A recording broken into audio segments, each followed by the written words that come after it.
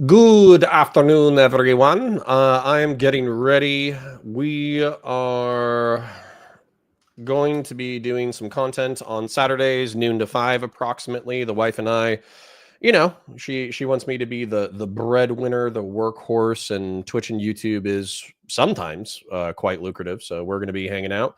And I'm actually looking for a specific clip. So I don't know if anybody in chat can help me. We will be watching the content nuke. If I can't find what I'm looking for, then maybe we'll just move to that before we start having some conversations. However, there was something that I thought I bookmarked. Now difficult to find, and basically it's a Twitter clip, and it has Steven talking about his views on sex and consent and video recording, but then it actually rolls into a stream of Dan and Irrelevant talking about the situation. And I think Irrelevant basically said, like, nope, he violated, mutual friends' trust, and so I can't fuck with him anymore. And then Dan was like, well, based off of the way that I view it, this is what I'm gonna do.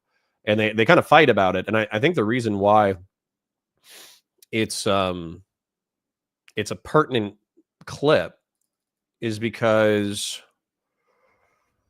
I think I'm like literally smack dab in the middle of their two perspectives, because Dan is basically saying like, oh, we'll deal with it. It is what it is. I think he won't do this behavior before. And Irrelevant is like, well, he fucked over so many people. How could I possibly trust him again? And, as a result, he hurt people I care about. So I can't really fuck with him anymore. And that I think I'm literally between those two. It's like I will debate the guy, but I also half-heartedly expect him to fuck up again. I think those January 9th tweet leaks are indicative that his behavior hasn't changed necessarily as far as like gooning goes, right? Maybe he stopped violating people's consent, but he's still gooning. And gooning is bad. Okay. That's what we'll be talking to Smeth about. He doesn't like the fact that I am bringing up that, like, I don't know, sexual promiscuity and polyamory and violating people's consent and lying. These all seem to be things that are correlated with bad sexual behavior. And he's like, no, you can be a goon. You can be a virtuous goon. And I'm like, probably not, right? Probably not. People in my community and plenty of other communities are not taking me, are not taking that criticism well.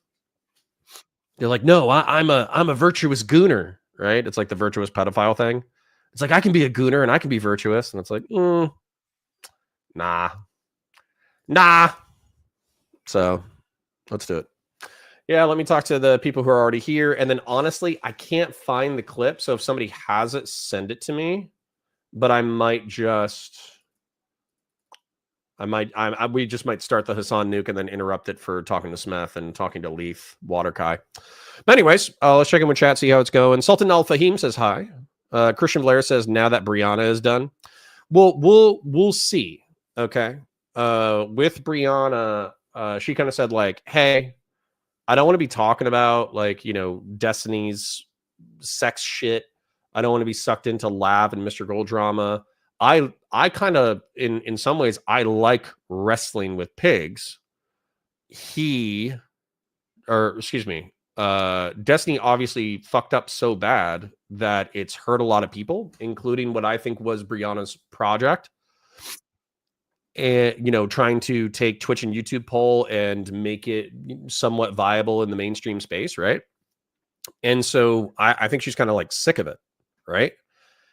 And so as a result, she might be totally done with like Twitch and YouTube poll. Like I'm sure like she'll still come back for like a little panel with a little panel with Wick because they're friends, or she'll come back.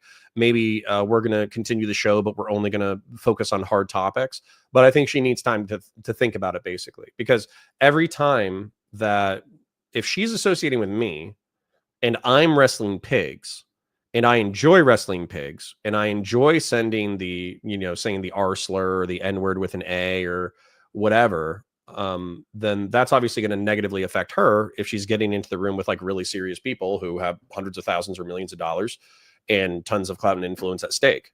So if I'm wrestling pigs on Twitch and YouTube poll, then that isn't necessarily advantageous for her to pursue her political ambitions. So she's thinking about it. I'll text her again this week and see where she's at. If she wants to do the show but only focus on hard topics, then maybe we'll try to run that. If she's like, hey, you know what, even you being a pig wrestler is too much for me for my projects, and I'll be like, okay, it is what it is.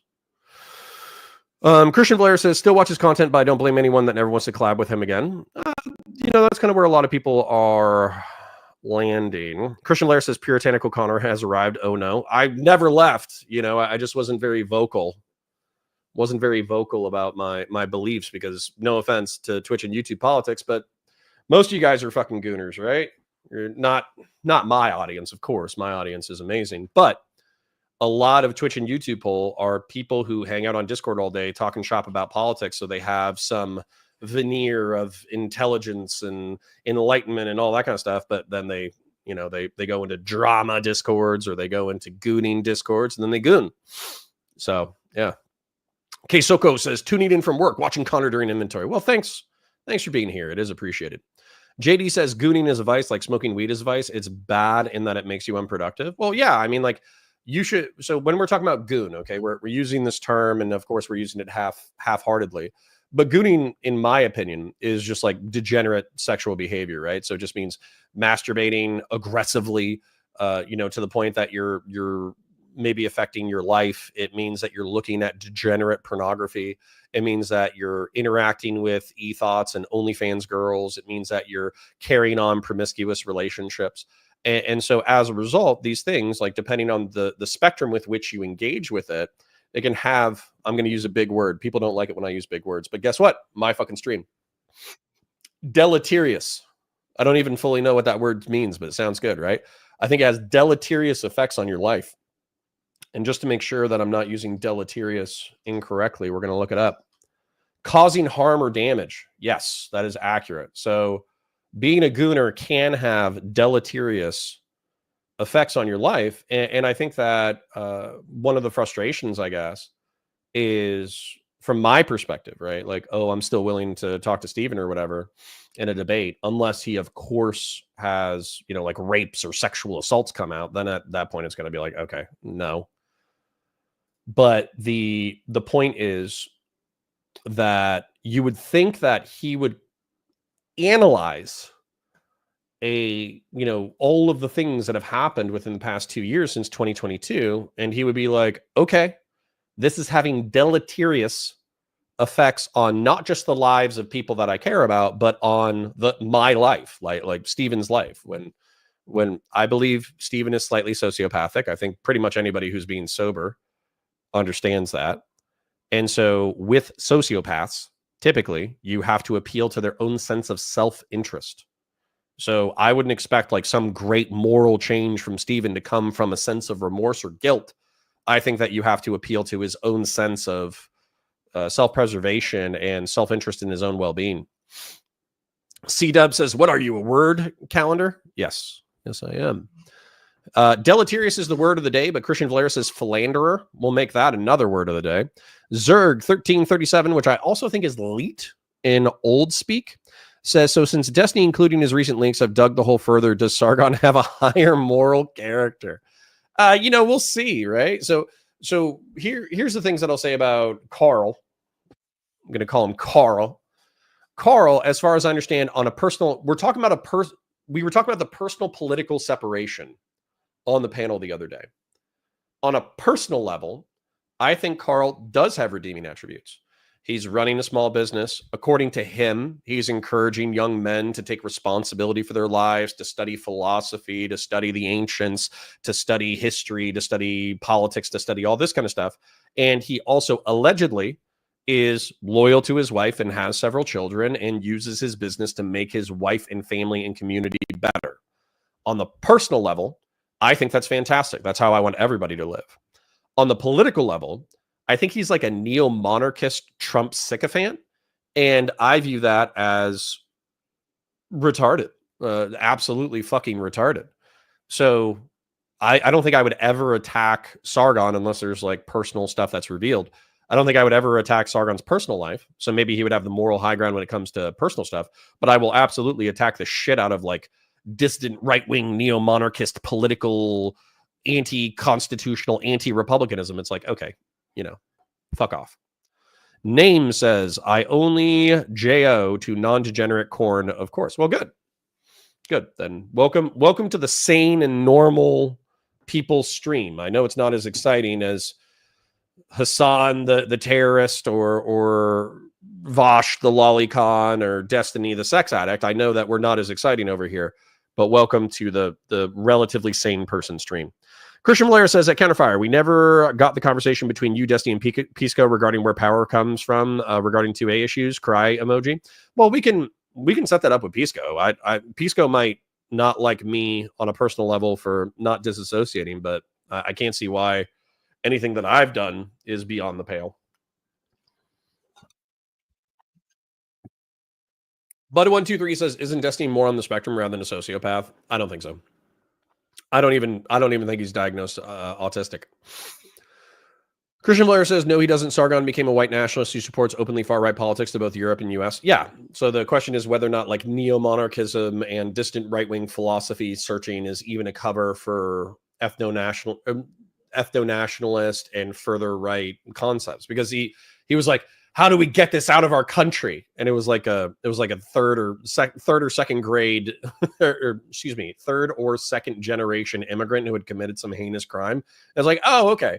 So you are talking about revoking the citizenship of people who have been here for several generations and then deporting them to a country of origin with which they have no ties. So that is effectively, a form of maybe muted ethno-nationalism, but it is what it is. C-Dubs B says probably does. Carl's politics and reasoning may be flawed, but he doesn't have a repeated high-profile case of indiscretions. I think that's relatively speaking true. I think that I am unaware of any Carl sex, drug, or lying scandals. I am unaware of any. Zerg Leet says, so you agree he is a better man on the personal level, not on the political level.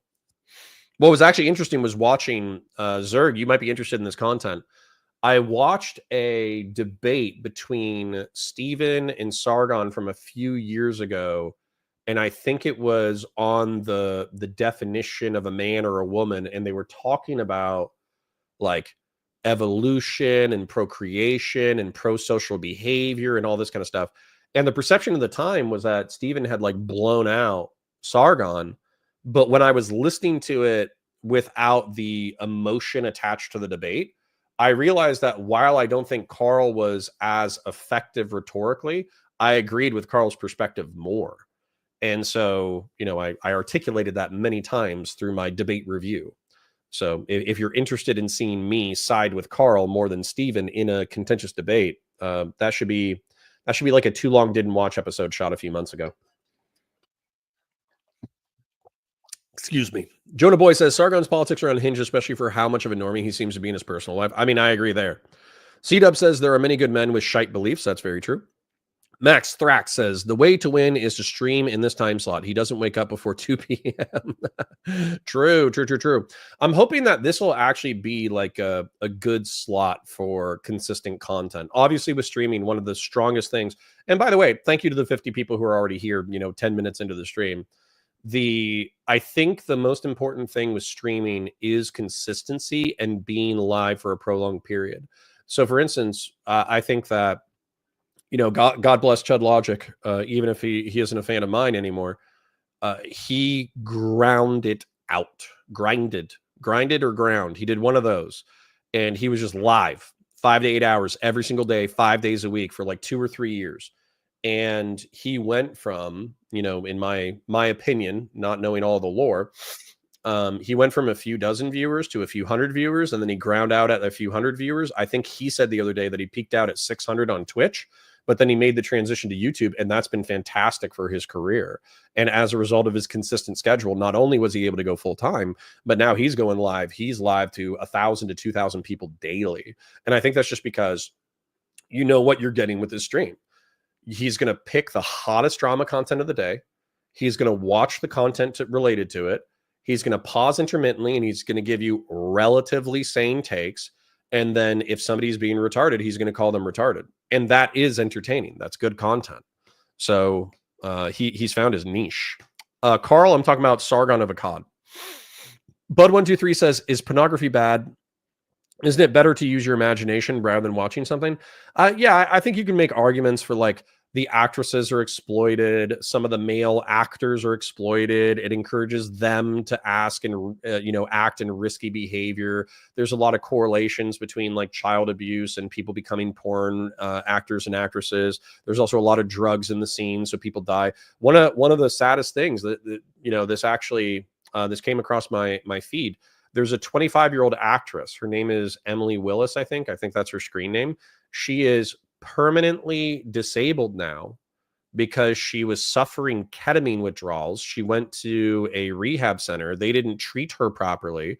She was without breathing for 40 minutes, and as a result, she's now permanently disabled. So, it's like, was that trauma? Did she get molested as a kid? Did she become hypersexual out of some psychiatric disorder that could have been treated? Was engaging in these promiscuous acts of sex good for her? And now she's a vegetable, and she was 25 years old. So, I mean, obviously that's sad. So if you consider them human beings, which I do consider pornographic actors and actresses human beings, so not purely objects of sexual desire, then that's fucking sad, right? That's terrible. So, we might not be, we shouldn't encourage people to engage in that behavior, but obviously people are going to goon, right? I think like 25% of internet traffic is pornography. Bud123 says, honestly, I think DJ and cartoon stuff is largely more ethical than the majority of the industry. Yeah, but C-dubs, in my opinion, with cartoons, because you have the fantastical element, people start creating all sorts of crazy degenerate shit. So on one hand, cartoons might be more ethical because you're not exploiting actors and actresses, but on the other hand, that allows you to be, let's just say, more creative with what they're doing. And as a result, people get into more and more extreme artistic versions of pornography, right? There's the tentacle, hentai, lolicon, all those categories. And I think the more extreme that you get in those spectrums, the more that you're going to seek out more extreme content. Redmond Barry, 1975. What does that mishap have to do with porn?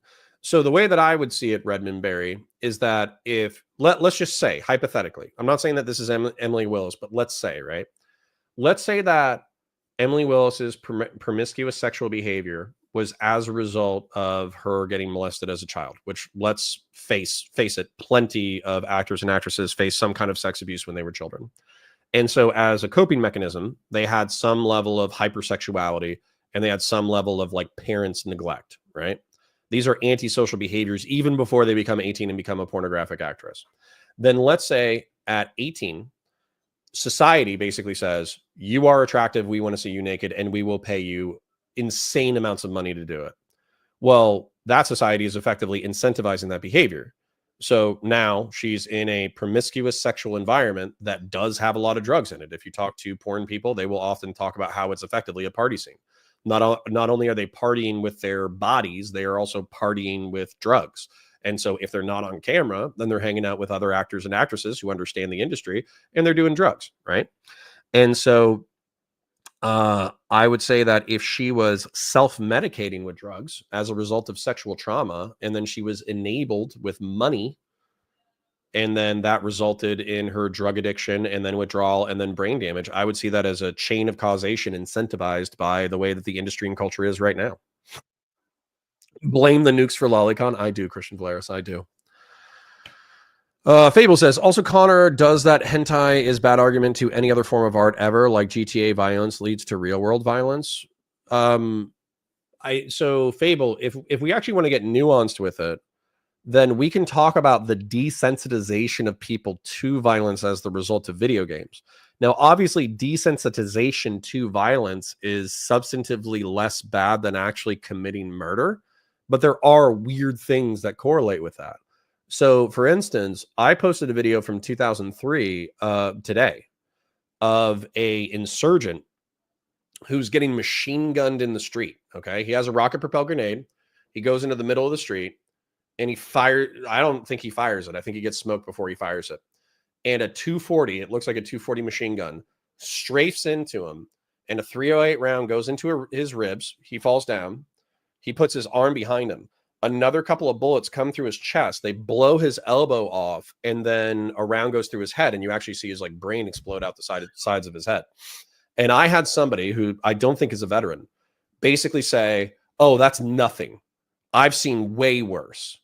And it's like, dude, you just watched a guy get smoked with a machine gun in one of the most intense ways possible, and it's nothing to you, right? Now, obviously, that's not as bad as murder. You know, I would rather prefer that this person be a freak on the internet watching, you know, gore porn than commit murder. But you can still say that him being desensitized to watching a human being get smoked is probably not pro-social behavior. So, you know, like if you want to get nuanced, we can get nuanced. I'm not going to be like, oh, everything's bad. Everything is bad. Like, no, like it's bad, but we're dealing with spectrums of bad. So Redmond Berry says violence rates rise and fall unrelated to video game usage. Sure. Who cares? That doesn't mean that that person is pro-social, right? It doesn't mean that that person has good coping mechanisms when it comes to Christian Blair says some of us veterans on the internet are veterans of the internet, i.e. Live Leak. Somebody else said Live Leak was a mistake. So true.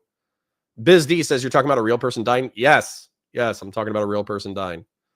There's probably some degree of disconnect between watching something on a screen and watching something in real life. I agree, 100%, absolutely.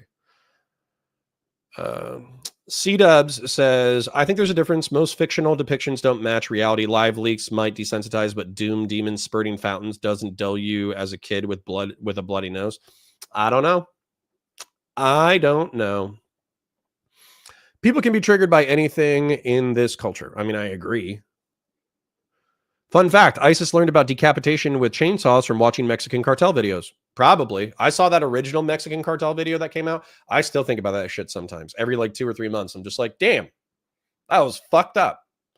So I was traumatized by a video. Be right back. Going to play Space Marine to desensitize me to killing aliens. True. Diggy Boy says Live Leak was the reason we were able to combat the mass shooter narrative around Rittenhouse. Yeah, I agree. We have to deal with degrees of bad, and I'm not a what do they call those people? A Luddite. So Luddites were people who opposed new technologies off of the fact that they would change the way that human beings and culture function. I'm not a Luddite, but I think that we, as the guardians of our own mind and our own culture, should talk about pro-social and anti-social behavior. Biz D's like, I don't even like the JFK video. JFK video is fucking metal, man. That's metal. Plain Dane says, what are you doing on the internet? Watch some cat or puppy videos. True. You need that as a palate cleanser every day. Barcard Baridi says, Connor, I may not agree with you on everything, but I respect you for taking the stance and not like the others be a weasel about it. Yeah. Like, listen, I can eat crow. I can totally eat crow where it's like, hey, what Steven did was bad. He should atone. He should stop being a gooner. He should pay out his settlements. If he needs to have some kind of suspended sentence for criminal actions, then it is what it is. I don't think a state attorney, unless there's victims who are willing to travel to Miami in order to go to court, I don't think the criminal case is going very far. But let's just say that happens, right? Sorry, I'm trying to get it level, which is difficult. Anyways, I don't think that that's going to happen without the victims traveling to Miami. And I think that the more involved they realize the criminal case is going to be, the less likely they are to pursue it. I also think a state attorney is going to be like, listen, kids, your porn got leaked on the internet because you had sex with a polyamorous gooner. I'm dealing with an actual fucking rape here. The amount of state resources that I'm going to dedicate to, avenging your honor on behalf of the state of Florida is actually going to be fairly limited. So get your shit together and prosecute and come here and do it. And we'll hit him with something. or we're not going forward. I almost guarantee you that there will be an exhausted state attorney who's going to say effectively that.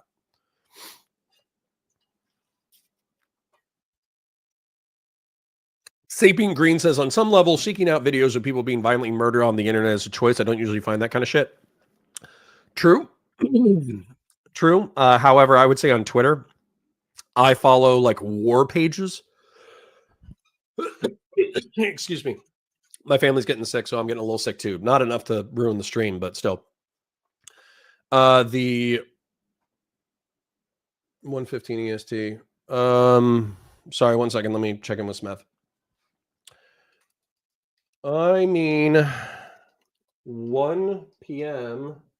ideally, and I mean run for an hour because I'm talking to Lethe after that. So join when it's convenient for you. And then I'm gonna send him a link. We're probably just gonna hang out, maybe watch a little bit of Content Nuke. The only reason why we're not watching Content Nuke right now is because we're bullshitting with chat. Chat seems to be having a good time. And right now, I want to take it easy on the editor too. Because I want to make like a VODs channel. And so on the VODs channel, I want to have the Content Nuke content be chronological. It doesn't need to be. We can start the Hasan Nuke if we get bored, but it seems like people are having fun.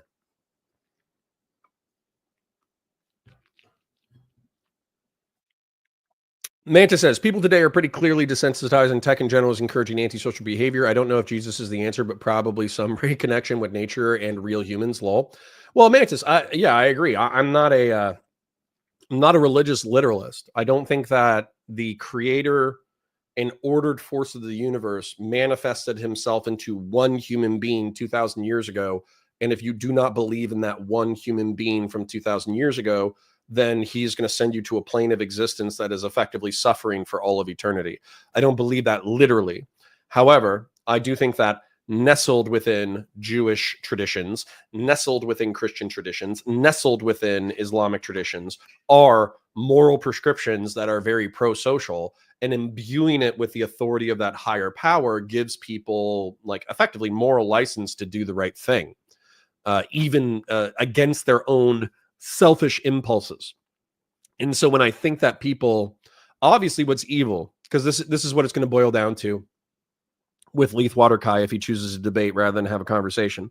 What people don't like is that human beings will take the license that they are given from the creator of the universe, and then they'll use that to justify abhorrent behavior. But I also think that it's just as likely, if not more likely, that people will take the lack of a creator or ordered force in the galaxy or universe in order to justify really antisocial, shitty behavior. And so if you're not going to be a literalist, I think you need to at least study the moral teachings of religion. Connor is the better Sargon. I mean, we'll see, man. We need to get grinding, right? So I need to start streaming regularly on Saturdays. That way we can build up a little bit of a following, a little bit of an audience, a little bit of a viewership. And then I also need to keep going with the essays so we can build up something that's worth it. Excuse me. There shouldn't be, Dicky Boy says there shouldn't be a way to access violent footage for the sake of public record, but it shouldn't be on your homepage. You should need to seek it out. I kind of agree, but I also think that's like a freedom thing, right? If you want to seek it out, seek it out. If you don't want to seek it out, then mute and block those accounts. It should be pretty easy. We live in one of the most informationally free times on the planet, which is beautiful and horrifying in equal degrees. Fable says, what do you mean on some level? I've never seen content like that I didn't want to see. I could go to my Twitter feed right now and I'll see people getting smoked. I could find you dead kids in Gaza for, in like 15 seconds. Svalin says, Connor, do you think hating gays is just an innate thing? It seems like there's no winning on it as an issue. And if that's the case, what do we do with my kind? Would you support assisted suicide? No. Let's talk about the gays, right? Svalin asked, I'll answer, might as well.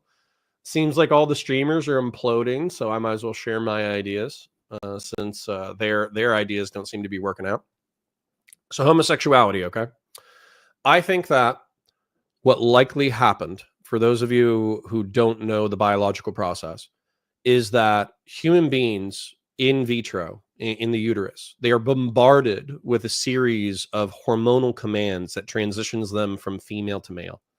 And I think that females are biologically designed largely, they're still attracted to females sometimes, but they're largely attracted to males, right? In order for the species to perpetuate.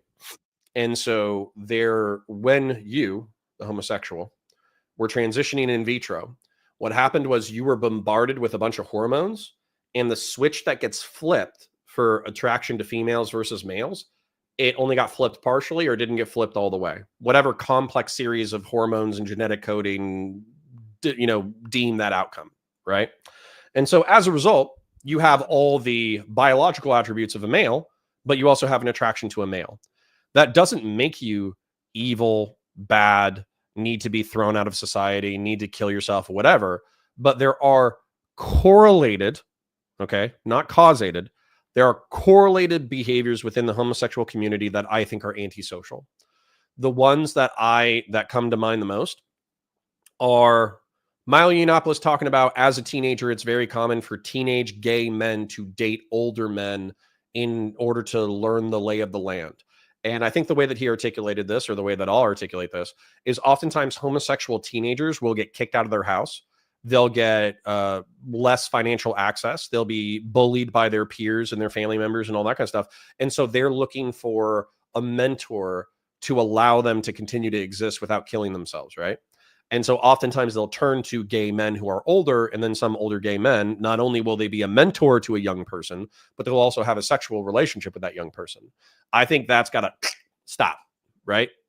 Gay men, especially adult, mature gay men, they need to say, you know what? This is fucked up. I'm taking advantage of somebody who is under the age of 18 and has no life experience. As a result, I'm going to mentor them, but I'm not going to have a sexual relationship with them. I think that would be the pro-social adaptation that I would like to see become normal in the gay community. Also, I had a friend named Gay Zach who not only participated in that behavior when he was 15, but also thought it was normal to go to gay parties and do hard drugs and then have orgies, right? So this guy, I'm 17 or 16. I have my first girlfriend.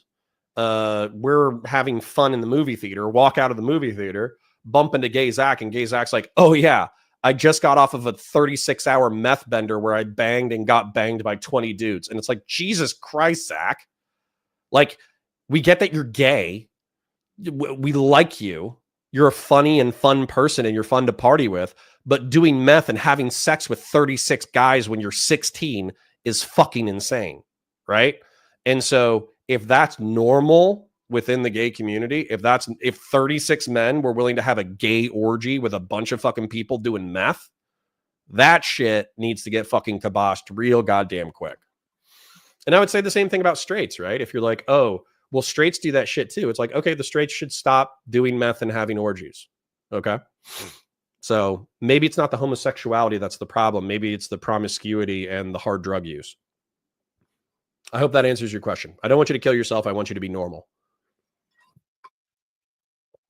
Bibliolife says, what's this Hasan Nuke drama? Ethan Klein, Hassan Piker's former co-host on the Leftovers podcast, took 2 months to write a video essay about why Hassan is a piece of shit.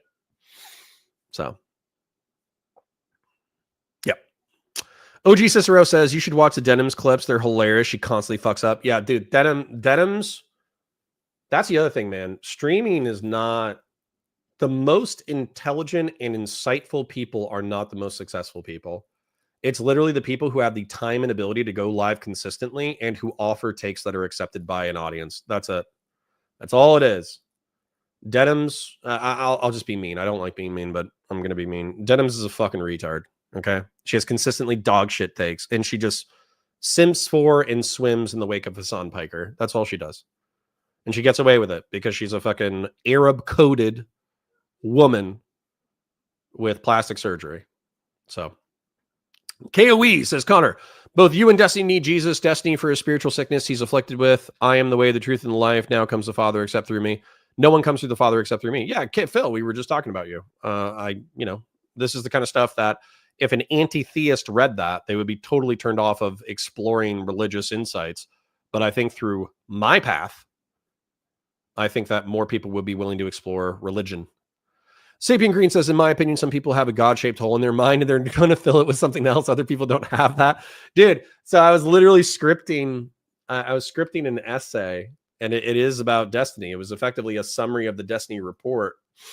And I put the clip from It's Always Sunny in Philadelphia where I was saying that Destiny has a God-shaped hole in his heart that he's trying to fill with pussy. That's from It's Always Sunny in Philadelphia, and I think it's accurate. Fable says, oh, so you're a Jordan Peterson religious person. Yeah, pretty much. Manta says, I probably agree about the values. True. Plain Dane says, please, you are not as insecure as Sargon. Well, you know, we all get sensitive about some shit. Purple Pepsi Gaming. Hey, Connor, just want to stop by and say you suck, and so do your videos. Thanks, Purple Pepsi Gaming. Go kill yourself. Well, Phil ruined it. True. Bud123. Did Connor take both the red pill and the blue pill? I'm a centrist. You know, I'd say my Twitter profile says authoritarian centrist. I've also realized that I'm a neoconservative recently. I was in denial. I was in denial that I was a neoconservative. Can you not call them essays? What, like sexual assaults or South Africans? I don't know what you're talking about. OG Cicero says, I mean, acceptance of gays has skyrocketed over the years. Obama was even pro-gay marriage in 2008. True. Sultan Al-Fahim, I'll take that as a compliment. Widespread information, surveillance, and authoritarian man-made horrors with my comprehension. True. Pretend to know what you're talking about, even though this is complete nonsense. Purple Pepsi Gaming, you would have to say, what is complete nonsense? And you're about to get banned. Just, oh, what are you going to do about it, loser? Oh, I'll ban you. Bye. I'll forget that you exist in 15 minutes. So, boom. There you go. Woo! Everybody say bye to Purple Pepsi Gaming. Bye, Purple Pepsi Gaming. Woo! You say the content sucks? Don't fucking watch it. Eat a fucking dick. Kill yourself. I don't give a shit. Yeah. Not my problem. Go fuck off. If you don't like the content, don't watch it. It's that simple. Block it and move on. Sapien Green, if you're gay, it's your parents' fault. I don't think so. Plain Dane says, asexuals rise. Our time is now. No, Plain Dane. So I actually believe that the same way that I was talking about like in vitro hormones, flipping switches and all that kind of stuff, you probably had a switch that was like flipped into the middle and then just stuck there. And so your body was confused and it was like, what the fuck do I do with this? And so it did nothing with it. Plain Dane says, I think we're also affected by positive experiences with a type of person. Like men are nice to me, men treat me well, give me access to power, protected me when I was vulnerable, now equals now liking men. Yeah, of course, it's always going to be an interaction between biological and environmental, right? Everything is going to be an interaction between biological and environmental. And what I mean by that is that in prison, in American prisons, institutional homosexuality is normalized, right? And what I mean by that is that you can go 20 years in the can without fucking somebody else, and if you're strong enough, not getting raped by somebody else.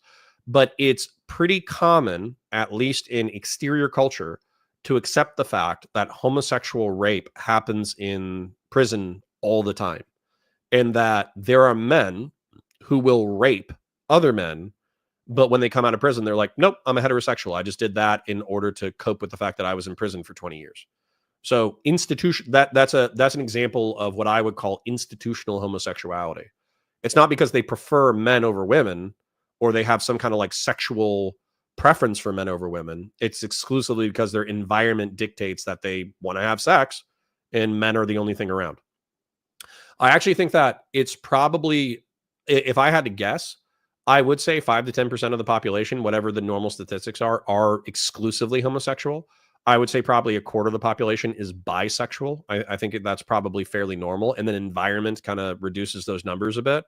And then I think, you know, a healthy chunk of people are heterosexual. But even natural heterosexuals could probably be put in a brutal environment like prison and become institutional homosexuals. I think that's reality. Plain Dane says, doing math and having saxophone solos with the boys based. Redmond Berry 1975 says, where does your obsession with other people's sex lives come from? I'll show you. I will show you. Maslow's hierarchy of needs. This is something that, especially if I'm streaming more, I'm going to show you guys and explain 10,000 times. Okay. So I have it pulled up. Let me share the screen. This should change all of your lives. If it doesn't change your life, then you might be fucking retarded. All right. So this is Maslow's hierarchy of needs. Everyone look at your screen. Stop whatever you're doing. Okay. Physiological needs, safety needs, also known as security, belongingness, esteem, self-actualization. So the story behind this is Abraham Maslow came up with a psychological concept that people operate based off of these ideas, and that people will not consider, I'm using lay psychology interpretation, excuse me, but people who suffer in the lower tiers will have problems succeeding in the upper tiers. So this seems obvious, right? Esteem, right? Like feelings of accomplishment and ego. You're not going to be really focused on those if your social life is a fucking disaster and your security needs, like if somebody's pointing a gun at you, you're not worried about whether or not you're doing well at your job, right? And then physiological needs, food, water, warmth, rest. If you don't have access to water, you're not going to care about your physical security. This is why people who are starving or don't have enough water will run past death squads in order to get food and water. And the reason why is because their physical needs aren't being met. And if they don't secure those needs, they're going to die, right? And then same thing with security needs. So here's the thing about sex, okay? This is answering your question directly, Redmond Berry, okay? Where does your obsession with sex life? If you look at media, like almost all media is surrounding sex and death. And the reason why is because sex is life and death is the ending of this shit. Okay. Also, sex is a need that transfers almost all of the Maslow's hierarchy. Sex is a physical need. Your body actually does deteriorate if you do not have a good sex life. It's a security need. In order to feel safe, you can't be getting raped. And also, if you are having safe, secure sex with a partner that you love, this will increase your feelings of security. It's a social thing. If you're not having any kind of sex, you'll feel like you're socially rejected. And if you are having good sex, then you'll feel like you're socially included. And then it's an ego thing. People often associate their senses of esteem or accomplishment with the kind of sexual partners that they can attract. And so you can also say self-actualization. In order to actualize your potential, you have to master sex. So sex is life, and sex is a component of all 5 of the needs. That's why it's so interesting. And then what I would argue is death, when it comes to action films, security is lower in the tier. So it's actually just naturally interesting. And then also, none of these other things can be achieved without security if your security is being threatened. And then also death is the elimination of this entire psychological concept. It will no longer exist because your existence is wiped out. So that is why I am consistently talking about sex and death. And if you are not interested in sex and death, then this might not be your favorite place to be. Rizia says, Connor, what is your opinion on Lactoid view that he is willing to allow more immoral acts from person A if that person A holds more power, as long as that person A gives you... I mean, I think that's how Rizius, if you're talking about from the panel the other day, I think that's how everyone operates. Even if they don't say that they operate, that's how they operate. So, sorry, somebody tagged me in my Discord. I think in good faith. A more reasonable take, and I agree, promiscuous sex is always going to be risky and hedonism is excessive. Blah, blah, blah, blah. Okay. So I wrote out a fucking series of paragraphs in Discord, and some people liked it and some people didn't. What did Denims do? Just be retarded on the internet. It happens. Manta says, I like the videos. It's nothing new and surprising, but it was funny. I think Hasan fans are running with the same narrative and try and dampen the criticism. True. Plain Dane says, I don't know. I work with mentally retarded people. They don't say much of it. So based. KOE says, Connor, the more you show biblical truth to an regenerate heart, the more they will hate God. It's like holding up a mirror to their own bad behavior where they know they're falling short. Okay. How else do you spread the word, so to speak? You should view me, Phil. This is my frustration with your comments. You should view me as tilling the soil. Okay. I am not planting the seeds because I myself have a fledgling stalk of religious growth in my own heart, right? But I am tilling the soil for other people to consider moral and religious arguments from the Old Testament, the New Testament, ancient Greek and Roman history and philosophy. So I'm making people interested in this topic. So if you're like, well, you're not doing enough because you're not spreading my specific beliefs on religion, it's like, all right, I'm not, but that's not my goal. That should be your goal. 25% bisexual is a demographic of drunk women. True. Actually, Christian Valera's true and based. Dickie Boy says, but is getting pegged by your wife institutionally homosexual, just homosexual, or just straight? I would say it's a little gay, right? Like, it doesn't make you homosexual because you're conducting a sex act with a woman, but it makes you a little homosexual because something is going in your butt. So, yeah, I think it's both. Redmond Barry, no, your obsession with other people's sex lives. Why? Because it affects society. Redmond Barry, it affects society. How the gays and transes conduct themselves is obviously affecting society right now because it's all we fight about in the political arena. How people have sex and have families is whether or not our species continue to exist. I'm trying to think of how else to answer your question. If people are promiscuous and they don't have children, our species fails. If a whole bunch of people continue to be sexual degenerates and never create kids, then our species fails. If they raise those kids to be fucking degenerates, then our species fails. It's like, it's one of the most important things on the fucking planet. Why wouldn't I talk about not just my sex life, but everyone else's? But why wouldn't I talk about it? Redmond Barry, you probably, I'm going to be a little mean, but you've asked this question twice with all capitals on some of the words. Why don't you care about other people's sex lives?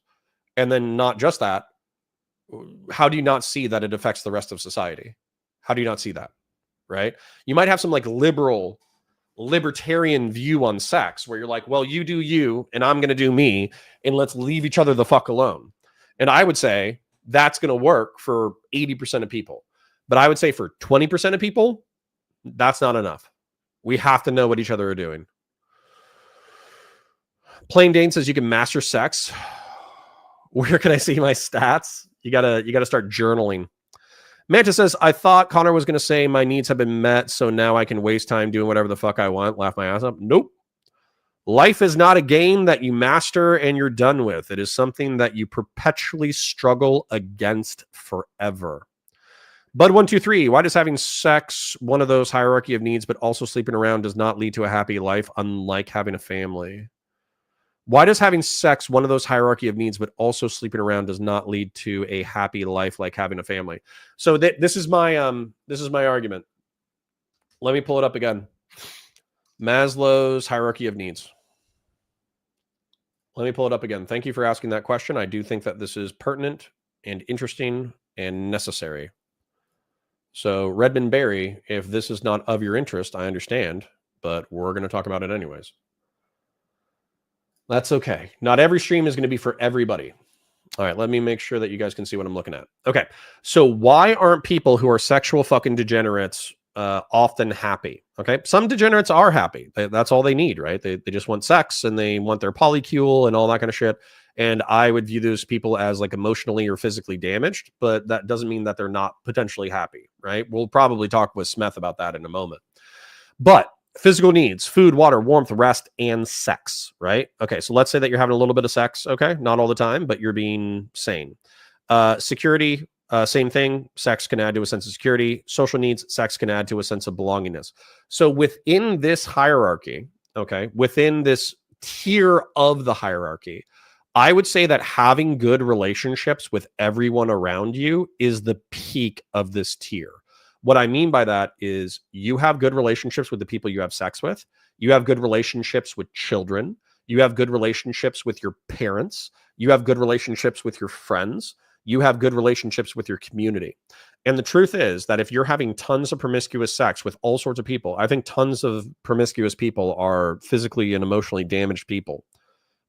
You're probably going to bump into a whole bunch of people who have antisocial attributes. And so your social life is going to be a fucking mess. Your friendships are going to be a mess. Your relationships to your own kids is going to be a mess because instead of paying attention to your kids, you're going to be paying attention to your sexual partners.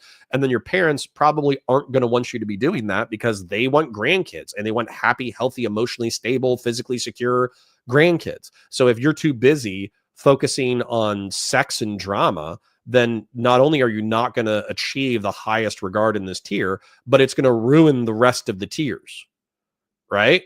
This is actually what happened to Steven. It's actually really interesting. So his sex obsession, and we did talk earlier about why sex is important and why everyone's interested in it. He's physically secure. His physiological needs are being met. His social tier, he just took a fucking bazooka and he blew up his social tier. And by blowing up his social tier, he is wildly successful in the esteem tier. He fucked this entire tier up by doing what he did, by having an unhealthy, in my opinion, social life. He annihilated these top 3 tiers. These are gone. He has to build from scratch. He has to restart the way that he conducts friendships. He has to analyze. If he was smart, he would analyze the way that he conducts romantic partnerships. If he's not thinking about the way that this is affecting his teenage child, then I would encourage him to do that. If he's not thinking about the way that this potentially affects his parents or nieces, nephews, whatever, I would encourage him to analyze that. And he absolutely is thinking about how this affects his friendships. So yeah, that's where I would say is being a selfish, nihilist, hedonist, narcissist, libertarian, it's going to fuck up these 3 tiers. 100%. Interesting question. I hope you like my answer. I love Rome. Me too. Me too. We all have a hand in this. True. KOE Nation says, I love how far you've come, but you know you're falling short. No, KOE, you're wrong.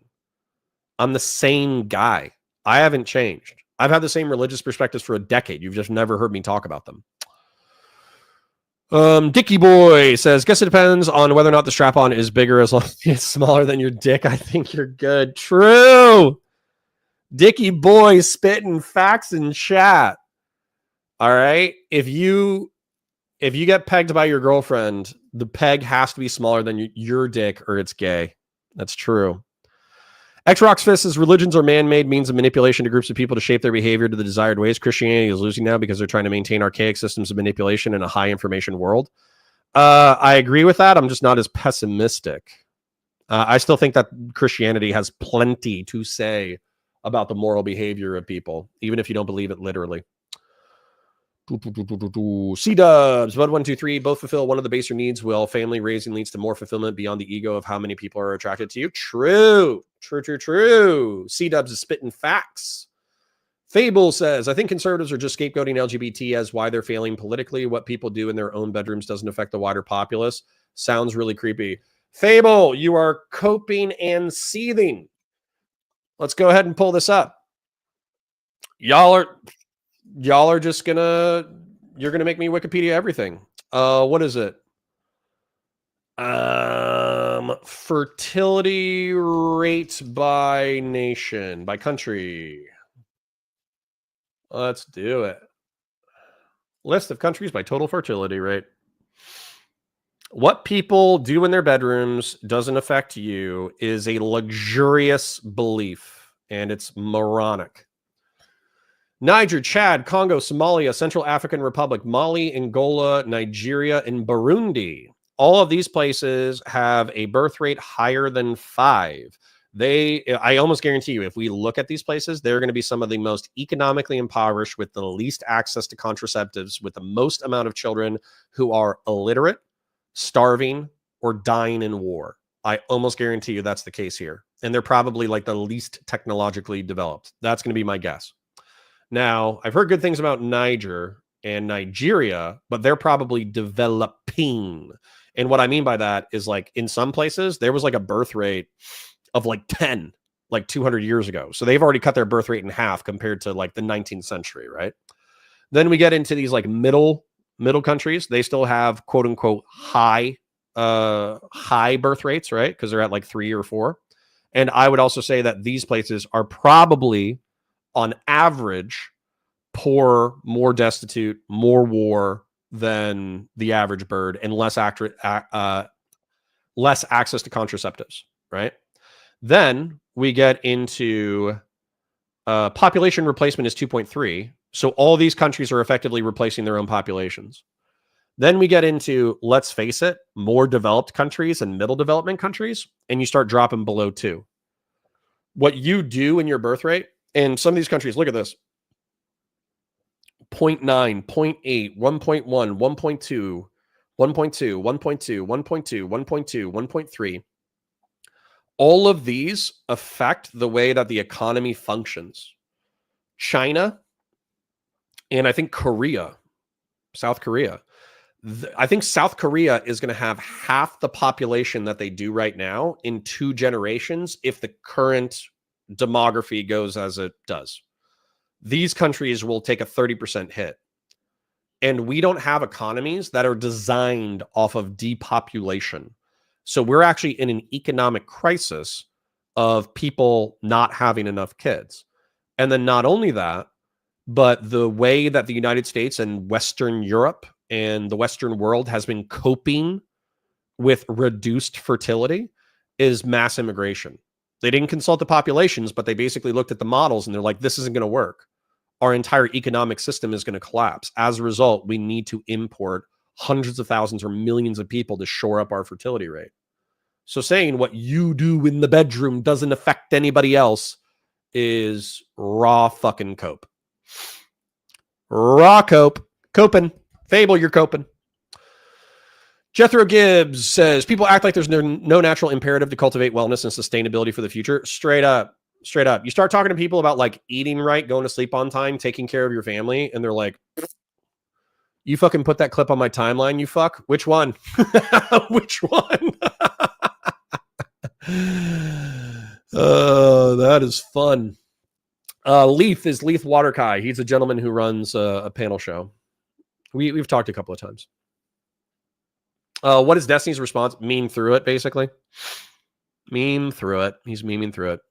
Redmond Barry says, because I trust people to make good decisions, it's none of my business. I also avoid making generalizations about sex practices I'm not familiar with. We don't have enough info to know what sex practices do or do not lead to the perpetuation of the species. You talk about sexually promiscuous degenerates regularly. I'm not sure how many of them there are, how long any person might persist in this activity, and whether it affects people any more than any bad relationship might. Yeah, I think you're wrong. I think you're choosing willful ignorance. I think you're just like, well, it's uncomfortable for me to call out the moral behaviors of other people. Therefore, I'm just not going to look at stats or analyze any of their behavior or look at economic models or anything. That's not my fault. Like, if you don't want to look at that stuff and it's inconvenient for your life and you don't want to look at it, that's cool. Don't look at it. I don't give a shit. But I'm going to look at it. It affects me. It affects my country. It affects my children. It affects who immigrates to my country. It affects the economic models that we're going to use in the future. Just because you're not interested in that doesn't mean that I am not. I am wildly interested in that. Valiant Ravenous says, while there are some good social aspects of Christianity as it exists in the U.S., unfortunately, the underlying facts of the beliefs are still Bronze Age peasant fairy tales. Okay. I like Marvel. I think Marvel has good messaging. I think I'm going to show my sons Marvel as pro-social, pro-masculine messaging. Doesn't mean it doesn't have value. Doesn't mean that it doesn't encourage men and women to be braver, stronger, faster, to care, to fight for their communities, to fight for their planet, to fight for their lives, to oppose evil. Those are all good messages. And they're all things that happen every single day on small levels. So you should be, even if something is not literally true or historically true, but it's a story that has pro-social messaging, you should prefer pro-social messaging over anti-social messaging. 100%. Redmond Berry, 1975 says, pegging is not gay. Any part of the human body that has a high concentration of nerd ends can be pleasurably stimulated, including the male anus. If receptive sex does not appeal to you morally or otherwise, that's fine, but that's your choice. I would not label such activity as gay because gay means sexually attracted to the same sex. Let's face it. Let's face it. People who peg are more likely to be bisexual than people who don't peg. Let's just be real for a second, okay? Let's be real. Let's be real. Valiant Ravenous says, I cannot bring myself to be in a room with a group of people and pretend I believe all the nonsense magical things. Well, you might be 14 or mentally 14, so you should work on that. You should try to tolerate other people who believe things that you don't believe. KOE says, do you currently deny the divinity of Christ? Yes. If so, then you're falling short by Christ's standard for you. Okay. Come home to Christ, Connor. It will take years, but you'll know this is true. Well, go for it. I'm doing my best out here, all right? The dude is getting shredded by the machine gun. True. This is why so much energy is put into developing robotic technology for elder care. True, Plain Dane. But I think that we can design cities in a better way that makes it easier. We don't need to completely redevelop society. We need to build cities and countries and countrysides that are pro-human, that are pro-social, pro-health, pro-good food, pro-ego, pro-self-actualization. It's actually relatively simple. So I think we can design those societies. I just don't think we have the willpower. It might actually take us almost destroying the planet through environmental and demographic collapse for us to start thinking about pro-social designs of societies in a way that is not authoritarian or dystopian. I actually think that. I think that it might take global warming almost killing us and demographic collapse almost destroying our economies for us to start thinking intelligently about how we design societies. Valiant Ravenous says, at counter, hold up. The truth claims of the Bible actually matter, though. Is hell or whatnot? True. I agree. The truth claims of the Bible matter. But that's where you need to study this rather than pretending it doesn't exist. Should show them Justave League, the animated series. It's so good. True, I guess. I got my morals from superheroes, Spider-Man, Superman, and Batman. True. So based. Let me put it this way, Connor. You are not impacted by a bisexual 45 black person in Atlanta getting piped, nor is he impacted if you choose to have consenting sex with your wife in yours. Okay. On a personal level, homosexuals and bisexuals do not affect me. But if that bisexual man through promiscuous sex catches HIV or some other kind of drug, and then the state, in order to limit the spread of HIV, uses tax money in order to give them PrEP or some kind of drugs, and that's money that could be spent on other pro-social programs, then 100% their conduct affects me. Same way, by the way, if you want me to not be, you want me to reverse it just so to show that I'm not fucking crazy. If I have children, right? If I have children and I raise them like shit and they're reckless and they're stupid and they're driving their cars 120 miles an hour down the Atlanta freeway, and then they T-bone this guy on his way to work and they fucking kill him, my sexual choices in choosing to have more children and how I raise those children absolutely affects the bisexual and homosexual man. So no, you just have to realize that we're all connected. The reason why Redmond Berry and yourself are resistant to the concept that you should care about other people's sex is because you don't want other people to care about your sex. Okay. You don't want people to care about you being homosexual, bisexual, trans, furry, whatever. Okay. I don't care necessarily that you are those things, even if those things are antisocial. I care about the consequences of those things. So if a homosexual person is having gay sex and they're with their gay fucking lover and they're serial monogamous and then they get married and they have fucking Chinese gabies and they fucking pay their taxes and they work their jobs, I don't give two flying fucks, right? Because in that consequence, they're being pro-social. But if they're doing hard drugs, doing drugs, contracting diseases and sucking up taxpayer money, then yeah, of course, I'm going to oppose that. But it's not just the homosexuality. It's not just the bisexuality. It's not just being a fucking furry, right? It's the consequences of those actions that need to be analyzed in a complex manner. Is Santa Claus real? Santa Claus' impact on the world is real. And there was also an ancient man named Saint Nicholas, who was a person, I think in Europe or Turkey, who was kind and generous and gave gifts to local children. So if you're asking if there was a man in history that affected a lore and a mythology that has been wildly pro-social for human behavior, then yes, Santa Claus is real. We need to take freedom away from stupid people. Or you can just let them hurt themselves while calling them stupid. That's another option. Condoms, and people can get tested and stay away from drugs completely and drink very rarely and eat 400 grams of veggies a day. Yeah, but plain Dane, your solution is overly simplistic, right? So I mean, I appreciate it. I appreciate you saying, we should be considerate of our consequences. However, if everyone uses condoms and nobody has kids, then we're going to bump into all the economic shit that we're bumping into right now. I've developed a great deal of respect for Connor. Seems like a good, reasonable dude. I'm a liberal personally. Well, guess what? I'm a neocon. So basically, I'm just going to go ahead and say it. I'm a neoconservative. That's basically a liberal who hates leftists, who wants to impose American values overseas through hard power and soft power. So neoconservatives and liberals should be friends. I'll call you a pussy for not wanting to impose your lifestyle on everybody else. And you can call me a fascist warmonger for wanting to impose my values on everybody else. But besides that, we agree on like 70% of things. Christian Blair says, wait, so Romans killed both Jesus and Santa? Fucking wops, I tell you. True. Connor said, or excuse me, KOE says, Connor, the Cubans have a phrase, you can't gift God. You can't convert someone who is close to the Holy Spirit. Evangelism simply allows the Holy Spirit to spread. Preaching doesn't convert. Okay, well, believe that if you want. I think that people can only consider ideas with which they're presented. StreamYards isn't working. I'm unable to connect my microphone or camera, and I think that's me to restart my computer to do so. I can't do StreamYards if you want to talk. Okay, Discord, question mark? Matter of fact, I'm just going to call this motherfucker. Also, why wouldn't you just jump in my chat and tell me that?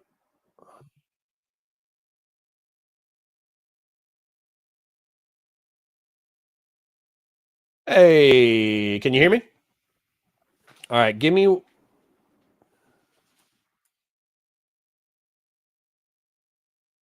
That's fine. Let me... I have to fuck with my shit now, but give me a second. I'm basically going to present our screen and show people our Discord chat, and then I'm going to confirm that they can hear us as well before we get started. So let's share that, and then, okay. Chat, can you still hear me? And can you hear Smeth? Smeth, can you say some things? Hello. Okay, can people hear Smeth's war cry? Let's wait. Destiny is a predator. Okay. I got one yes. Smeth is quiet though. Let me bump you. You were at 65%. I'm assuming we were yelling on a panel together recently. Uh-huh. Okay. Then if I need to balance it, let me know, but I think we're going to start the conversation. So just kind of starting us off, I'm going to do an intro and then let you introduce yourself. That way our editors can edit. So my name is Connor. Obviously, I run Counterfire. This is Smeth. Smeth is a gentleman who likes to stream in YouTube, in the Twitch and YouTube political space as well. We have a disagreement about the Destiny situation and what different people have acted in regards to the aftermath, including, I guess, myself. You probably don't like the way that I've conducted myself.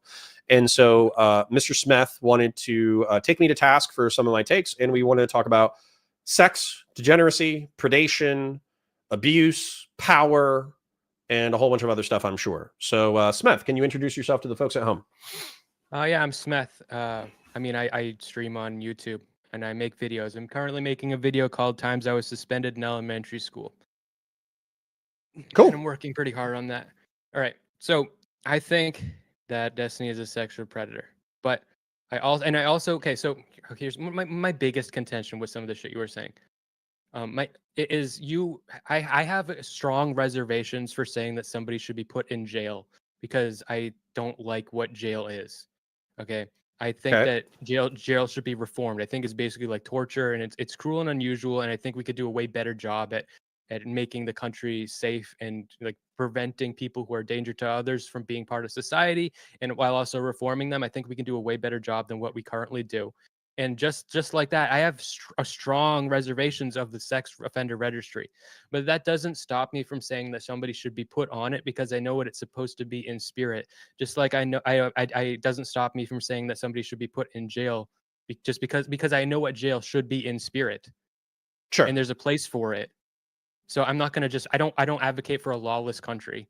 And I think that your critique that Destiny shouldn't be put on the sex offender registry hinges on your belief that the sex offender registry should be reformed, which I agree with, but that doesn't just shouldn't stop you. Okay. Should be reformed. I'm going to take notes because basically what I'm going to try to do is I'm going to have the conversation with you that I was trying to have with Lab and Queeman, but then proceeded to get my dick kicked in for the better part of an hour. So we're going to pretend that we're both adults capable of listening to each other and trying to understand the words that we're uttering towards each other. Okay. So you say Destiny is a sexual predator, and I took three notes that I think are relevant. Destiny is a sexual predator.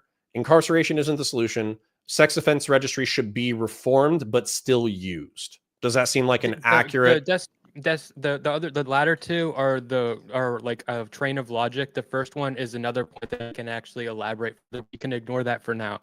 First, Well, we're I gonna don't talk even about want to. I don't even want to ignore it. I wouldn't mind working Well, in that's sequence on that. Okay, well, we have to do one or the other. We have to talk about the sex offender registry, or we have to talk about if he is in fact a predator or not. Can we do the predator first? Yeah, okay.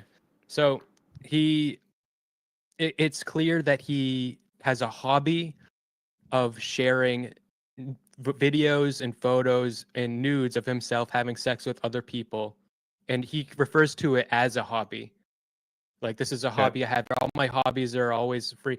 And he also talks about, like, there's this guy called Hormaxer, Mm-hmm. and with this guy Hormaxer, it's different. I don't know if he's done anything that's predatory, but like with a guy like Hormaxer, you know what you're getting into. Like, he's like, you will be Hormaxed. But Okay. with Destiny, he portrays himself as like a priest in the church of enthusiastic consent. Mm-hmm. And his conversations with Pixie were about, like, I'm going to show you the ropes. You're inexperienced. I'll make it a safe space for you to explore these things. Meanwhile, she's getting recorded, and that recording is something he feels completely free to just fucking share around however he wants. Okay. So you said that he has a hobby of sharing videos and photos and nudes of having sex with other people. Yeah. Do you object to that as a behavior? What do you mean? That's a behavior. No. I'm saying, do you object to that behavior? Do you think that behavior is bad? Yeah. Okay. Now you used, but a lot of people, and I'm not trying to put an argument in your mouth, but a lot of people, they don't object to have. I agree that it's bad, by the way. Having a hobby of sharing videos, photos, and nudes, having sex with other people, they don't care about that at all. They're like, yeah, that's cool as long as everyone consents. That's the differentiation that they make. Yes. Consent. Yes. Okay, so hold on. So if everybody consented to sharing the videos, photos, and nudes of having sex with other people, would you view that as bad? Um, there are other ways it could be bad, but not in this specific way. Like, for instance, like if they're doing it for OnlyFans to make money, that would be a different mitigating factor. I think that having to make porn for money is bad because of the incentives it creates. But So I'm going to add just say, without consent to your statement, and then I'm just going to add with consent as an addendum. So my question to you is, let's say Steven engaged in all of the exact same behaviors that he engaged in. Okay. I think that with or without consent, this is still antisocial, degenerate fucking behavior that actually will have other external and negative consequences. But I agree. okay, then But you There's kind of said, being I'm asking a sex question. addict is bad for you. I want to ask you a question. With consent, is that a bad thing, a good thing, or a neutral thing? With consent, I think being a sex addict is destructive to yourself and those around you. But Okay. I think that you can consent to being a sex addict just like you can consent to being an alcoholic. But if you are basically being force fed alcohol, now that is not you consenting to be an alcoholic. And like, so it's like you're being forced into the life of a sex addict when somebody unconsensually leaks your nudes. And in particular, in this case, I was saying before we started, but there is a couple orders of magnitude because like of things that make it worse. Mm-hmm. You can show somebody nudes on your phone, and that's like just that's slimy because if that one person meets the person you had sex with, now they've seen them nude, and that's just not good. Mm-hmm. But if you send them a Polaroid, now you're sending them a physical copy that's way more dangerous to that person. But when you Mm-hmm. send them worse than a Polaroid, the orders of magnitude worse than a Polaroid is a digital copy because that means that it's at risk on your computer. It can spread like wildfire, and to make it dramatically worse than that, being a very famous personality means the likelihood of everybody sharing it goes way higher. And then if the person whose nudes that you're sharing is somebody who you've also made into a micro celebrity, now their face is very strongly attached to it. It's not because it would be not quite as harmful if it was a rando, but once you Mm-hmm. make micro celebrity, now it's like this your life is now this porn video. You know what I mean? Absolutely. We are in like 90% agreement so far.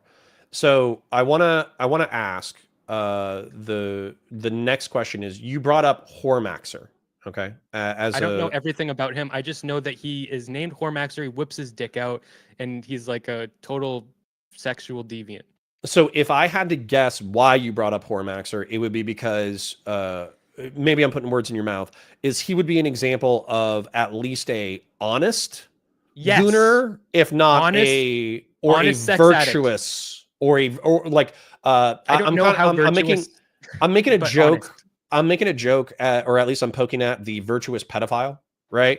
So there was that guy like 5 years ago or 10 years ago who was like, oh, virtuous pedophile, you can be a non-offending pedophile, but you can still have your sexual interest and all that kind of stuff. And it was kind of a meme for a while because this person really said some wild shit in public, while effectively labeling himself a virtuous pedophile.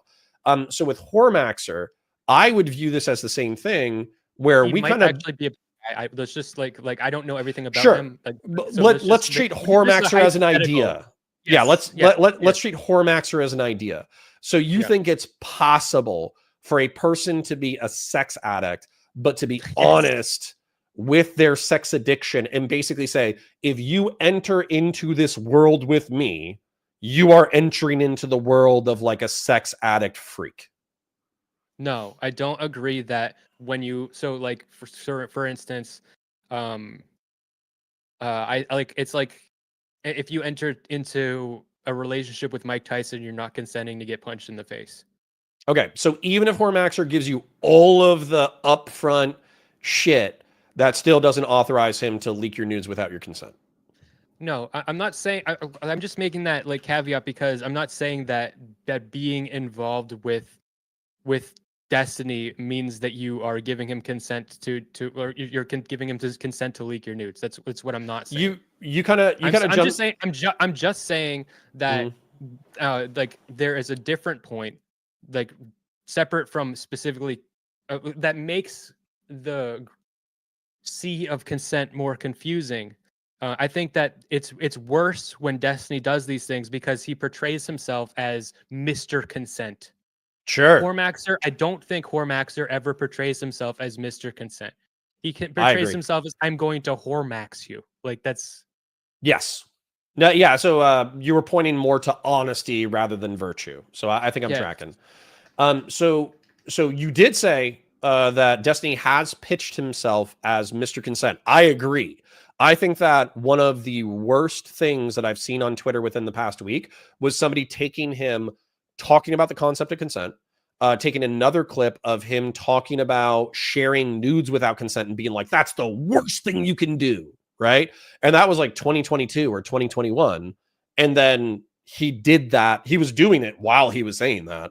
And then he also continued to do it for like 2 years after that clip, right? So yeah, he's total hypocrite, maybe liar, maybe delusional, no idea, right?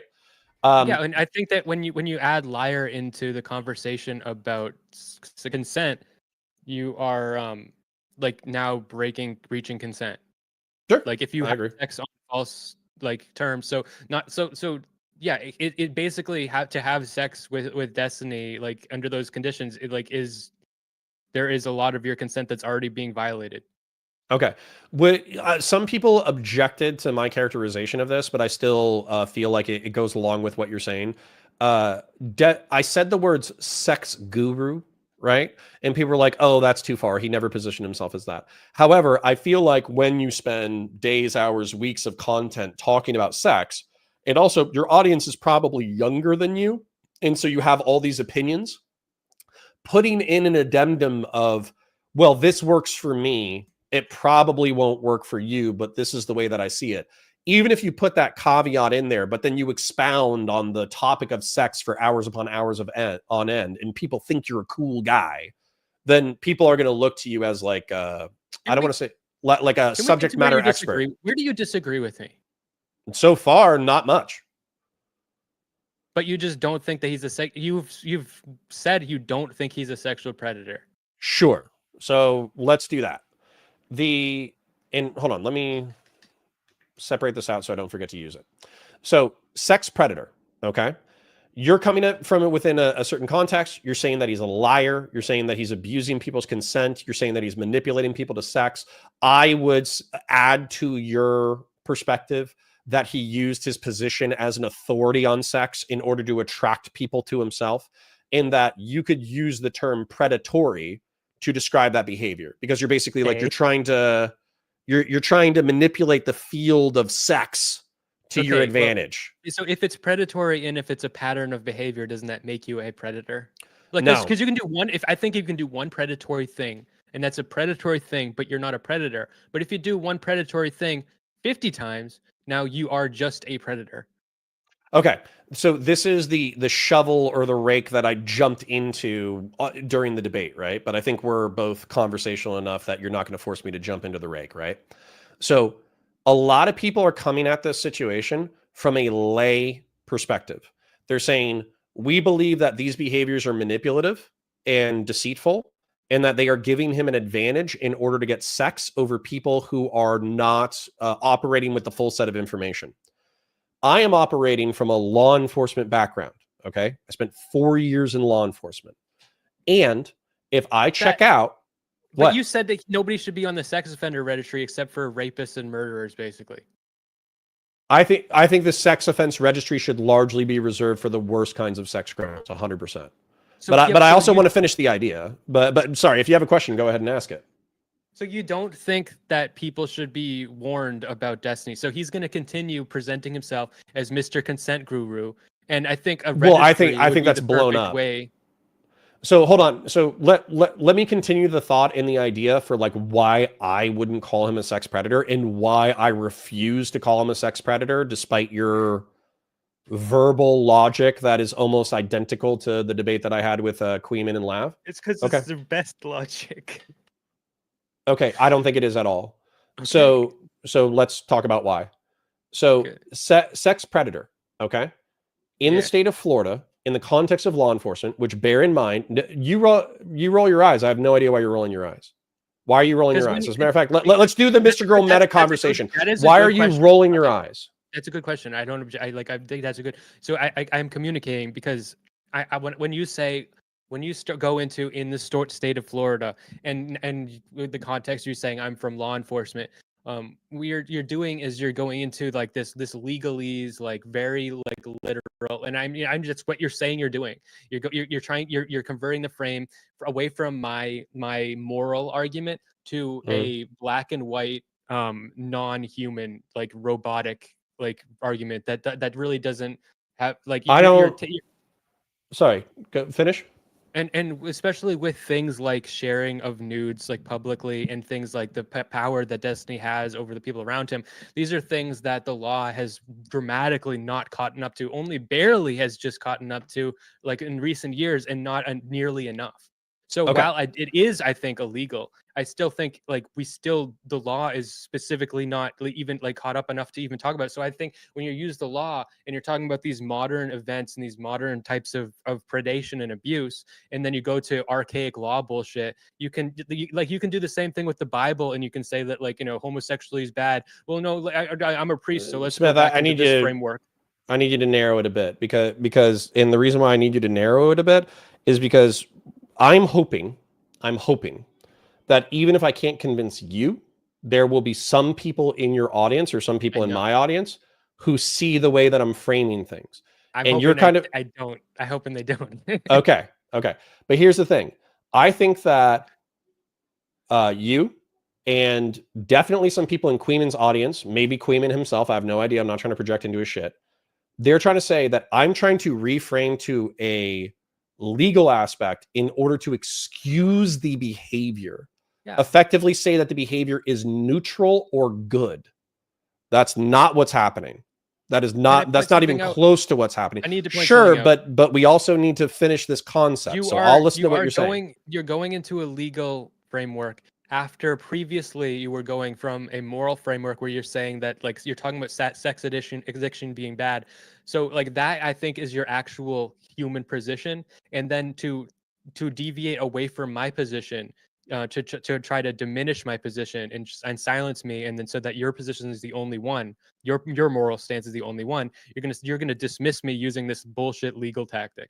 I wouldn't jump ahead to assuming my motivations, and I wouldn't jump ahead to assuming that I'm trying to. It's what is happening. Hold on, Smith. You have to kind of let us move through the conversation as well, and then also you're just assuming my motivations.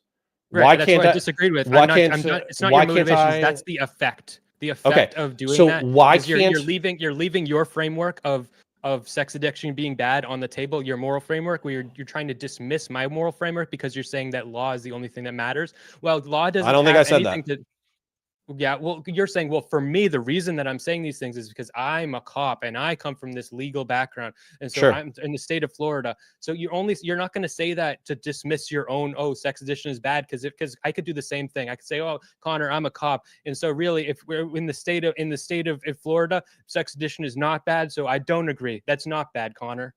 Okay. So we can have no conversation about what we think is bad. So when I talk about what I think is bad or what I think is predatory, I think you shouldn't dismiss me in that situation, because I can do the same exact thing to you. I don't think I'm dismissing you. I'm asking people to consider multiple frames, so they can consider your frame all fucking day. And if they think that's a good frame, awesome, well, good for them. As soon as you place your frame, I'm gonna dismiss your frame and do the same thing, and then it's just a really dumb conversation. No, it's not. It's not even close to dumb. This is probably the most coherent, intelligent conversation on the topic. I have one frame here. It's my personal perspective. Okay, Smith, we're going to move forward. We're going to move forward. And you're switching between two different frames. We're going to move forward. Hold on. Smith, please let me talk.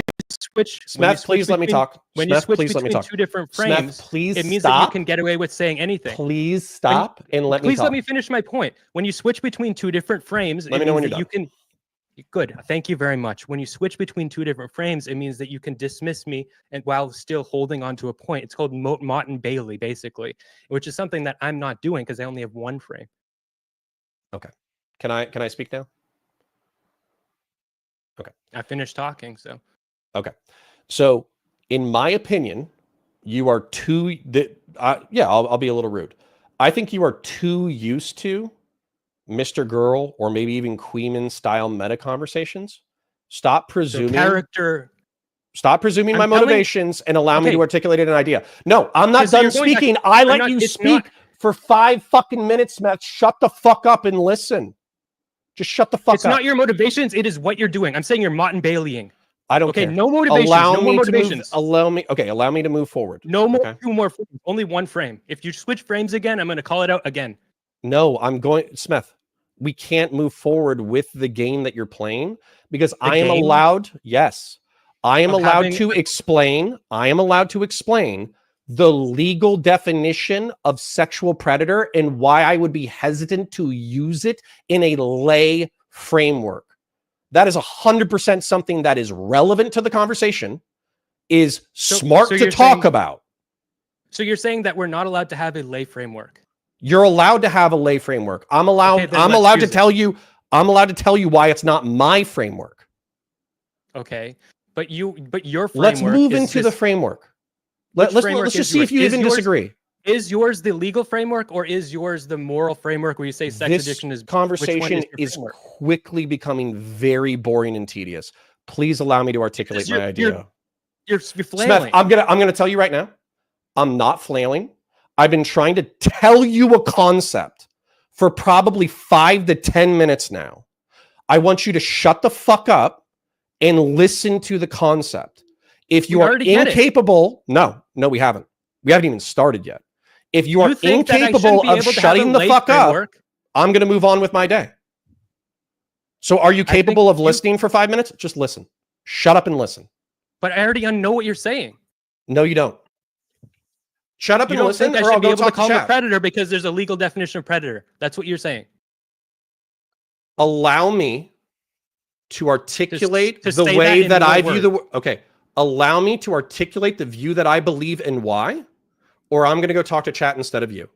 Yeah, because you want to convince my audience, but I'm shutting Smeth, you down and you're flailing. I'm going to give you... I'm not flailing at all. I'm trying to articulate a relevant concept, and you are saying you don't even want to hear the relevant concept. If you don't want to hear the relevant concept, I am not interested in speaking with you further. I will go talk to people who are interested in hearing the concept.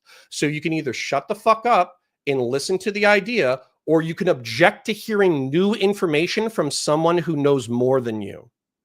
I object that you know more than me. I clearly know what you're trying to say. Will you allow me to articulate the concept? We're not moving on. I will literally wrap my fucking rope around this axle and we are not moving on. Will you allow me to articulate a concept, or are you going to object again? Can I tell you what I think you're about to say? Sure, go ahead. I think you're about to say that because there's a legal definition of predator, we're not allowed to talk about people being predators, or talk about predatory behavior, or describe somebody who engages in pattern of predatory behavior as a predator if there is a legal definition. No one in the history of this conversation has ever fucking said that, least of all me. Okay, then what are you going to say? Okay. Thank you. It took 8 fucking minutes. Jesus. All right. Let's see. Okay.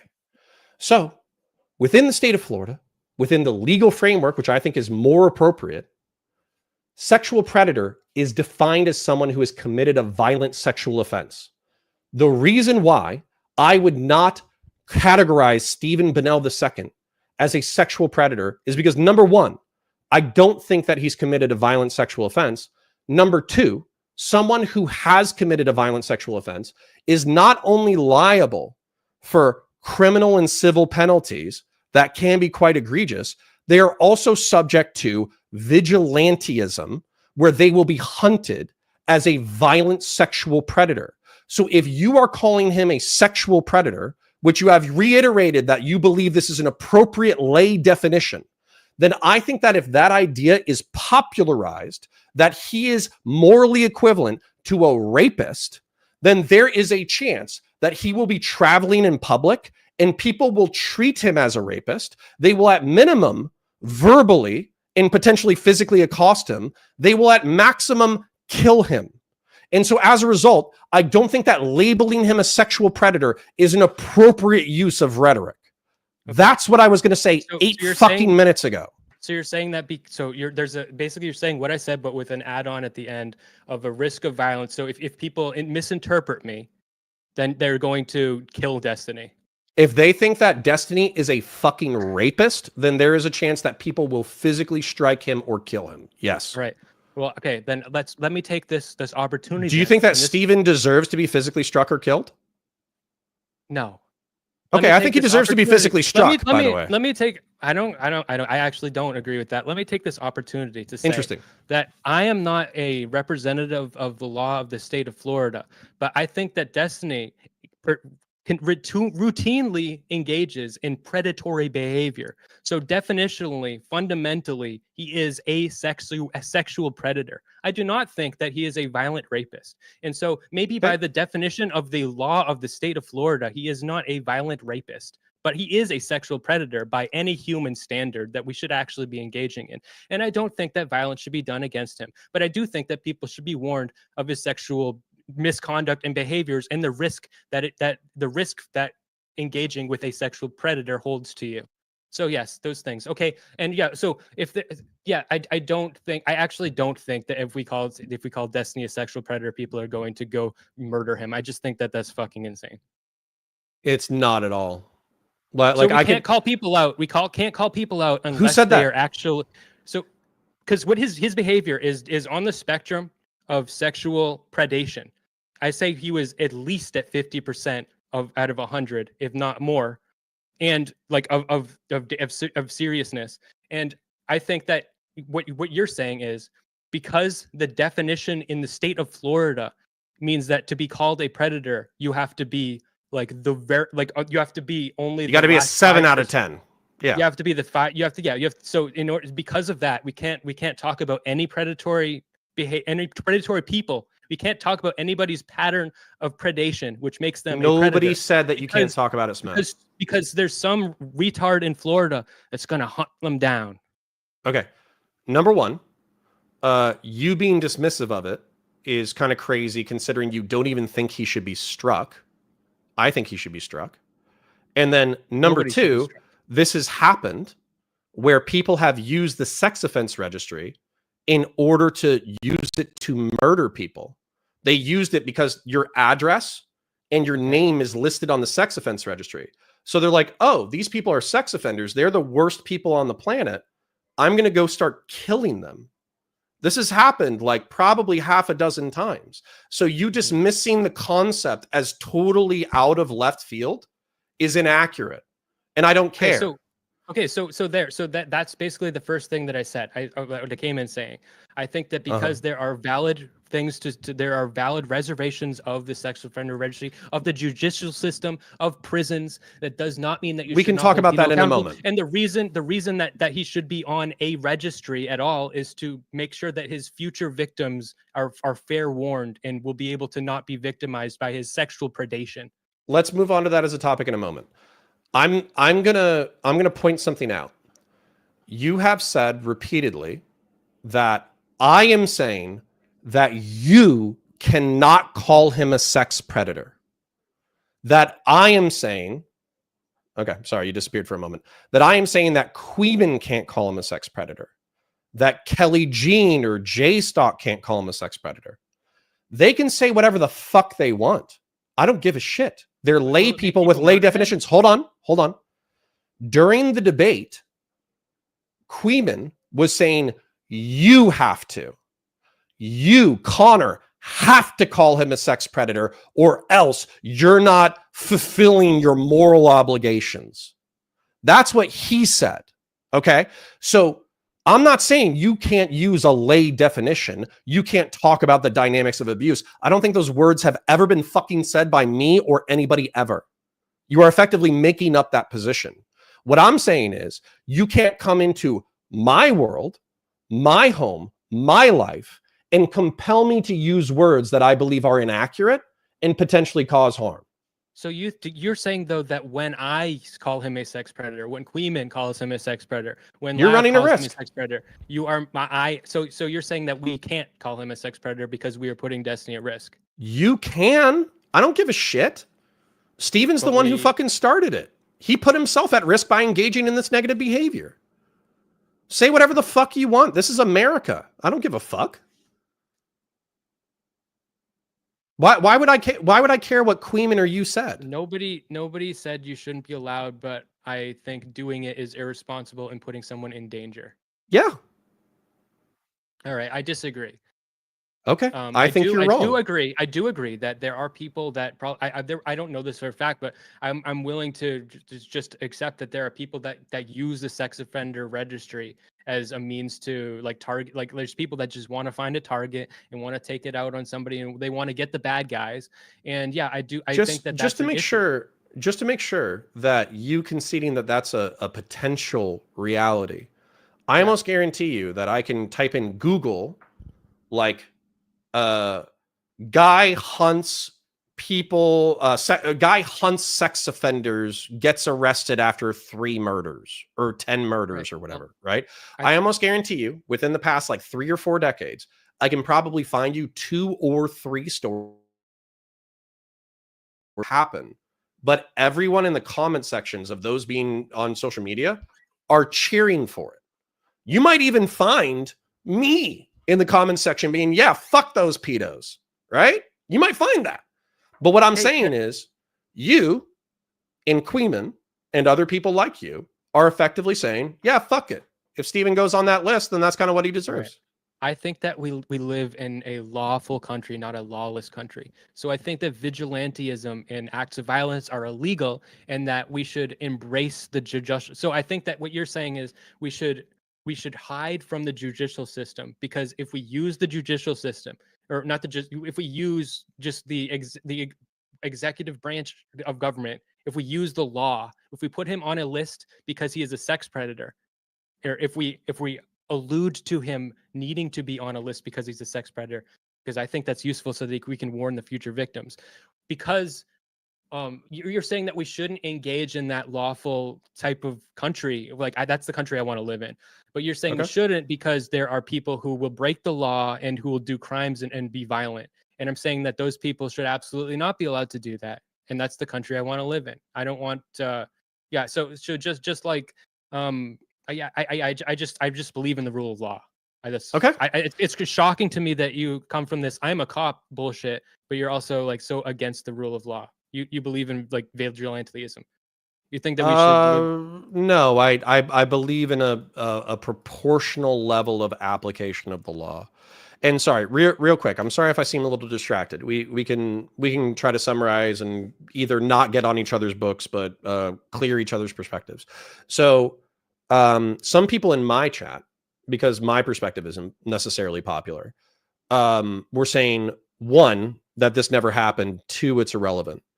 I Googled almost exactly the terms that I said, like man kills sex offenders. And I've pulled up, there's probably 15 hyperlinks. I Yeah, pulled up the first 3. Hold on, I'm not done I yet. agree with you. That's I probably a thing. pulled up, I pulled up the first 3. It wasn't the same story told 3 different times. It was 3 different men in the 90s, thousands, and tens who hunted people on the sex offender registry and killed half a dozen to a dozen people before they got caught. So my statement that I think that this is a possibility is not outside of the realm. And then not only that, that you are effectively, when you say, I think that's, we'll get into the sex offense registry because I think it's probably the next most pertinent thing. When you say Stephen should be on the sex offense registry, in my perspective, with the sex offense registry as it presently exists, you are effectively saying that I think he belongs on a list of basically rapists and pedophiles. That's what I hear. And I think that's So what most people hear. so you believe that his future partner should not be warned about this, like that of the risk that they're being in that they're being faced with when they engage with him. That's a different question that I will be happy to answer in a moment.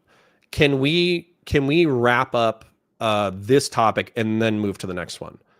Do you think that I have told you that I do not care that if you call Stephen a sex predator, that you can use a lay definition? Did you hear me say that? So you don't care about the risk being presented to him. I think he Do incurred you? that risk. So you just autistically don't want to use that word because it's incorrect, not because you actually care about the risk being presented to him. I no, I care. If you murdered Steven, I would be like, wow, Smeth's a fucking piece of shit. That's kind of fucked up. Killed him But over also some he leaked news. deserved it.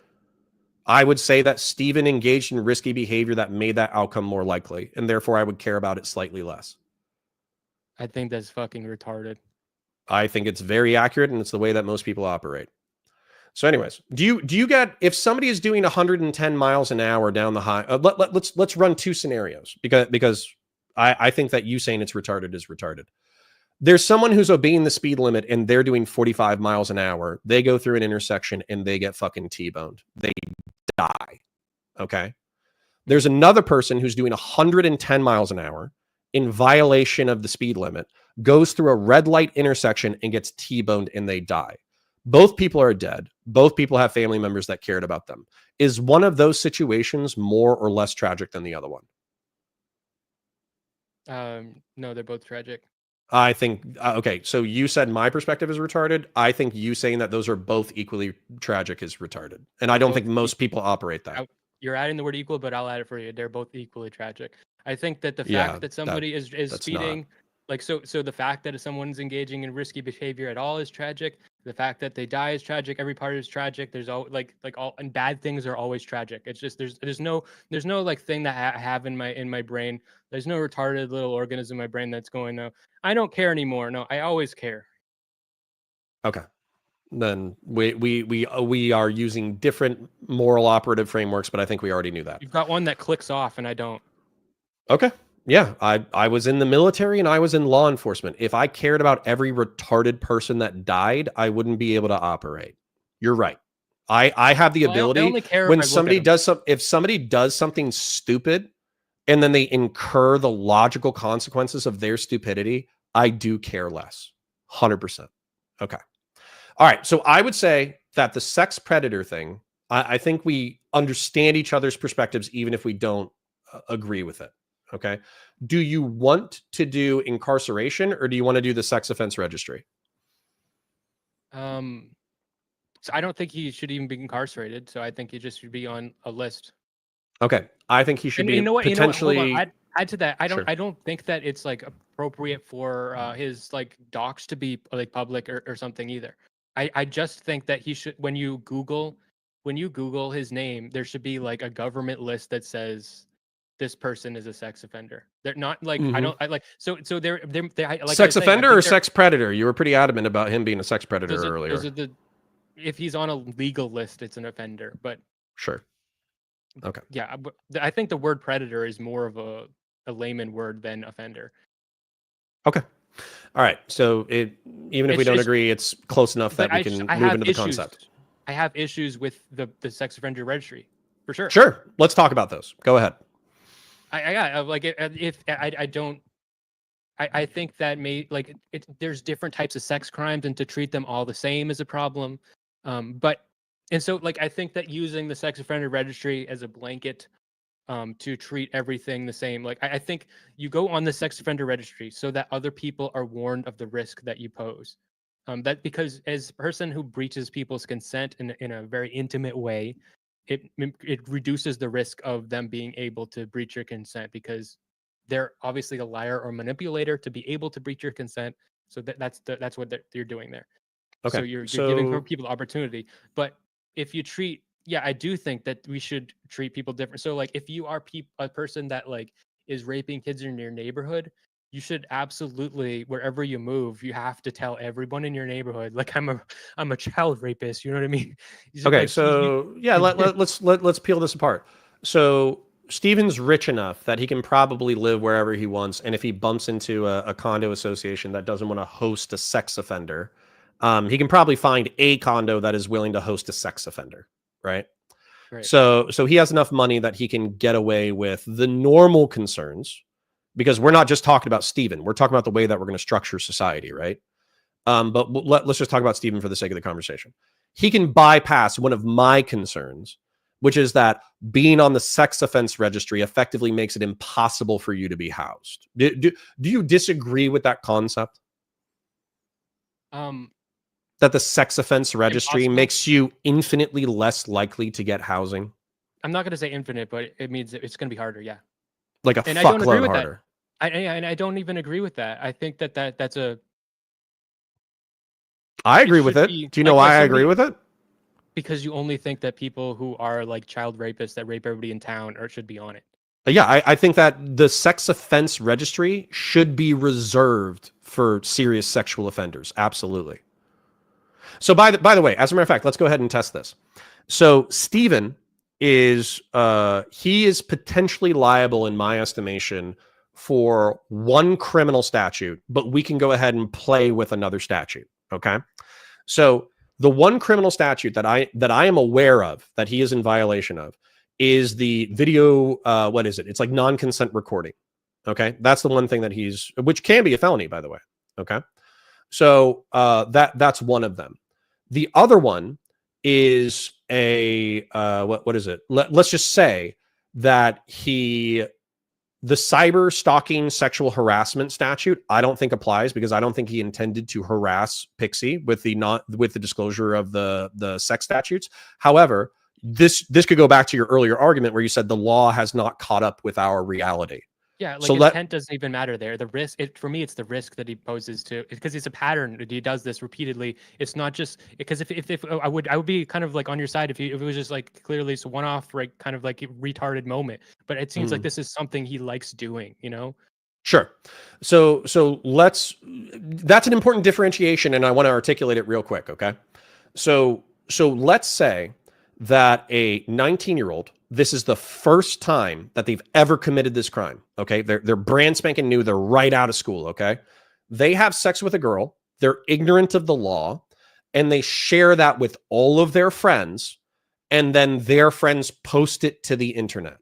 Should that person be on a sex offense registry? No. Okay. What is the mitigating variable that makes you think that they should not be on the sex offense registry? So now we're not talking like strict law and stuff, like right. But we're talking about how I would have the law in my vision. Sure. Right? Let's explore Smeth's perfect world. I'm down for that. So the reason is because Destiny is such a massive e-celebrity, and when the people he's leaking are exposed to way greater risk. It's not like I do think in the case of the story you're telling, actually I changed my opinion. If I think that actually, now that I really think about it systemically, that would be a major issue. So the girl's going to school, the whole school now has seen her nude. The people who leaked it should absolutely she's getting harassed. People are calling her a whore. The people who leaked it are should be facing criminal charges. Should they be on the sex offense registry? In my vision of what a sex offense registry is people who pose a long-lasting threat, like a pattern of behavior. Sure. So I wouldn't put people who like urinate at a music festival on the sex offense registry. I think that is one of the issues with it. I agree. And by the way, this is one of the frustrating things with Chud Logic. Okay, so he commented. I can't watch all of it. I can never watch content that I'm a part of or reviews of it. So if people need to talk shit to me, they can talk shit to my face, and I appreciate you being willing to talk shit to my face. So Chud said, "Oh well, there's people who pissed in public who are on the sex offense registry." I would say, unless that person went to a fucking kindergarten at 2 p.m. and pissed in front of a bunch of 6-year-olds for some kind of sexual gratification, that would be an improper application of the sex offense registry. If somebody pisses in a parking garage and there's nobody around, or it's after like a football game and there are thousands of people around, but nobody's paying attention, and then that person gets arrested, I don't think that person should be on the sex offense registry. Obviously, context matters. I think somebody pissing in Times Square, maybe. Maybe. I mean, like if it was like a sex thing, but like if it's like a schizophrenic homeless person who has limited control of their bowels and they piss into a trash can because they're fucking crazy, I don't think that person should be labeled effectively a pedophile for the rest of their fucking life because they pissed in public. Right. I think a sexual motivation is required to be on the sex offense registry. I don't agree with that. I think that you're like, so for instance, I don't think you can prove or I don't think you can prove, and I don't think it matters if Destiny intended to cause harm to Pixie or anybody else. I think that he has a pattern of behavior that puts other people at risk. And so I don't think the intent matters. So I think that if you are like pissing in Times Square, like there's probably going to be kids that are going to see you. And if that's a pattern of behavior that you just think is acceptable to do, then you're a problem. You need to be on a list and identified as a problem.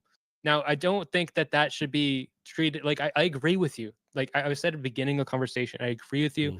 The sex offender registry seems fucking insane. Okay, like you shouldn't be treating that guy who is like a mental child who thinks it's okay to piss in Times Square every morning. You shouldn't be treating that guy as the same as a pedophile rapist. You shouldn't. But there should be. But we do, right? in this one regard, they get put on a list which is just the same.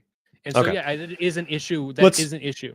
Let's move away. That's Sorry, go ahead. like that's like the same thing applied. Like I don't agree that we should be treating like people that smoke weed or sell weed or mass produce and sell weed the same as a rapist, but we put them both in jail nonetheless. So I have the same exact issue with the prison system. And I still say that somebody should be in jail.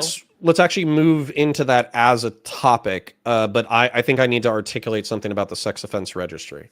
So when we were having that conversation, Queeman did not walk into it and say, "You're so mad about that."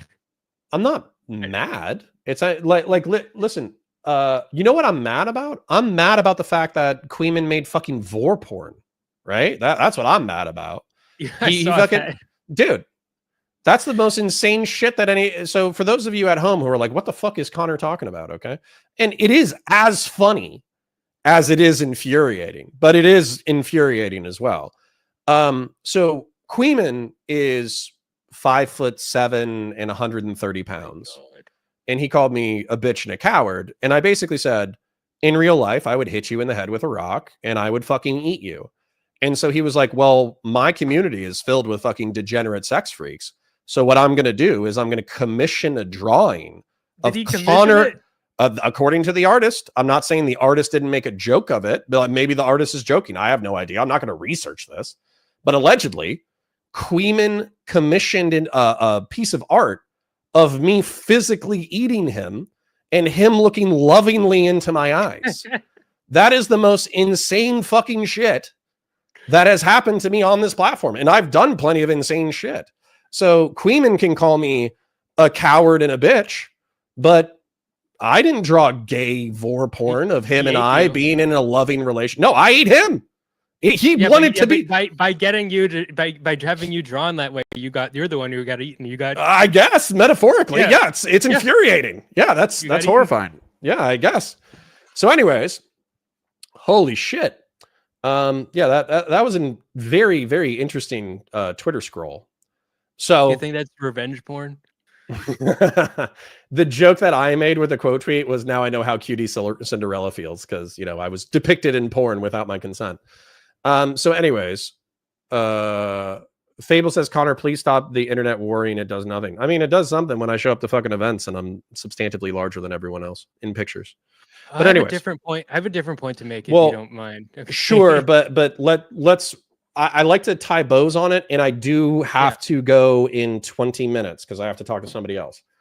In reference to the sex offense registry, Queeman didn't come in nice and sweet and say, hey, Connor, I think that the sex offense registry is problematic and that it's really bad that we treat everybody as a rapist pedophile when they go on the sex offense registry.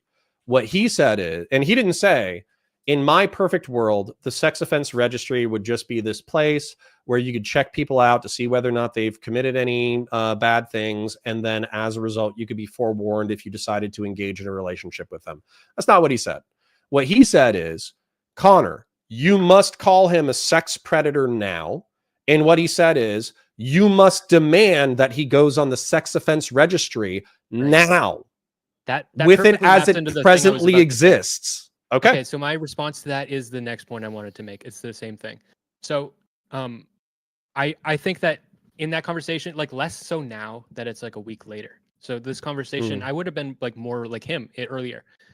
Sure. But right now, so there's two different things. You're talking about this like legal like court type framework, but in the conversation he was having with you when you say trying to tell you have to say this now is because he's talking about the court of public opinion, and by saying that by pointing out the flaws in the sex offender registry to detract from talking about or outright like saying that Destiny is like doing like is perpetrating a pattern of predatory behavior. If you're unwilling to call him a predator, like he is perpetrating a pattern of predatory behavior that people should be warned about. Instead of having that conversation, you talk about how you are afraid of the sex offender registry. What that does is it makes it so that you're not holding Destiny accountable, and it gives he wanted that though. He like Queen. Queeman and every person who is on their moral crusade right now, Stephen is, I'm going to be a little mean, he's in his fortress arc. He's insulated with millions of dollars. He's crying into his money every single night. He's in his group chat and Discord. If anybody talks shit about him, he'll ban them, et cetera, et cetera. He's in his little fortress. And so you guys are with your metaphorical pitchforks and torches, and you're like, damn, we can't fucking digitally behead the guy in his fortress. So we need the next available thing, which is anybody who is not completely on our side of our moral crusade. And so Queeman didn't want to have, hold on.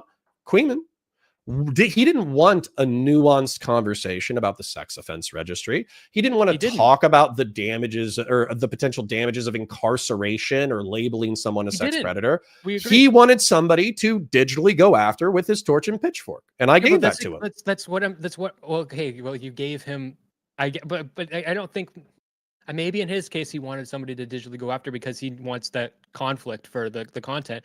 But I don't think that in that case, he's actually quite the moral crusader as you think. I think he's a I don't think so either. I think it's fairly content oriented. Yeah. I'm the moral crusader you're talking about. And True. If you were having that conversation with me, for me, I would have the same exact reaction, but because I'm trying to, so in having these call outs, when saying that you disavowal or saying saying that you don't stand by destiny, calling out his behavior, holding him accountable.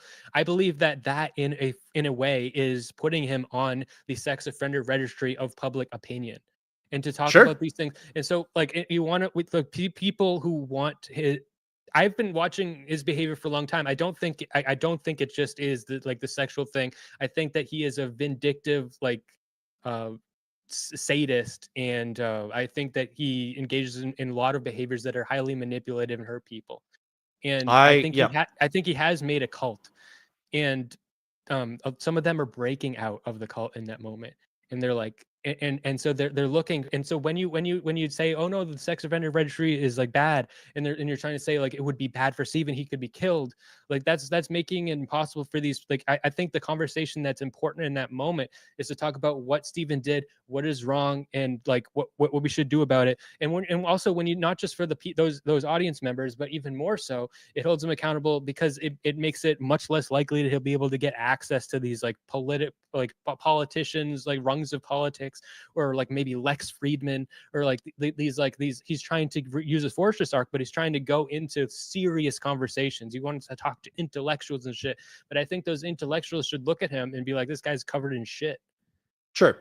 The we had an entire panel yesterday, day before, something like that, on when you should sweep for a political operative. And I would say Stephen, even if people want to minimize what he's done politically, I think he is a political operative. I think that the principles, regardless of whether or not you're talking about a Twitch or YouTube streamer, if you're talking about the president of the United States, because the counterexample was Trump, you could bring smaller counterexamples like Stephen Crowder, Candace Owens, et cetera, et cetera. The question is, where do you separate the personal from the political? And then how does the personal inform the political? And so people kind of don't believe me, but it's true. I am not of Stephen's political tribe. I am not a liberal. I am not a hedonist. I am not a nihilist. I have operated within his circle because I find him preferable politically to fascists and communists. And on a personal level, I find plenty of his shit objectionable. But no offense to Twitch and YouTube politics, I find a lot of you personally objectionable. I think a lot of you are fucking degenerates who are slowly destroying your own lives. So if I was to have, let's say, I'm going to articulate this idea real quick. He has already, by existing the way that he does, he has already violated 15 principles of mine. Okay. So I'll just be real. Not being with his son is a violation of a principle of mine. Not being with his ex-wife or in close proximity to his ex-wife, that's a violation of my principle. Moving to a different state in order to have sex with Instagram girls. That's a violation of my principle. Engaging in nihilist hedonism and encouraging his audience in order to do that as well, even if he says, like, don't do it, but actually it's fun and it's awesome, that's violating my principle. And so the entire time that I've been observing this pattern of behavior and Twitch and YouTube politics, in my opinion, being filled with degenerate gooner fucking freaks, I am saying, don't do this shit. You are slowly ruining your life. That's been my consistent position. And then you guys have a moral violation. Let's say that I'm objecting to 10 different things. You guys are objecting to one. You're objecting to the last straw breaking, which is the violation of consent. Okay, and in my opinion, hold on. In my opinion, these breakages of all of my objections of sexual and social norms, this is all correlative. This was almost a foregone conclusion that this was going to happen. Right. So did you watch the ABBA call out video about Destiny? I watched enough of it to know that ABBA was like, hey, I objected to it the entire time. It's you. That's Good. you. That's you. I like ABBA. I think he's a good dude. So in this case, so I realized when I watched that video, there's a camp of people that my camp thinks is sweeping for Destiny. And it's not and I do think that you're sweeping for Destiny 100%, but it's not for the same reason as like a DGG cultist or something. It is because you already have a moral objective to his entire lifestyle, and so while I don't have a moral objection to most of those things, except maybe not being with this kid, or consent violations. So like I don't think that I think I am I Sans, like, I do think that he is like engaged in a continual behavior of violating people's consent, but I don't think that people really agreed on that. And man, no, that's okay. I'm going to do some victim blaming as soon as you're done, so you can get some views. It'll be great. I think that he's I think that the people on the right are using this as an opportunity to espouse their ideology and say, see, it was already something that would have happened the whole time. And I think that that's really selfish and self-serving, because you're dismissing the actual crime and the actual horrible act, the thing that we should actually be saying is really bad, because you want to just say, look, you all have to like have these conservative opinions and engage in sex conservatively, because if you don't, you'll end up like Destiny, which is actually not true. Okay.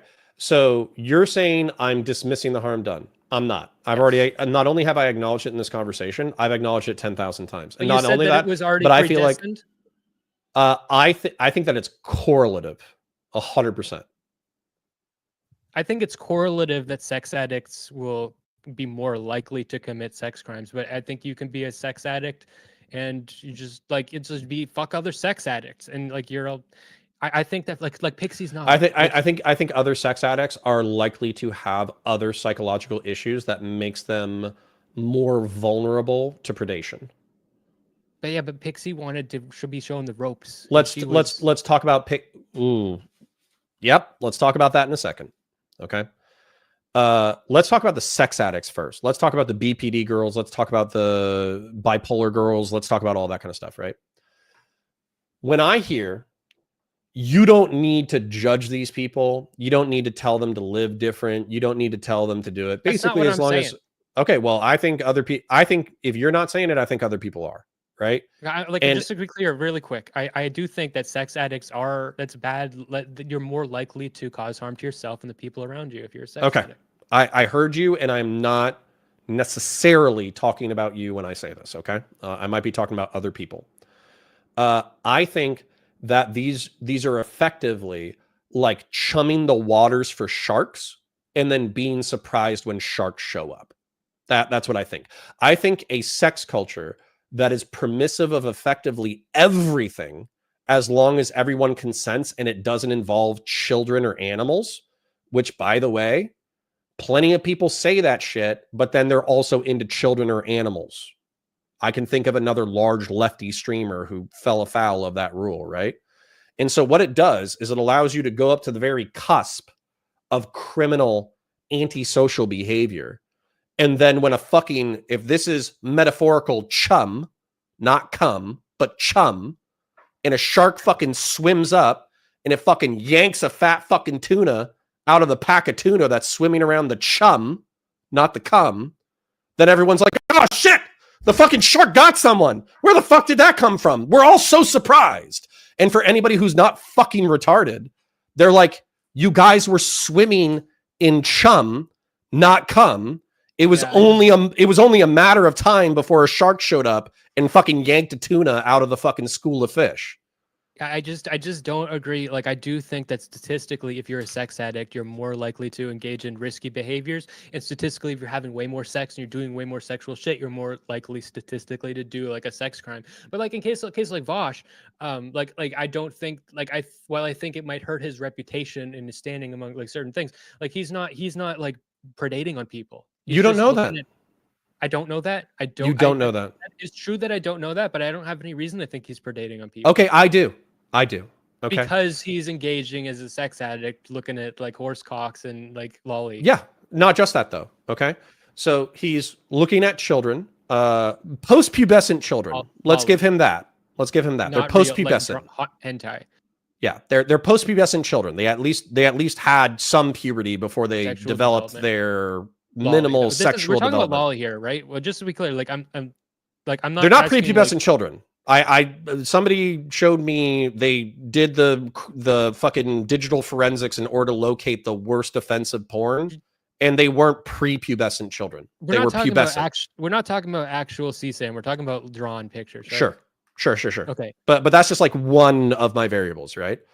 The other one is having his geckos jerk him off, right? That's another one where I'm just like, oh shit, you might be a fucking freak who does weird shit. What are you talking about? There are DMs of his messages where he's like, I don't think that animals need to consent, and I let my geckos crawl all over my fucking wiener. It feels so fucking good, and they don't know the difference.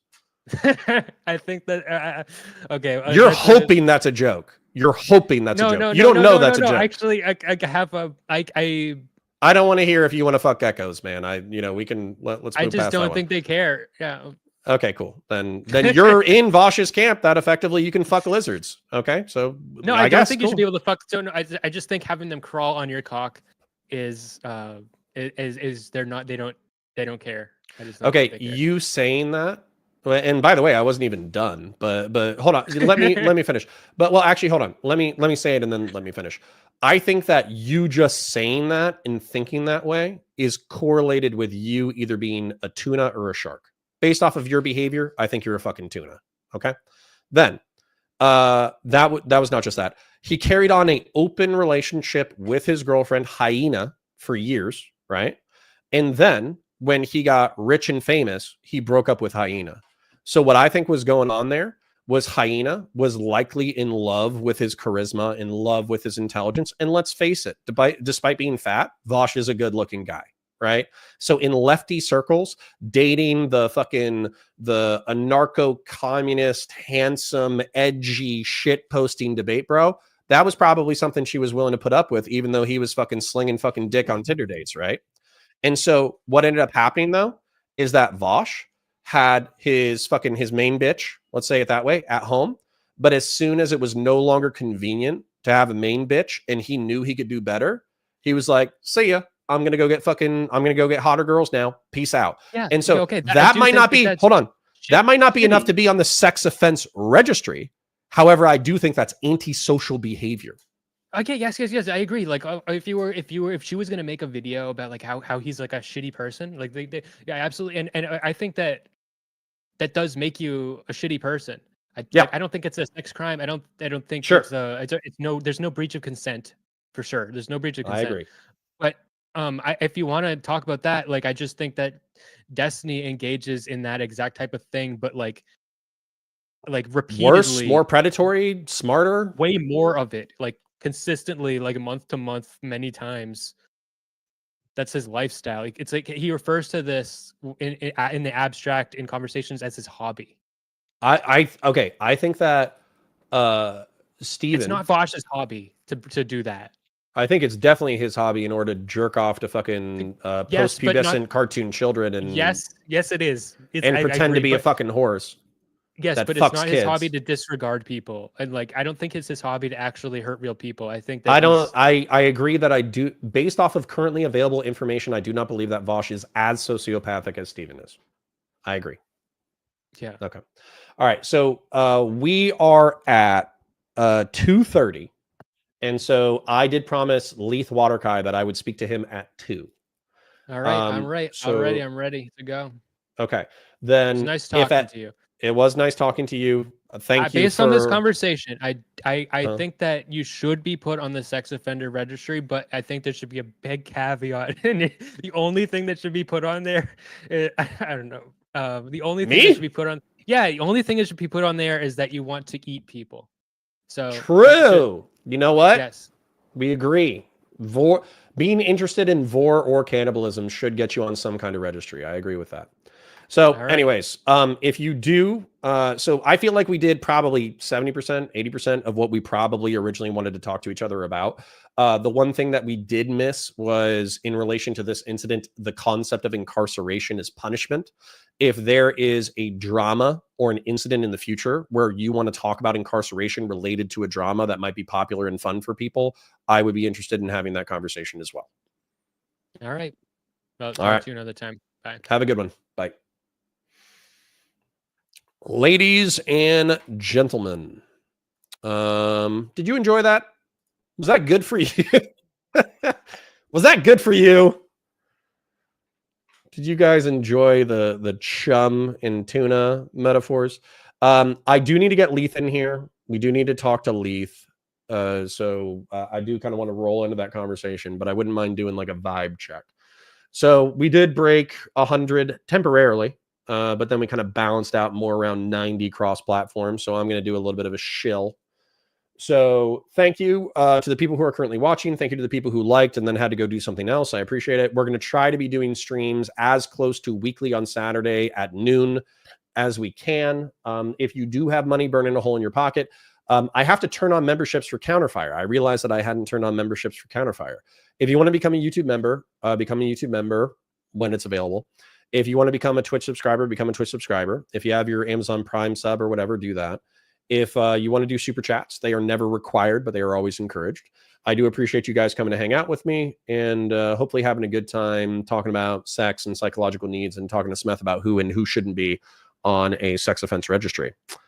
Destiny Christ arc is incoming. Listen, man, I would be ecstatic if he became a cultural Christian. X-Rock says, if a guy takes the change in the take at penny pan and it's not considered illegal, if they do it every penny pan in the local 10 miles, doesn't suddenly make it illegal. I'm not sure what you're saying, but we'll figure it out at some point. Rules, Sweeko, I haven't seen you before. I think even though it was rude of Smeth, it was obvious that he was insistent on guessing what you thought, and you fighting him to speak and say it yourself first was a waste of time. Well, Rule, I agree with you, but this is actually where I had a very early, informative Twitch and YouTube political debate situation where basically I did a formal debate with Socrates and there was another gentleman. I think it was Cypher. And I forget who my debate partner was, but I had a debate partner as well. So I'm sorry that I forgot you. But basically, in the debate, you were not allowed to say the word you. And the reason why you're not allowed to say the word you is because instead of articulating your own arguments and things that are relevant to the argument, you are articulating your opponent's view for them. Therefore, it's what? I'm trying to copy my invite and it's not letting me copy. Invite people. Hidden use copy button. I did. I don't know if that means he has it or not. So Lethe, if you can hear me, I'm trying to. Oh, hold on. Lethe, sorry. Let me invite you to StreamYards instead. That would be better. Let's do. Where the fuck is the invite button? Hide. Invite. Copy. Share. I'm gonna get him in here. We're gonna roll into another conversation and then we'll do the nuke. Let's see if this works. Tell me if that works to get into the convo. All right, so we talked about consent, sex shit, all that stuff. We're now going to be talking about what are we going to be talking about? Cultural Christianity and whether or not it could have saved Stephen from himself. That was something that Lethe Waterkai was interested in. I'll get to show off my conservative bona fides. So we might lose a few of you gooner liberal progressives, but we'll solidify our mildly social conservative bona fides. Good Path says, I'm never on Twitch, but I can give you my Prime. Well, thanks. If you want to, that'd be appreciated. Every dollar counts. Jonah Boy says, you did great. Smeth was not as fun. I'll put it that way to be nice. Listen, Smeth is, obviously, I feel like he tries to Mr. Girl a little bit too much. And he was obviously trying to assume my arguments before I'd even fucking made them. And we had to spend 10 minutes fucking meta conversating, which is so fucking annoying. Let's talk about what we want to talk about instead of you projecting what I'm thinking. But anyways, after we got past the meta conversation, I think we did okay. Mr. Lethe, how are you? Yo, so chat, can you hear him? Hop into your... And then also, I have like a fan noise. Do you have a fan going or an air conditioner? Let me shut that off real quick. Okay. Lethe was here. True. And then, sorry, I saw Alex Kirsch Project. Hey, Connor, how you doing, bro? I didn't know the stream was today. Yeah. I'm going to try to start streaming noon to 5. Let me set up my stream real quick. Oh, okay, I get it. And then I'm just going to talk to chat while you're setting it up. So Xrock says his point was the fact that Destiny does it more, should make it illegal. It makes him a shittier person, but not suddenly illegal. I agree that it doesn't make it suddenly illegal. However, when it comes to punishing crimes, you absolutely can get an enhancement for repeat offenses. So for instance, if a shoplifter steals a candy bar once, it's a misdemeanor and it's under $200 or $300. If a shoplifter steals a candy bar 50 times, then it might go over the dollar threshold to become a felony. And also, I think after 2 or 3 offenses, it becomes a felony. Now, with state's attorneys, typically what happens is you don't just get hit with a repeat offense the first time, right? So let's say that you steal 5 different candy bars from 5 different things and they're all misdemeanor dollar amounts. Now, technically, they could make that a felony because you stole 5 different times, right? But most states' attorneys, because the court systems are so overwhelmed, they're going to charge you as a misdemeanor the first time. But then if you get caught subsequently, then they're going to throw the book at you. So, Mr. Lethe. Yo, I am good to go. Okay. And can you hit that fan even if you get hot, just because it literally does sound like a small jet. It should be nothing now, because I have a big fan and a little fan that I run at the same time. Then I don't think it's the fans, because we can still hear like a back thing. You want to move your mic that's on your headset down to your mouth and see if that's the one you're talking from? Other side. Okay. Talk. Hello. No, it's the same volume. Yeah, it shouldn't be anything else. And on my side, I'm looking at my audio. I don't see anything but me talking. Chat, let me ask you this. Are you guys getting... Oh, can you fuck with your mic sensitivity in Discord? Basically, if you go to Discord, settings... In Discord, we're just in the stream. Oh, right? True. What do you use any kind of software to enhance or fuck with your mic shit? Absolutely not. You don't use like OBS or something? I am using OBS right now, but I don't use it for my audio. Let's try Discord real quick. Okay. And see if we have the same issue. So I'm actually going to remove you from this call, and then I'm going to call you on Discord. All right.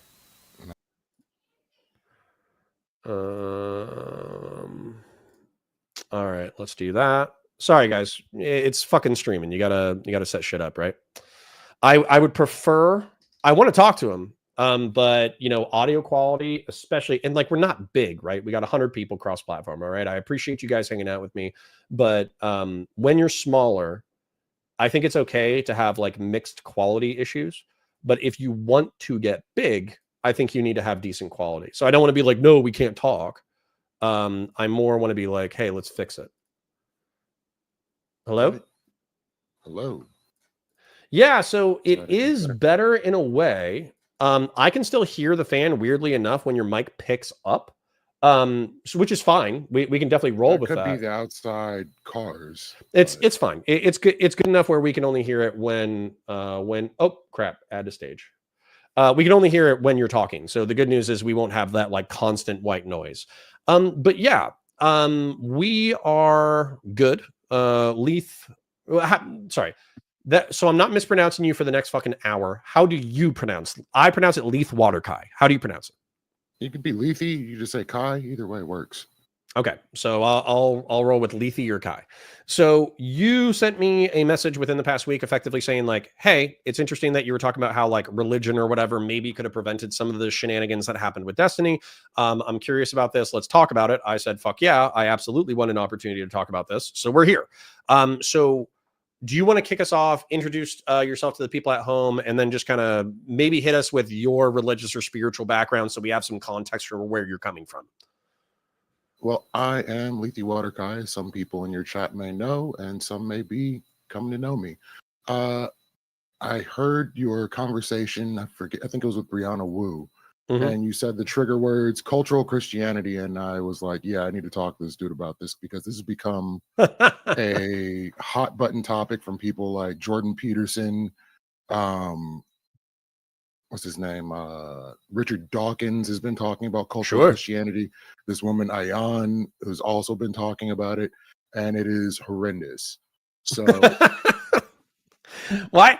All right. What is your hostility to religion, but maybe Christianity in particular? And I'll be happy to lay out my worldview momentarily, but I obviously want to dig in a little bit.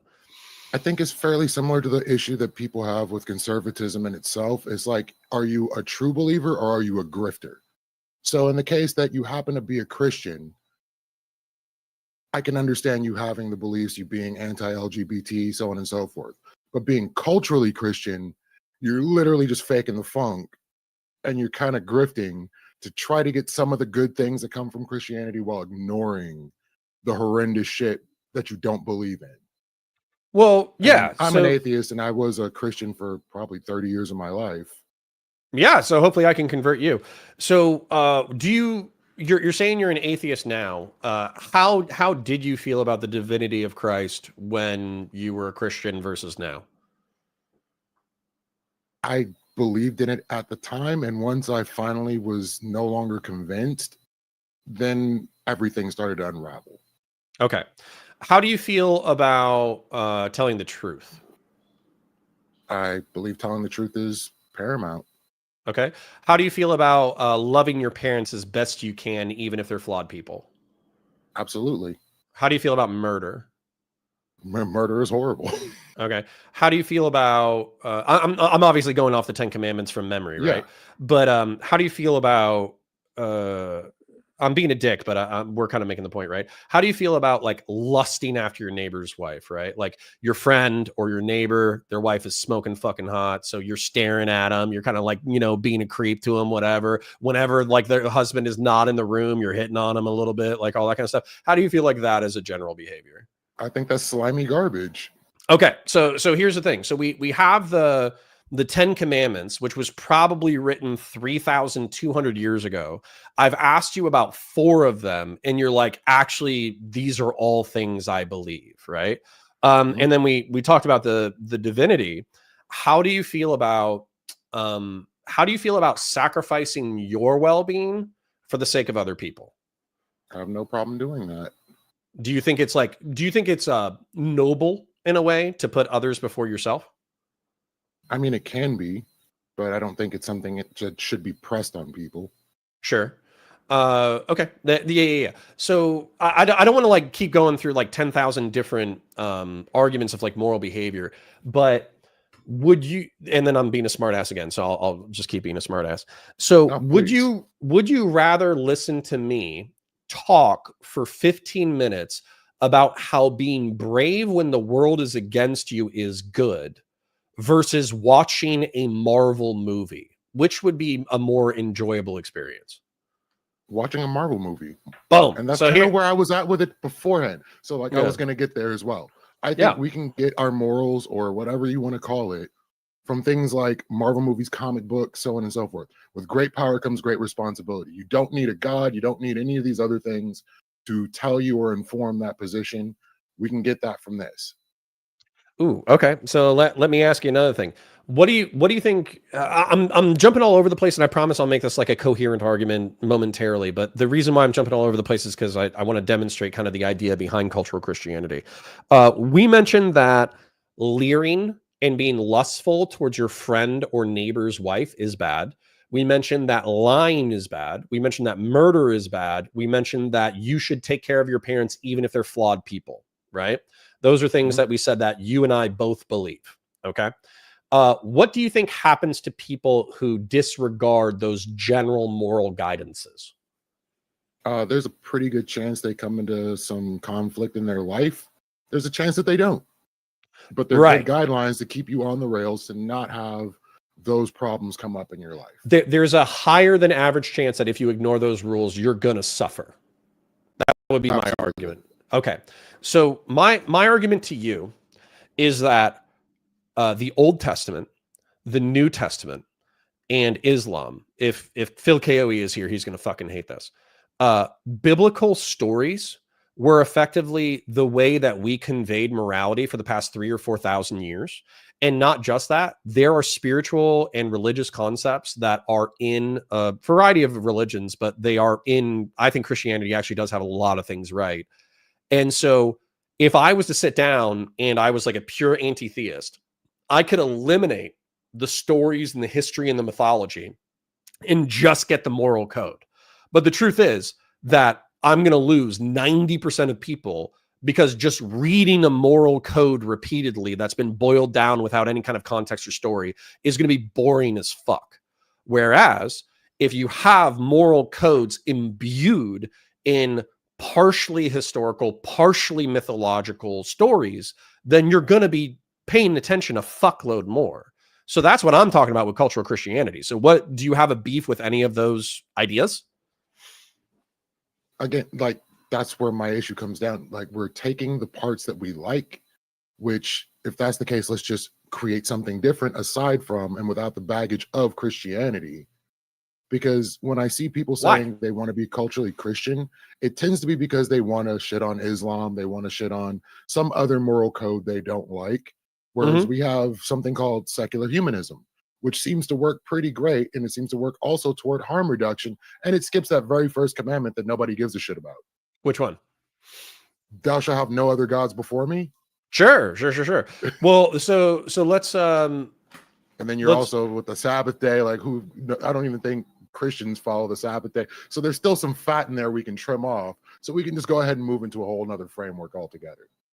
Yeah. So I don't like throwing out the baby with the bathwater, okay? And the reason why is because I think that human beings are looking for roots, existential, spiritual, historical roots. And so I don't think there's any problem with effectively saying that the Bible is, at least this is me, okay? I'm not going to cater the way that I'm talking to the religious people in my audience, and I'm not going to cater the way I'm talking to the atheist people in my audience. I swear to God, like I try. One of my sins over the past 3 or 4 years is I feel like if I want to express an idea, but I think that idea might be upsetting, I always try to like play with the words as it's coming out. And I think that's part of my problem. I keep attracting people who get fucking offended every time I phrase things a little bit aggressively, whereas I just want you to take what I have to fucking say, right? Anyways, so with the baby with the bathwater, I don't think that there is a single fucking problem with summarizing spiritual and religious knowledge within historical context of Judaism, Christianity, and Islam. And I don't think that I don't think it's a problem to say that these have contradictory moral lessons that are appropriate in different contexts. So for instance, what is it? Jesus Christ, right before he's about to be put to death, he has two contradictory, I would say, sayings, which is one, he says, you who don't have your sword, sell your cloak and buy one. And he's effectively saying, like, if you don't have the means with which to defend yourself, then you need the capacity to defend yourself. So go ahead and get it. And then later on, one of his servants or slaves or whatever chops the ear off of one of the Roman guards who's taking Jesus away. And Jesus heals that man, allegedly, and says, don't strike your enemies or whatever. He who lives by the sword dies from it, right? And so the way that I was taught as a child is that these were contradictory messages where Jesus did one so he could do the other.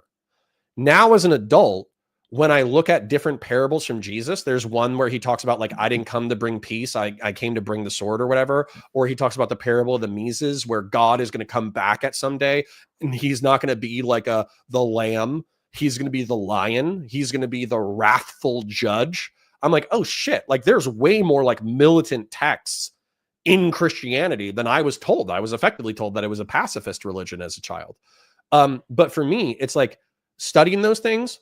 It's like self-defense is one thing, deferring to the state is another, loving your enemies is another, and then still believing in righteous and wrathful judgment is another. These are all contextually different, and it's worthy of analysis. And you're not necessarily going to get that kind of moral analysis or spiritual analysis from a kid's cartoon. I don't see why not. I mean, I think these ideas existed long before the Bible did. We just decided we wanted to attach it to Christianity because it's something we as Americans, or like even Europeans, are familiar with. I think stepping away from that and losing that baggage would be a benefit to us, because there's a certain level of onus and judgment that comes along with what we perceive Christianity to be. And I don't think it's fair. Let's talk about the negative externalities. What are some of the negative externalities that you think come along with Christianity that might leak into cultural Christianity? So a lot of people that have a problem with LGBTQ people tend to have that feeling, not because they themselves have rationalized it within themselves, but because they believe it is against nature or against God. And some people equate God with nature pretty often, even though they don't even know it themselves because they haven't had that discussion with themselves. True. I was actually going to appeal to a natural God in this conversation. That's funny. No, with that you're being right. The case, we can kind of get around that and have people actually face, like, be honest and say you just don't like gay people. That's fine for you to not like gay people, but don't try to use a moral framework to try to justify it. Okay. I don't think I don't think cultural Christians would articulate their distaste for homosexuality or lesbianism or transgenderism as an affront to God, because as far as I can tell, cultural Christianity is largely an agnostic movement. We want the morals of Christianity. We want these good lessons of, love thy neighbor as thyself, don't lie, don't murder, don't cheat, don't steal, don't bang your neighbor's wife, et cetera, et cetera. We want all of those moral lessons, but we don't necessarily believe it literally. And on top of that, so you mentioned Richard Dawkins and I think Ayaan Hirsi Ali, and you mentioned Jordan Peterson. So what I would say is that Richard Dawkins and Ayaan Hirsi Ali, they probably saw the conflict spawned by anti-theism, and they probably saw the dogmatic, aggressive, vicious behavior that supposed rational atheists were capable of. And they kind of realized it's like, oh, it's not necessarily the ideology. This is actually nestled within human behavior. And so as a result, you don't go from being a Christian to being an atheist and then all of a sudden you're a good fucking person, right? You don't go from being a Christian to being a secular humanist and then all of a sudden you're like perfectly applying like all of the ideological tenets of secular humanism, right? It takes like study and intention and analysis and like all that kind of stuff. And so what they're saying is like a lot of the moral presuppositions, like you shouldn't fuck your neighbor's wife, is nestled in Christianity. And so society, generally speaking, holds it that fucking your neighbor's wife is a bad thing, but that is presupposed. There are other moral systems that could argue that fucking your neighbor's wife is actually a good thing. As a matter of fact, there are pagan religions that would argue that might makes right. They would argue that rape is okay. They would argue that killing or murder is okay, particularly if that person is in an out group. And so what they're saying, they're not saying, I literally believe Christianity. They're saying that there's a lot of positive moral presuppositions that we don't want to throw out that's rooted in this story. That's what I hear anyways. That's if we ignore all the, hey, let's commit a genocide. Hey, slavery seems to be okay. Here's how you should do it. Like I'm saying, there's baggage. But let's write this down, okay? So sorry, you said slavery and hatred of gays. Do you have like another one? Do you have another one off the top of your head? Genocide, or the ability to wipe out your enemies without really giving a shit and make sure you kill all of them. Slavery, genocide, slavery, genocide, Anti-LGBTQ, anti-gay, anti-women. because the Bible Listen. really shits on women. Listen, we're going to keep that one, okay? So anyways, all right, let's talk about slavery real quick. So the vast majority of justifications for slavery are going to come from the Old Testament, and it's effectively going to be around like Jewish law surrounding like the way that people should treat their slaves and treat each other. Okay. Now, a religious person would effectively say like, well, God was communicating to the Jewish people within the context of their time. And we've, of course, morally evolved in the past 2,000 to 3,000 years. Therefore, these laws no longer apply. Now, Christians 200 years ago in the fucking 1800s or whatever, they used the fact that Old Testament slavery existed in order to say, no, we can keep our slaves. This is Christian. It's in the Old Testament. If God didn't want us to own black people, then why would he create Old Testament laws about it? And so I think religious literalism would potentially condone, Christian religious literalism would potentially condone slavery. However, I think cultural Christianity would be like, no, that's a historical relic from 2,500 years ago. We obviously know that owning another person or compelling them into service is bad. Therefore, this is one of the things that we're going to say, this is a historical analysis of the morality of 500 to 700 years before Christ, but this morality has no application today. That's what a cultural Christian would say.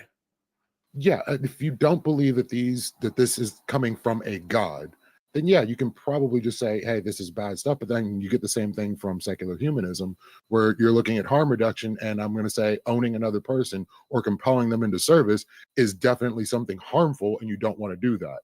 The problem comes down with, it's more than just in the Old Testament, it's also in the New Testament, coming from Paul saying to slaves, obey your masters, so on and so forth. Oh, this was coming from, go ahead. Oh, all I was going to say is we could actually tie Paul to the anti-LGBTQ stuff as well, but I want you to finish your idea because I can move it. Yeah. Yeah, Paul and Catholicism in general, like, definitely have some baggage that they also carry along with them. But again, this is the baggage that comes from Christianity in itself. And if you can use this moral standard to justify a wrong, which I can't do with secular humanism, then there's already something inherently wrong with its core. Well, yeah, then let's compare secular humanism as a moral system in a moment. I kind of want to address the things that we're saying though. So you said like, okay, well, they're throwing the baby out, or they're throwing the bathwater and the baby out. It would be better to just like make a new baby, I guess. And so you're not dealing with this like horrible shit water that the baby has been swimming in for 3,000 years. Okay, that's kind of what I'm hearing.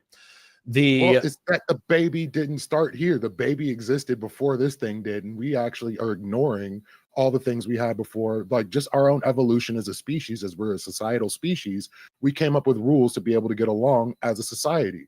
We already had these in place. They existed in Zoroastrianism and other religions, or just in general within societies. Like killing people definitely was never on our list of things we really like doing. So go ahead. I think there's arguments here, but anyways, but I want to hit your genocide, anti-gay, anti-woman shit, because that's the things that we brought up as like the potential toxic bathwater. Okay, so with genocide, I would say that would be the same thing as slavery, where it'd be like, okay, correct me if I'm wrong. We're talking about the Jews moving into the realm of Canaan and then conquering it, and there being a city that was so evil that not only did they kill, and by the way, this was after the 10 Commandments. So obviously the 10 Commandments means thou shalt not murder, not thou shalt not kill, because literally the Jews like killed the fuck out of the Canaanites almost immediately after the 10 Commandments, right? So it is thou shalt not murder. You might know thou shalt not kill, but it's thou shalt not murder, okay? So when it came to the Canaanite tribes that they conquered or whatever, there was 2 or 3 cities that they like sacked, enslaved the women, killed all the military aged men, like all that kind of stuff.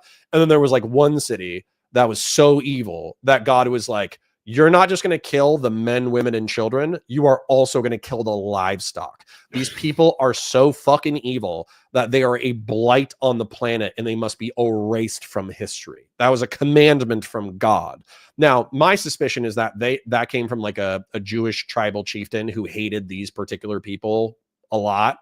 But what I would say is, argumentatively, I would put this in the same category as slavery, where you just say, this is a relic of its time, right? We don't believe that God would condone the wholesale slaughter of men, women, children, and animals because they're so uniquely evil, right?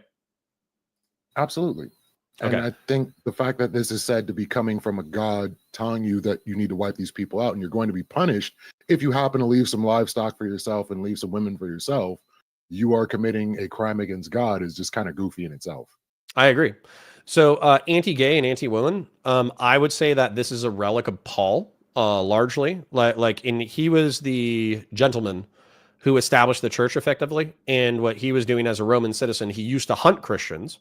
Then he had a divine revelation that he should be a Christian. Then he was such a forcible, charismatic, and intelligent person that he wrote a series of letters to all of the early churches that existed within the Roman Empire, telling them how to conduct their affairs. A lot of people use him as a justification for anti-homosexual vibes, I guess.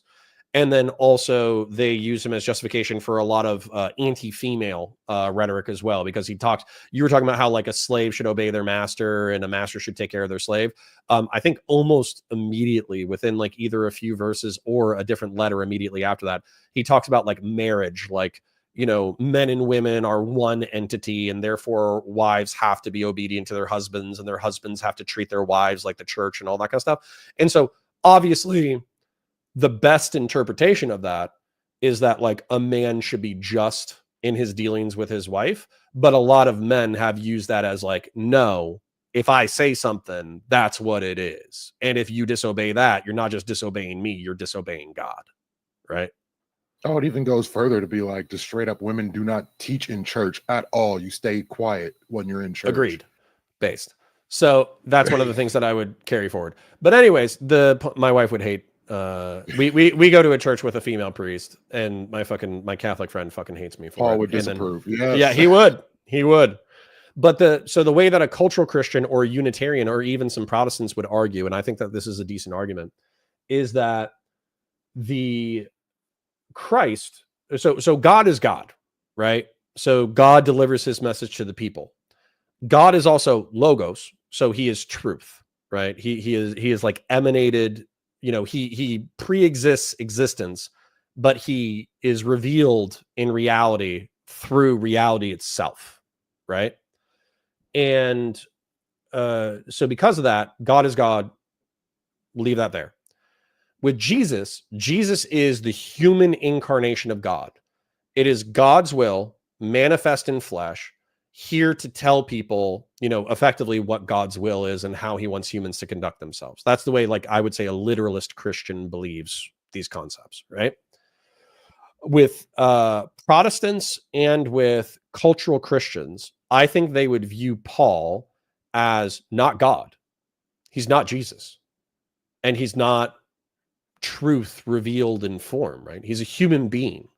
He's a human being who's interpreting what he thinks is appropriate based off of his time and place. And so you said, like, your beef with cultural Christianity is that you could ignore the shit that you don't like. Well, I would say that that's like a perfectly valid argument, not just for cultural Christians, but also for Protestants, to take the good parts of Paul and ignore all the bad parts, because he's not God himself. He's a man. Yeah, and that's why I really like that you started with the 10 Commandments. And for some reason, they weren't able to slip into the 10 Commandments. Hey, let's not own people. Sure. Should have been right there somewhere, and Jesus never got to that one either. Well, never listen. said, hey, don't own people. Well, but they can bring up all sorts of other things, like don't have graven images. Well, but here's the thing. Like, I am not so. I'm trying to think of how. I don't have so much hubris that I think that I am different than the human beings who existed 2,000 or 3,000 years ago. We are not like more intelligent than people 2,000 or 3,000 years ago. We're operating with different information. the reason why you and I, like, we haven't significantly genetically evolved in the past 3,000 years. We've socioculturally evolved, right? And so what I would say is the reason why slavery probably was never brought up in the Old or New Testament was because it was a expression of the material requirements of reality at the time. And so, as an example, sugarcane production in the 17th and 18th centuries, right? With sugarcane, that is an effort-intensive product that the entire world wants, but no sane human being would ever want to be a sugarcane field hand. Like, there is like no amount of money that you could pay people and have a profitable product and get people to fucking harvest sugarcane, right? And so as a result, I view slavery as like a product of its material time, where it's like, well, we don't have machines, we don't have metal, we don't have industrial machinery. We just have black people who we can point a gun at and say, start picking up sugarcane until you fucking die, right? Like that's basically what we have at the time. So I would view like moral evolution as a jump back and forth between morality and technology, like over and over and over again. And that's why slavery wasn't addressed in the Bible. That's ridiculous, because if it's supposed to Why? be coming from a God, and the fact that, so that's where the whole cultural Christianity versus Christianity itself becomes like kind of a non-starter. If Why? you actually are a true believer, I'm not going to trip on the fact that you may hold some of these ideas because you actually think it comes from a divine source. In the case of a cultural Christian, you don't believe it came from a divine source. You believe it came from man and the culture that those people came from. And literally these people were like goat herders and shit, living in the desert, living by whatever means they needed to. We can evolve, but I don't beyond dismiss that and not use it. I don't dismiss the wisdom of goat herders. So as an example, and we can get into secular humanism as like a comparative tool for like a moral understanding. But I would say I don't dismiss the wisdom of goat herders the same way that I don't dismiss the wisdom of almost anybody. Okay. And so just as an example, like we have, I'm just going to say, in the modern context, we have the association of shepherds, in my opinion, of being pussies.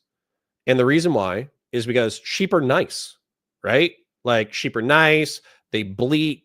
You oftentimes don't have to slaughter them. You just have to shear them in order to get a product. We have good fences and decent agriculture now. We have a lot of modern tools and all that kind of stuff. So we associate being a shepherd with being a pussy, basically. But if you actually analyze the history of the time, being a shepherd wasn't being a pussy. If anything, it was being like a guardian, right? And so going and tending to livestock animals, and we're not talking about like green mountainsides in Europe. We're talking about like deserty scrub shit grass in the Mediterranean, right? And this is an area that's populated with like eagles and lions, and I'm sure they have some version of like coyotes or wild dogs or whatever, right? And so what you're talking about is and this was like a kid's job, right? So from the age of 8 to the age of like 20, you are given rocks and a leather strap that you can fling at somebody's fucking head at like 80 miles an hour, and you can kill people with this thing. It's basically like a fucking gun, right? And you are told to go care for these animals. And so there are all sorts of lessons about like stewardship, guardianship, responsibility, what you do. Like they talk about like the lost sheep parable, which is actually counterintuitive to like shepherding good practice, I guess. And so you're able to like couch all of these like interesting moral stories into this ancient concept that is actually pretty fucking cool. And so as a result, if you sit down and you're like, here's the secular humanist bullet points of what it takes to be a good steward and shepherd and leader, I'm going to look at your PowerPoint and I'm going to be like, okay, this is fucking boring and gay. I'm not going to pay attention to this. Whereas if you tell me about how a shepherd led a nation and, threw a rock into some like 11-foot dude's skull in order to like save the kingdom of Israel, I might actually like absorb some of the moral messaging from this story. And so that kind of gets back to, do we absorb moral messaging from bullet points, or do we absorb moral messaging from stories?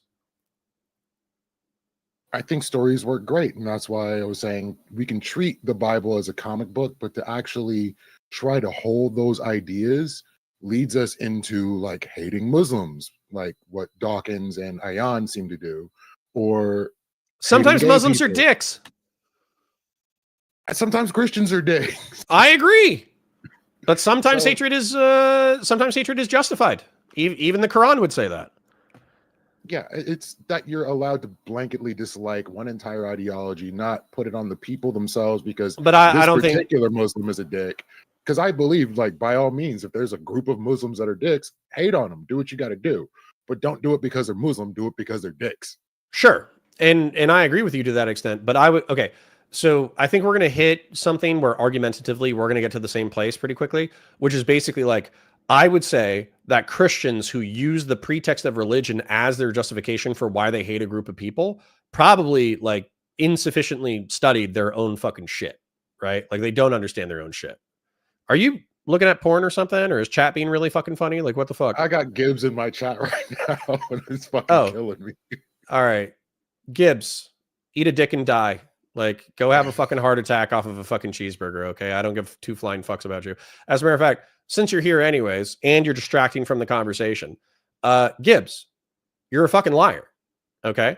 You said that, I sent people from my community to harass you? You mean that out of the 90 people that are in my fucking chat cross-platform, there's somebody who gives a fuck about you in Texas enough to go research who you are and call your business to harass you?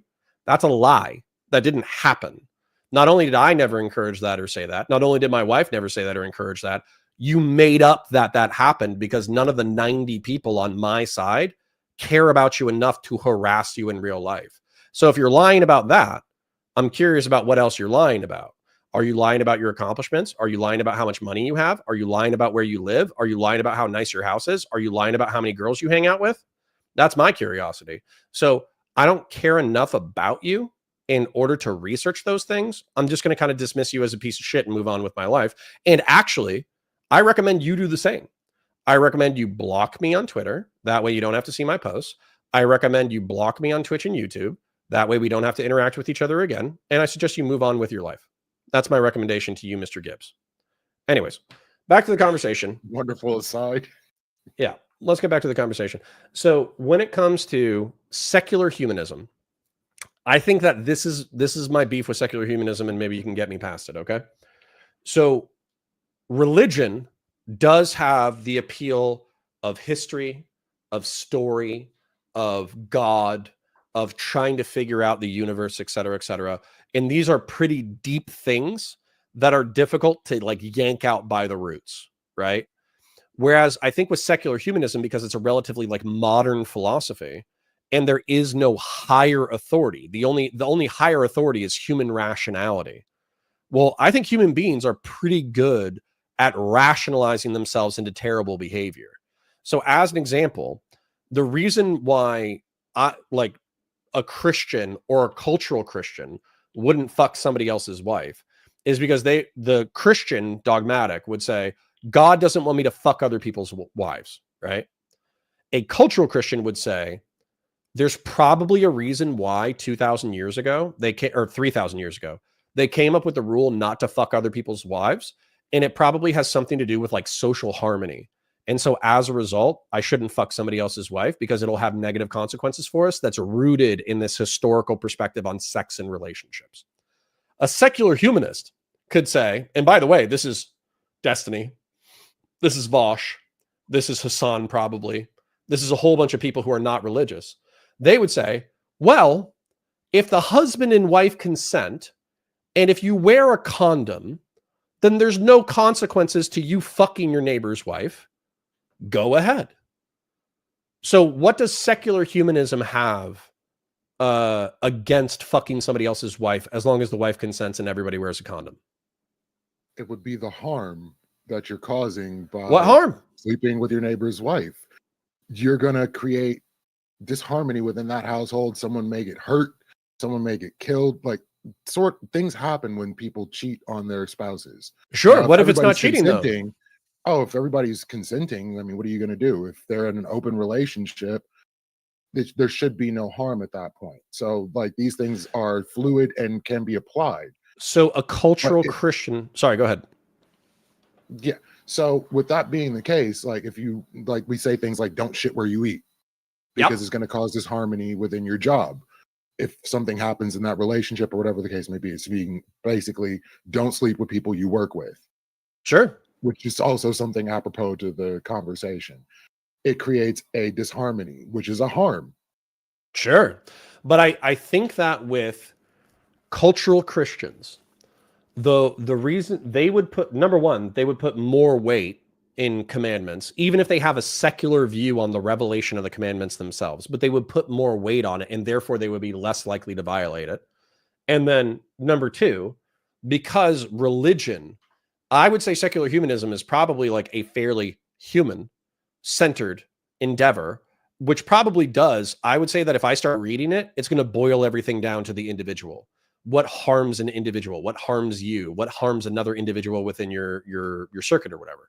Whereas I think that religion oftentimes is very collective in the way that it thinks. And so as a result of that collectivism, it'll talk about harm to the whole. So in my opinion, a secular humanist would be more likely, not all the time, but they would be more likely to say, if I wear a condom and the wife consents and the husband consents, I can fuck my neighbor's wife. Whereas a cultural Christian will say, well, 3,000 years ago, they kind of observed that this was fucking over everything in society. As a result, even though technically I can only see minimal consequences if everybody consents, this is still bad and I shouldn't do it. And I won't as a result. That's actually the difference right there, in my opinion. I think that you can rationalize almost anything.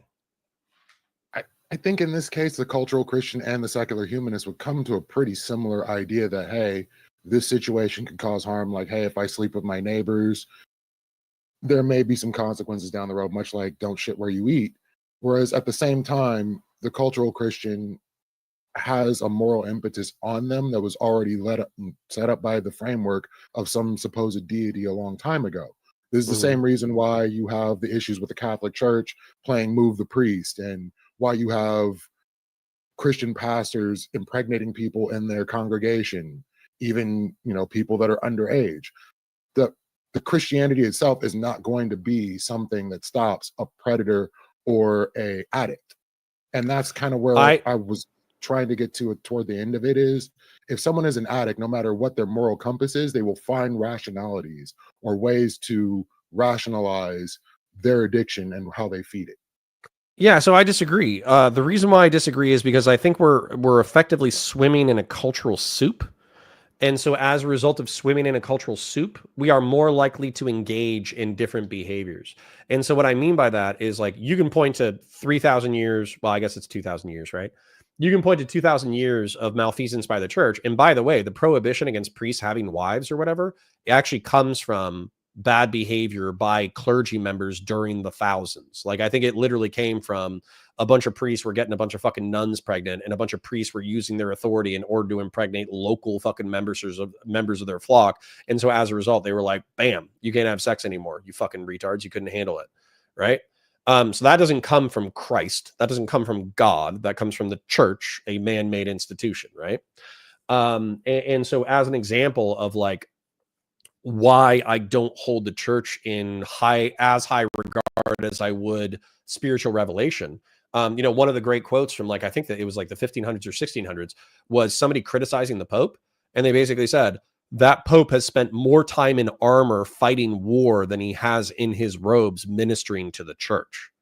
And so he was effectively like now, of course, like, that was a time of war, but at the same time, he was a secular leader preoccupying himself with material wealth and power within Italy. He wasn't a spiritual guide who is leading Christendom into closer proximity to God, right? And so that's where I think that humans are flawed and fail all the time. And so I don't put as much weight in their material concerns as I do like maybe spiritual revelation, I guess. But I think that if you look at biblical prohibitions, there's always going to be a root, right? And so for me, when it comes to the, let's talk about pork and then homophobia. When it comes to pork, I almost guarantee you and shellfish. Pork. Pigs don't sweat, I think, is a thing. We'd have to Google it. And so they maintain like a lot of their toxins like inside their body or whatever. And so you have to cook pork properly or it can fucking hurt you or kill you, right? Like bacterial exposure or exposure to toxins.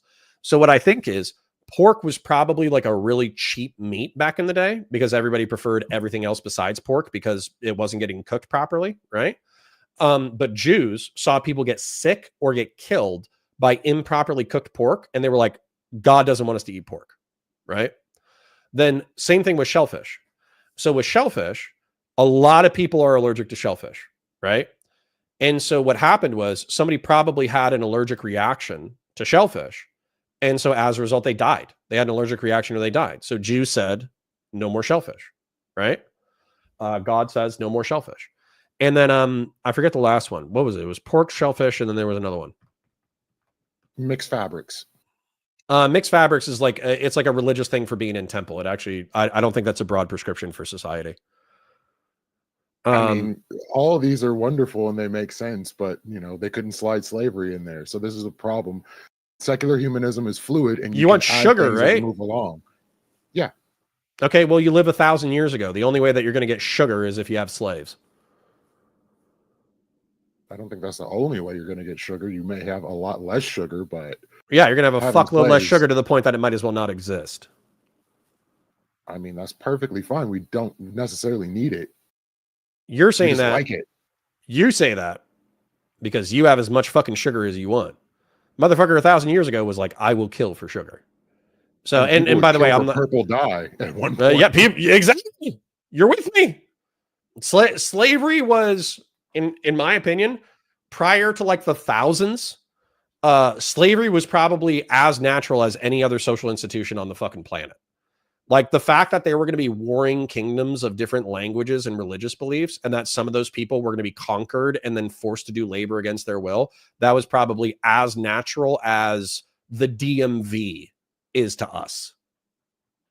Yeah, but why moralize it? Like that's the ridiculous portion of it. Why moralize it? They moralized it for one group versus another group, where one group actually gets out of slavery and is I think you all. Yeah, I think you know why. Right. So for instance, like the let's talk about like the beating of slaves. Right. So I somebody can correct me on the specifics. I haven't read it recently. Right. But effectively, if you beat a Jew to death, you are put to death. Right. If you beat a slave to death and they die immediately, I think you also get put to death. But if you beat a slave and then he hangs on for a few days and then he dies, then you won't be put to death, right? Now, obviously, that didn't come from God.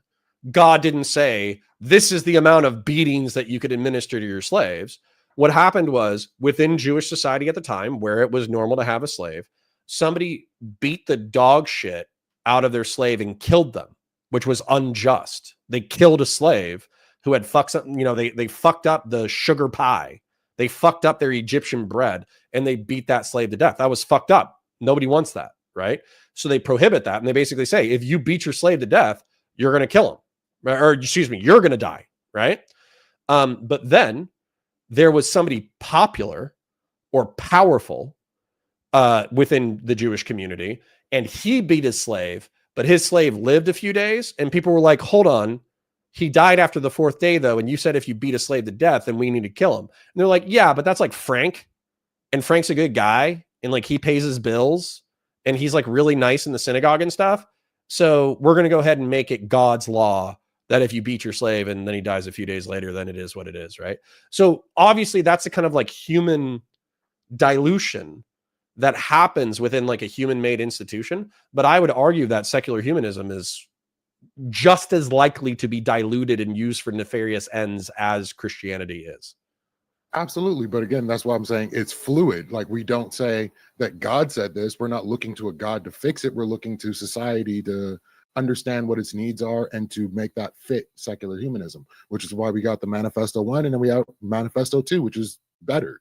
It's going to be something we can what's change. the Manifesto you can't 2? change the Bible.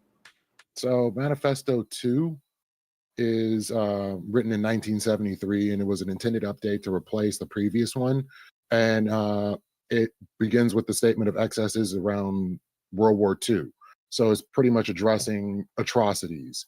So there's little things and tweaks that were put in, and I think it fits a lot of what we need as people. How many people have read Manifesto 1 or 2?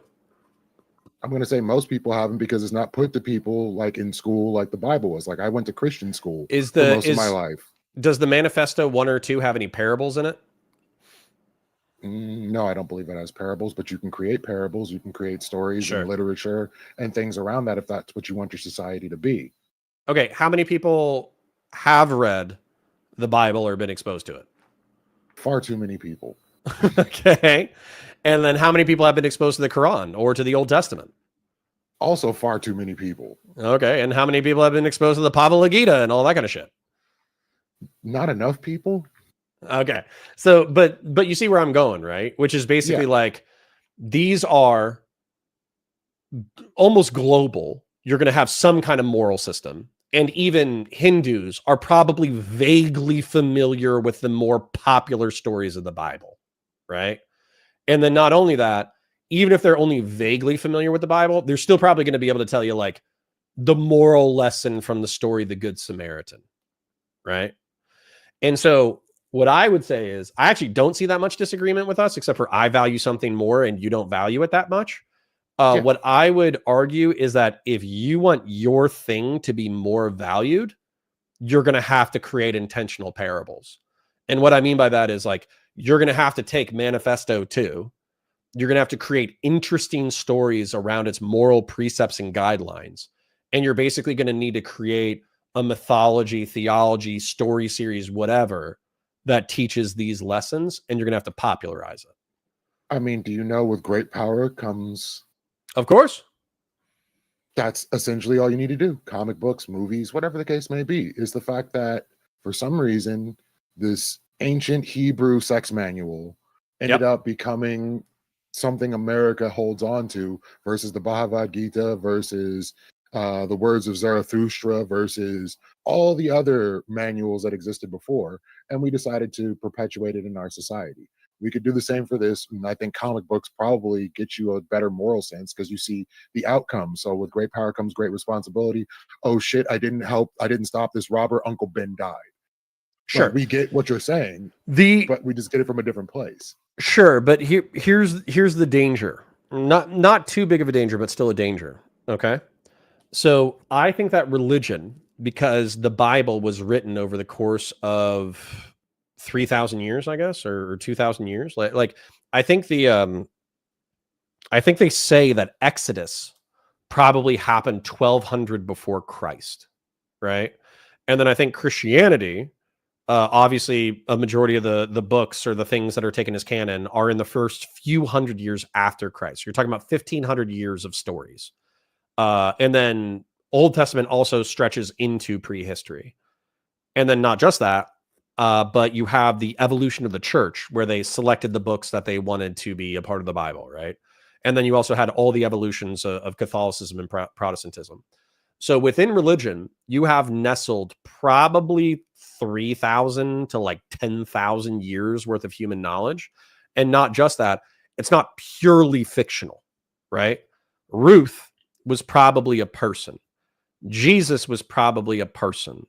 I'm trying to think of who else, but like Abraham was probably a person, right? And so their moral precepts are not rooted in like an abstract, disconnected moral system that actually doesn't have correlation with reality. It's rooted in like a reality that was revealed over time through various stories that were based on some semblance of truth. And I think the reason why it resonates is because people find it to be true. So when it comes to with great power comes great responsibility, well, the reason why that resonates is number one, it's a banger fucking line. And number two, you know, people who don't have a lot of power, I think, want to envision themselves as when they have power, they will act as like responsible moral beings, right? And our world is filled with all sorts of irresponsible, immoral, powerful people, right? Well, so I think that if you just write, be a good person when you have power. Well, what's a good person? Right? What's power? How do you wield it? How do you wield it responsibly? I can tell you that Aristotle and Plato, Socrates, and Abraham and David and Solomon, they all have things to say about what does it mean to be a good person and a bad person. And they all have things to say about the limits of that. And they all have things to say about what power is, right? So, you know, you can't just fictionalize it. It has to be based off of the real world.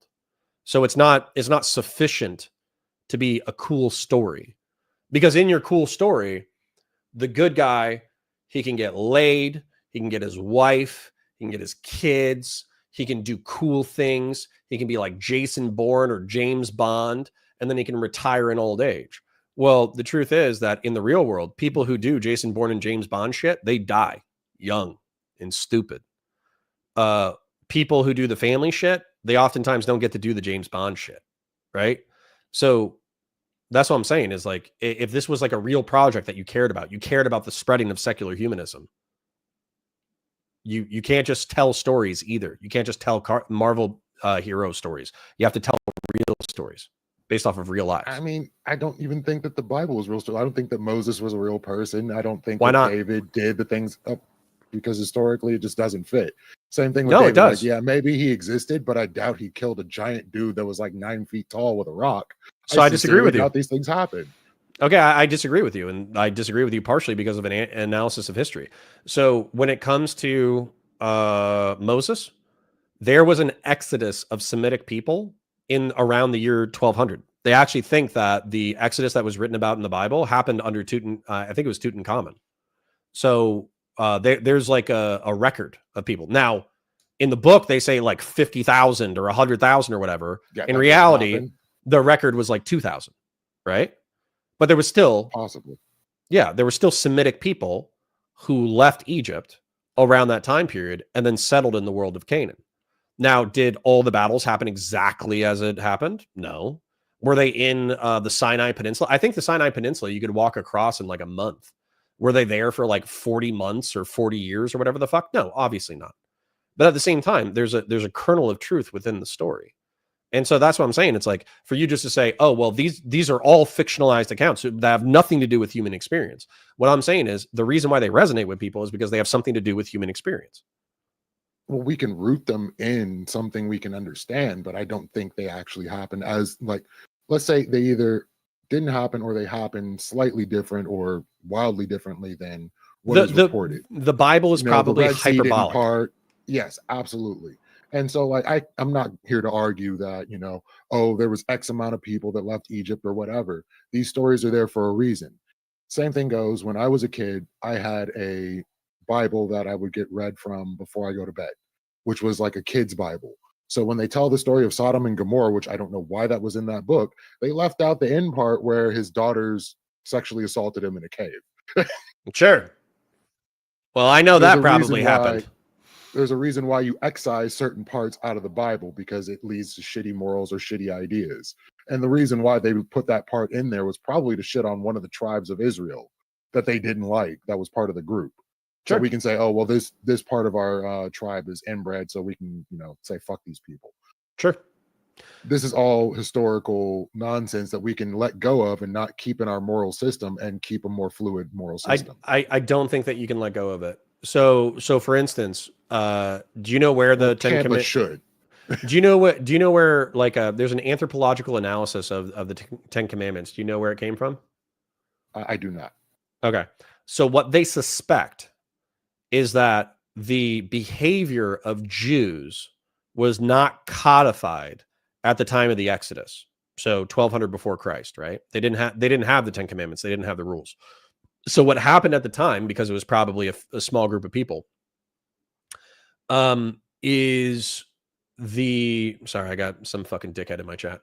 So what they believed is that the chieftain was adjudicating trials over and over and over again. And so what was happening was people were showing up and they were saying, oh, this guy's worshiping this thing, right? And he's putting this idol before God, or this person lied, or this person killed somebody and they didn't have justification, or this person fucked my wife, right? And so what happened was Moses, as the chieftain of the Jewish people at the time, and we're talking about like tribal history, he was making these rulings over and over and over again. Well, the idea is that he got fucking sick of it. And he was like, fuck this. I'm not going to keep adjudicating all your fucking bullshit. We're going to write down some rules. And if you don't obey these rules, we're going to beat the fuck out of you. And that's where the 10 commandments came from. Thou shalt not lie. Thou shalt not steal. Thou shalt honor their parents. Thou shalt not have no other gods before me. Thou shalt not murder. All this stuff came from, basically like the anthropological development of a court. So that's fine to treat it that cool. way. I think if more people saw it that way, we wouldn't have the issues that we have, and people able to justify their actions on these things, thinking that it comes from something more than it does, which is just people trying to figure shit out. Like I look to a joke from Lenny Bruce where they're just like, hey, we have a society and some dude keeps shitting on the table where we eat. Well, I'm the person in charge and I don't want to throw this person in the shit house, but somebody needs to throw this person in the shit house. So now we're going to create police. So Sure. we're going to have these rules because in our society, there's certain things that we want. I agree. That's a lot easier to work with and it's a lot more fluid. So I think we're in similar camps on this where like we're saying we need morals. I value a good reason to have them. Yeah, I just value I think that is kind of where it is, where I just value the religious systems more than you do. And you think we don't need them. I'm looking at the harms they've caused historically over time and the things that they've justified. And I think the baggage that comes along with them isn't worth the juice for the squeeze. And my summary of a counter argument would be, I don't think that you can make moral stories sexy or interesting unless you make them parables. And I don't think parables resonate with people unless they seem to reflect reality. And so the advantage of having, 5,000, 6,000 years worth of history to analyze is the fact that you can take the stories that resonate because they probably resonate for a fucking reason. So if you want to write a secular humanist Bible where you take all of the morality that is inside Manifesto 2, you want to narrativize it, and then you want to couch it in like stories that seem to resonate with human beings, then I think that's the fastest way that you could grow secular humanism. Otherwise, people are probably going to defer to cultural Christianity or cultural Judaism or cultural whatever. I can completely understand that. And yeah, I think that's a good place to end this chat. Okay, cool. Well, I'm going to go chat with Chad and maybe do a review or something. But did you have anything else that you wanted to hit before we kind of get out of here? I was just happy we didn't end up talking about the current drama at play because I am not into drama and I don't have any stake in this. So thank you for giving me your time. All right. Well, looking forward to the next one. So I hope you have a beautiful day, Lethe. I'm going to go hang out with Chad and probably go watch some rape, sexual assault drama. You as well. Enjoy yourself, Connor. Bye, buddy. All right, ladies and gentlemen, I need a small break. So thank you to the 80 people cross-platform, 82 people who are hanging out cross-platform. I'm going to show myself a little bit, but I need to get some water, and then I need to come back. It is currently 3:38. I think I'm going to run until 5 p.m. That's at least what I told my wife. If you do have money burning a hole in your pocket, then go ahead and do a super chat. I will, of course, read all of the super chats now or at the end of stream. Then I will turn on memberships on YouTube. It's basically something that I have to fill out on my end, but it requires a little bit of extra effort. So in the future, if you see the YouTube membership available, then go ahead and become a YouTube member. Alternatively, you can become a Twitch sub if you haven't done so already. And then at the very least, you can like the stream. Liking the stream is free. It tells other people that we're live. And if they are bored and they need somebody to yap, into their ear while they do something else, then I will be happy to yap for them. Can you, as a matter of fact, you know what we're going to do? I am going to pull up the funniest fucking song on, what is it? on YouTube. And the commentary community loves this song. I think it's fucking hysterical. So if you're sensitive about homosexuality or homosexual jokes, then I would strongly recommend muting and coming back in 3 minutes. If you think that homosexual jokes are funny, then go ahead and stay where you're at, because it is going to be pretty fucking funny. At least I do. I think it is. Whenever somebody else plays it, I think it's hilarious. Let's go here. Tell me if you guys got volume. Can you guys hear this song? I'm gay. All right, be right back. Every day. Fuck me in the ass until you make me spray. I'm fucking gay. I hug men romantically. Drop your balls into my mouth. I really love the taste. Yeah, I'm gay. I need cum to start my day. 1 teaspoon of penis juice to keep the strain away. I'm fucking gay. Your home was made for me. I'll crawl inside and live a life of quiet dignity. I'm fucking gay. I'm gay. I'm gay. I'm gay. I'm gay. I'm gay. I'm gay. And gay's my middle name. My first is also gay. Yeah, my last name is the same. I'm fucking gay. At least that's what they say when they see me dancing gaily in the big gay fat parade. Yeah, I'm gay. I eat the poo-poo last souffle and wash it down with piss like delicious lemonade. I'm fucking gay. And gay sex is my trade. Bottom to top, I'll call the lot and make it rain. Don't tell my wife. She's not about this life. She doesn't know I'm with her cause she looks like a guy. Don't tell my kids. They never would forgive. They don't know that I'm the one who killing penis kids. Don't tell the cops. They confiscate my cock and lock me up in jail with all the burly cons. Tell the cops I'm gayer than they thought. I've got a taste for man flesh and that will never stop. Cause I'm gay. That's right, I'm gay. Guess what? I'm gay. Yeah, I'm gay.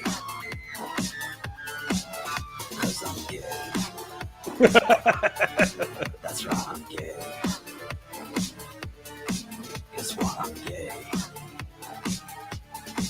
I'm fucking gay. I'm fucking gay. They call me Gay Jack the Ripper. Cause I hate women and I'm gay. I'm like gay Jeffrey Dahmer. If he was normal and not straight. So I saw that, obviously.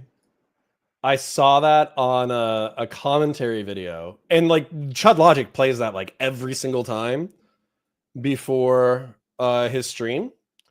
And it's such a fucking Song is bop, just man. So the first time I heard it, I was like, this is a fucking bop, right?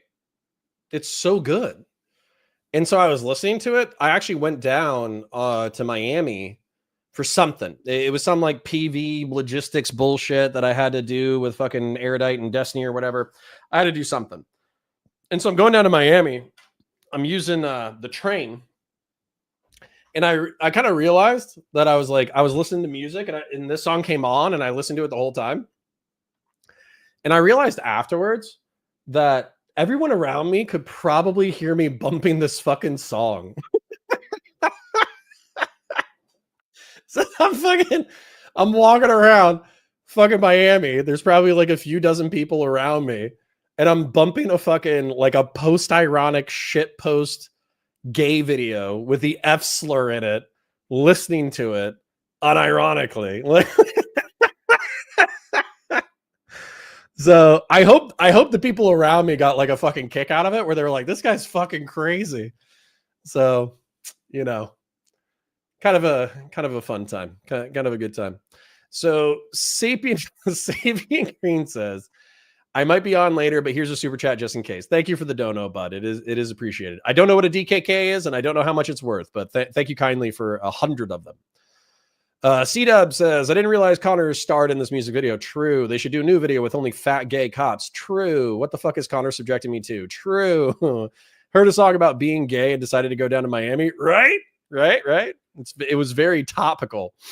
And they didn't say shit. The gay chat has arrived. True. I'm like 6'4", 250 pounds, walking down the train, entryway, blasting. I'm fucking gay. The only way it would have been better is, you know how like fucking Puerto Ricans, whenever they go to the beach, they have those like Bluetooth speakers. That would be the only way that it would have been better, was if I had the speaker like on my shoulder. I was like holding a Bluetooth speaker and I was making the whole train station listen to it. That would have been fucking awesome. But I am not that funny. Hear me out. Trump is good. No, I would say Trump's done one or two good things, but I wouldn't say Trump is good. I think Trump is actually quite retarded. They might have thought you were gay. True, Sapient Green. True. OG Cicero says, I'm not totally sure cultural Christianity is a thing, but I do think cultural Catholicism is a thing. Well, potato, tomato. I'd say rim shot, but that might be a bit too exciting. But true. It's $13.88. Well, thank you, Sapient. That is appreciated. We've had half a dozen donors tonight, so I want to thank Zerg Leet. So since Destiny, including his recent leaks, have dug the hole further, does Sargon have a higher moral character? I did answer that earlier. I separated political and personal, and I do think that loving your wife, not cheating on her, raising your kids, taking care of them, being engaged in your community, being engaged in your church, I do think that is more moral than being a gooner in a goon cave. However, I do find Sargon's politics nefarious. Zergleet says, for $2, says, you agree he is the better man, I guess.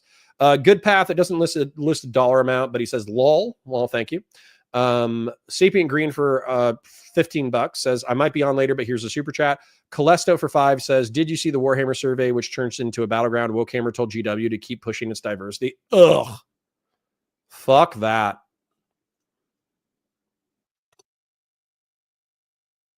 Have you considered that I'm bad? Of course. Of course I've considered that.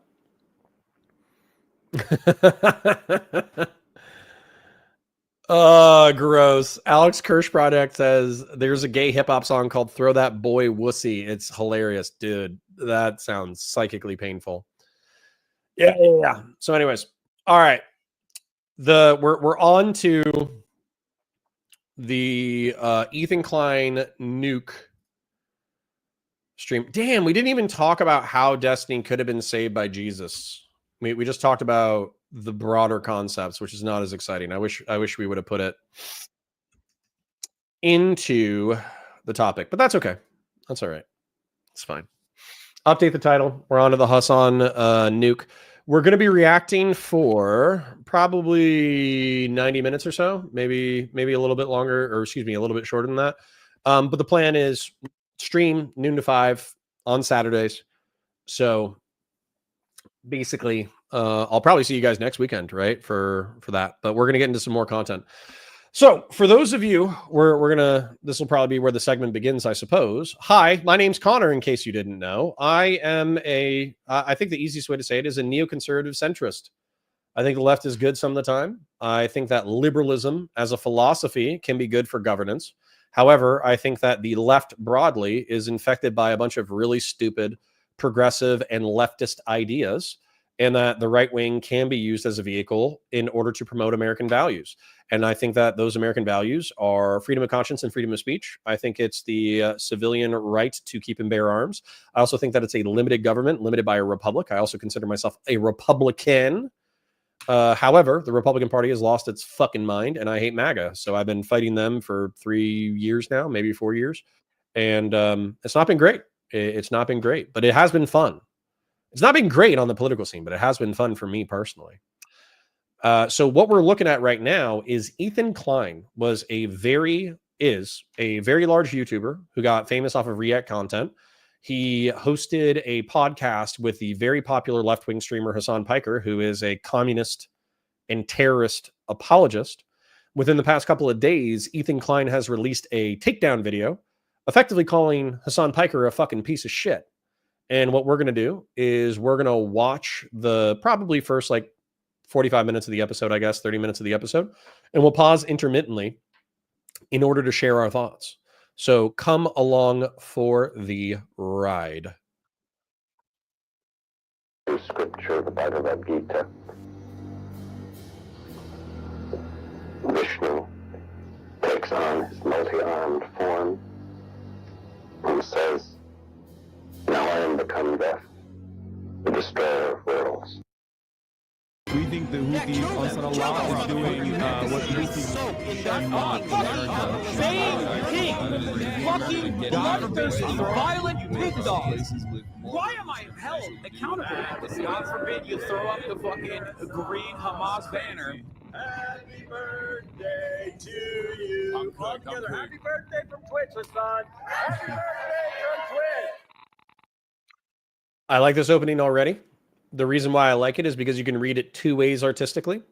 One of the ways in which you can read it is that Ethan Klein is nuking Hassan. The other way that you can read it is that Hassan is the nuke that was unleashed. That opening, for those of you who don't know, is Oppenheimer. He's one of the gentlemen who's responsible for the creation of the nuclear bomb. Ethan Klein, by being partners with Hassan Piker, effectively normalized them to a normie audience. And so as a result, he's partially responsible for his popularity. Now, Hassan Piker was already popular, but Ethan Klein did take him from the streamerverse and kind of made him more mainstream. C-Dub says, if Connor starts branching out in content, I desperately need him to play Disco Elysium. It's kind of pretentious, but I think Connor would get a kick out of being a cop dealing with schizopolitics. I mean, that maybe sounds base. Maybe we'll take a look at that for sure. Maybe we'll do gaming content on the Counterpoints channel. We'll see. Let's continue.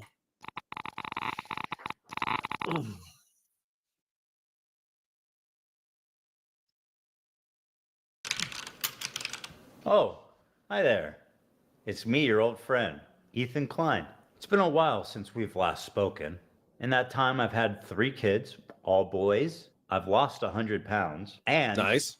I've pissed off 75% of the internet.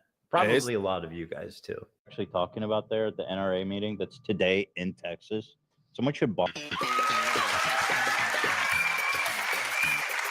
Oh, yeah, and I got He did piss me off with that one. He's completely correct. a tattoo also, so I'm cool like that now. Left or right, I always thought that despite our differences, there was one thing we could all agree on.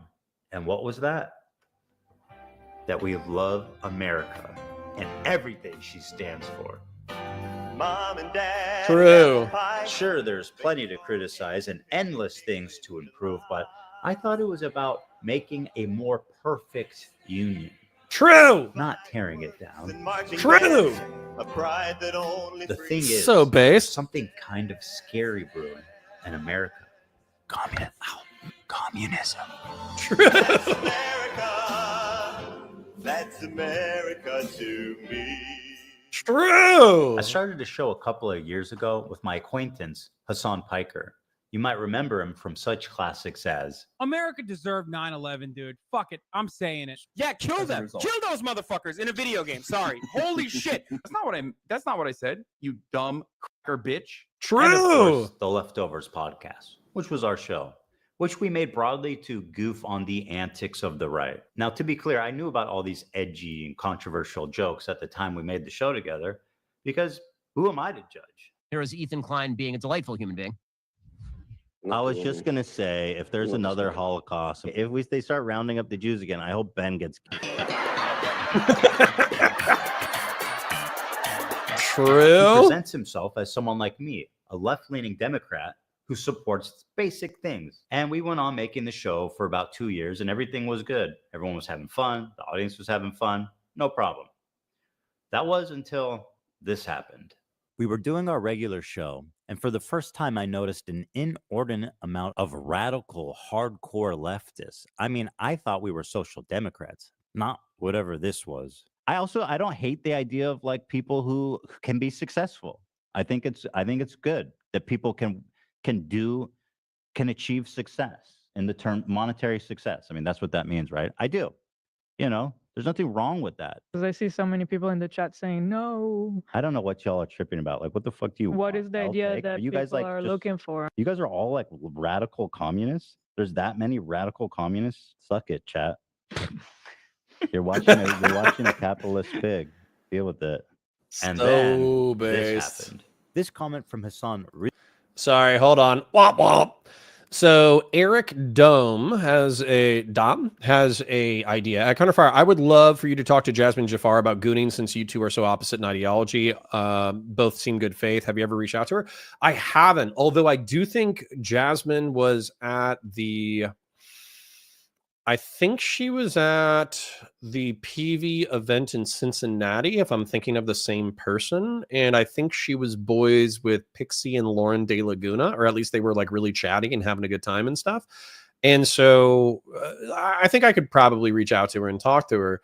The only thing though, so we're at 75. We peaked out at 100. You know, obviously having serious religious conversations wasn't what everybody was looking for today. But I am happy I got to talk to Lethe. I am happy that I got to talk to Smeth. And also, in general, I don't want to make this time slot exclusively one-on-one conversations with, you know, whoever wants to come on. But I do want to carve out some of that time because I want, you know, people who might have 10 streamers or 5 streamers or 3 viewers.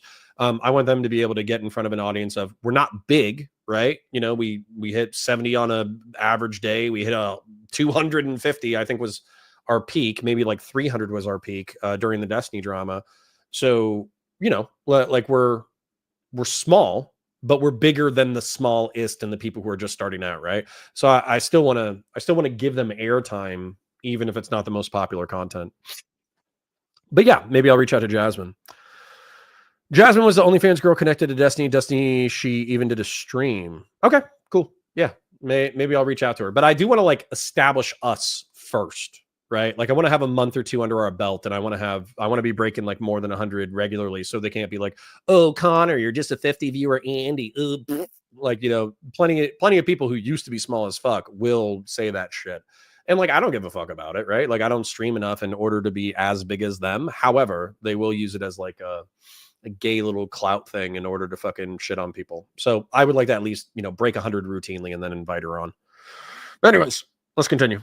Really started to sound some alarms in my head. If you're in a socialist country with multiple parties, and one of the parties is a capitalist party, which would surely exist. Yeah. What would you do if that party started gaining momentum? The solution to that would always be education and offering re-education. Re-education? Re-education, certainly. Yeah. There should be an enforcement mechanism. And in that enforcement mechanism, I think like rehabilitation, which would include re-education as well. If putting capitalists in re-education camps isn't disturbing enough, I started to notice that Hasan was carrying a lot of water for communist states' war crimes and genocides. What do you call Crimea? I call it a part of Russian territory, bitch. That's what I call Crimea. I call it Crimea River, a Russian river. The annexation. Yeah. So hold up. Of Crimea is absolutely a justifiable annexation. Tibet was literally a fucking feudal slave mandate, like So autonomous zone. China did them a favor. That was one. I mean, in America, when I say something like this, people get very upset. You know, we talk about the Dalai Lama saying "suck my tongue" or whatever, but like that's not far from the norm in fucking normal Tibetan existence before the Communist Party came in and took over. Dude. So he's basically saying like, oh yeah, Russia based, them annexing it, kind of based, you know, because it's Russian imperialism, not American imperialism. And then also like he said Tibet was effectively the Confederacy, you know, in the American Civil War. And so as a result, China absolutely had the right in order to like invade, annex, and culturally genocide Tibet. And it's like, listen, man, I'm not going to do it, right? I'm not going to fly out to Los Angeles. I'm not going to slap him in the face. But if a Tibetan person, a person from Tibet who escaped Chinese oppression, walked up to Hassan Piker on the street and slapped him in the fucking face, I would laugh. I would laugh. I would be like, that's 100% deserved. You deserve it for saying wild shit like that. If a Ukrainian in general or Ukrainian from Crimea walked up and slapped him in the face, I'd be like, fuck yeah. Like, yeah, this is one of the things that separates me from a fucking liberal, right? So liberals often will play to the rules of you do you, I do me, and we will never touch paths. So if you say wild shit, but you never hit me, then, you know, I can't hit you. I don't agree with that shit at all, right? I just don't agree with it. There are people who say such wild and offensive shit that even if it means catching like a simple battery charge and spending a night in a jail cell, I will not look bad. I will not look down on the person who fucking slaps or hits somebody who is saying fucked up shit like this.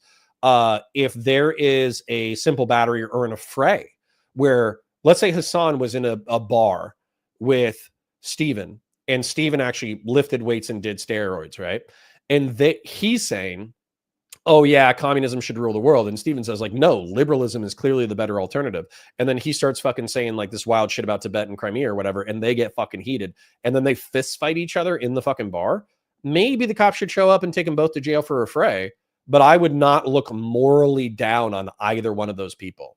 If somebody says this fucked up, wild, like cultural genocide or genocide apologia, fuck it. Like I don't give a shit. I'm not saying to slap them. You will end up in jail. However, if you do slap them, I will laugh. So yeah. Let's continue. Unilaterally took over Tibet. Like these are their culture. They basically Hi, are trying Abaddon. to, homogenize the culture. If your culture, They're trying to swell the religion and the identity. The part of feudal warlords and slavery, abolishing that, yes, I do think that is good. No, China did them a favor. This is a good way to describe Taiwan as well. The American federal government going into the fucking South and killing, unfortunately not all of them, but a decent amount of slavers and defenders of slavery. This is violent retribution from a powerful federal government that squashed. Okay, Tibet is the South in the Civil War. Yes. And most disturbingly, a complete whitewashing of the Chinese genocide against their Muslim minority group, the Uyghurs. So here's the thing. I would look at Tibet. He's saying that so confidently. I would have enough innate curiosity to go read about the moral abuses of Tibet, whether or not they had slavery, whether or not pedophilia was common, whether or not this, whether or not that, and whether or not the Han Chinese cultural genocide ended up having pro-social consequences for Tibet. That I would put as a question mark in my mind, and then I would actually go research it. However, he didn't say Tibet. He said Taiwan. He was comparing the Confederacy to Taiwan, and I already know Chinese nationalist history. So it's like, no, the Chinese nationalist government was corrupt. They did fuck over plenty of people within China, but they were still fighting a communist insurgency within their own country. And then two, they were fighting the Japanese who had just invaded and slaughtered so many people. And so when the communists became more popular than the nationalists within the not within the United States, within China during World War II, what ended up happening was the communists ended up like eating all of the disaffected nationalists who had no faith in Chiang Kai-shek and the nationalist government because they kept failing in battle over and over and over again until eventually they steamrolled everybody. And so Chiang Kai-shek and the nationalist government escaped to Taiwan, but the Taiwanese people, they don't want to be a part of fucking China. They don't want communism. They don't want authoritarian communism. They don't want the big brother state. If anything, you see them like training in their own country, children, teenagers, adults, they're training with airsoft guns to be able to resist a Chinese invasion of their island. So for him to say like, yeah, actually, I do want an authoritarian, dystopian, big brother communist state to invade a sovereign island of a different government, it's like you're a fucking monster. You have no idea what the fuck you're saying, right? You have no fucking idea. And so if a Taiwanese person walked up and slapped the fuck out of Hassan Piker, I wouldn't give two shits. Again, don't do it. You're going to go to jail, right? However, if you heard this motherfucker effectively saying like, yeah, All your family members, if they get bombed by the People's Republic of China, if they get annexed back into a big brother dystopian authoritarian communist nightmare, I don't care. As a matter of fact, I think it's good. Sure. I don't care. Go for it. What a fucking loser, dork, fucking nerd who has never seen anything real as an entire fucking life. I hate this guy so fucking much. It's actually wild. When Brianna used to, because she doesn't anymore because she kind of realized how big of a fucking piece of shit he was. But when she used to be like, yeah, but Hassan's hot. It's like, dude, you don't know what you're sweeping for. This is one of the biggest pieces of fucking shit on the internet. Don't they have Uyghur death camps? Is that? It's not a death camp. It's a cultural genocide camp. Re-education camps, and they are no cultural longer genocide. in operation. Is that according true? to the Associated Press? Okay. I saw this But, yeah, crazy documentary, and I don't know. I don't know the surrounding narrative or anything about it, but it was about there was doctors in the area. They would be able to procure organs. No, that's no. I'm telling you, they were in China with that one is like Shen Yun, they're like, we Falun could Gong. get you an organ from a Uyghur. But why is that? Is that really that crazy? The Associated Press quietly fucking wrote an article that didn't get a lot of coverage in mainstream media about how, like, okay, well, all the concentration camps have been closed now. Like, all the re-education camps are closed now in fucking Xinjiang, and it's like very different vibes in Xinjiang. And now, it's the tourism hour.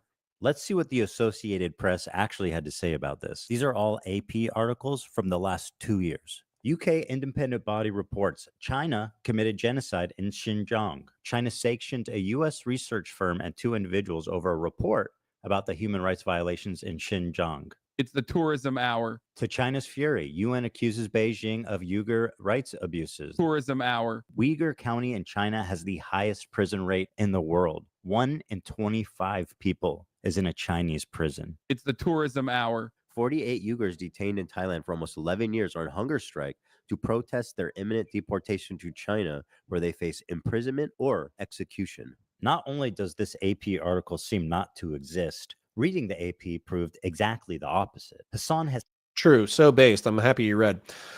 Duffy MTGC 4th says, since you're willing to do that on a personal level, you also would be a fan for hate speech laws? No. Like, if you can recognize if the courts could as well, I know there's potential for abuse, but at the same time, people could abuse the same thing you're suggesting. Like, there's extremes the government could take, but with individual citizens end up doing the Charlie Hebdo account.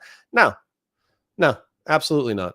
So the state doing something versus an individual doing something are completely different.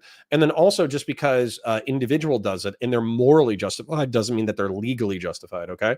So slapping people in the face for things that they say should probably be illegal. You don't want to encourage or condone people for hitting people for words.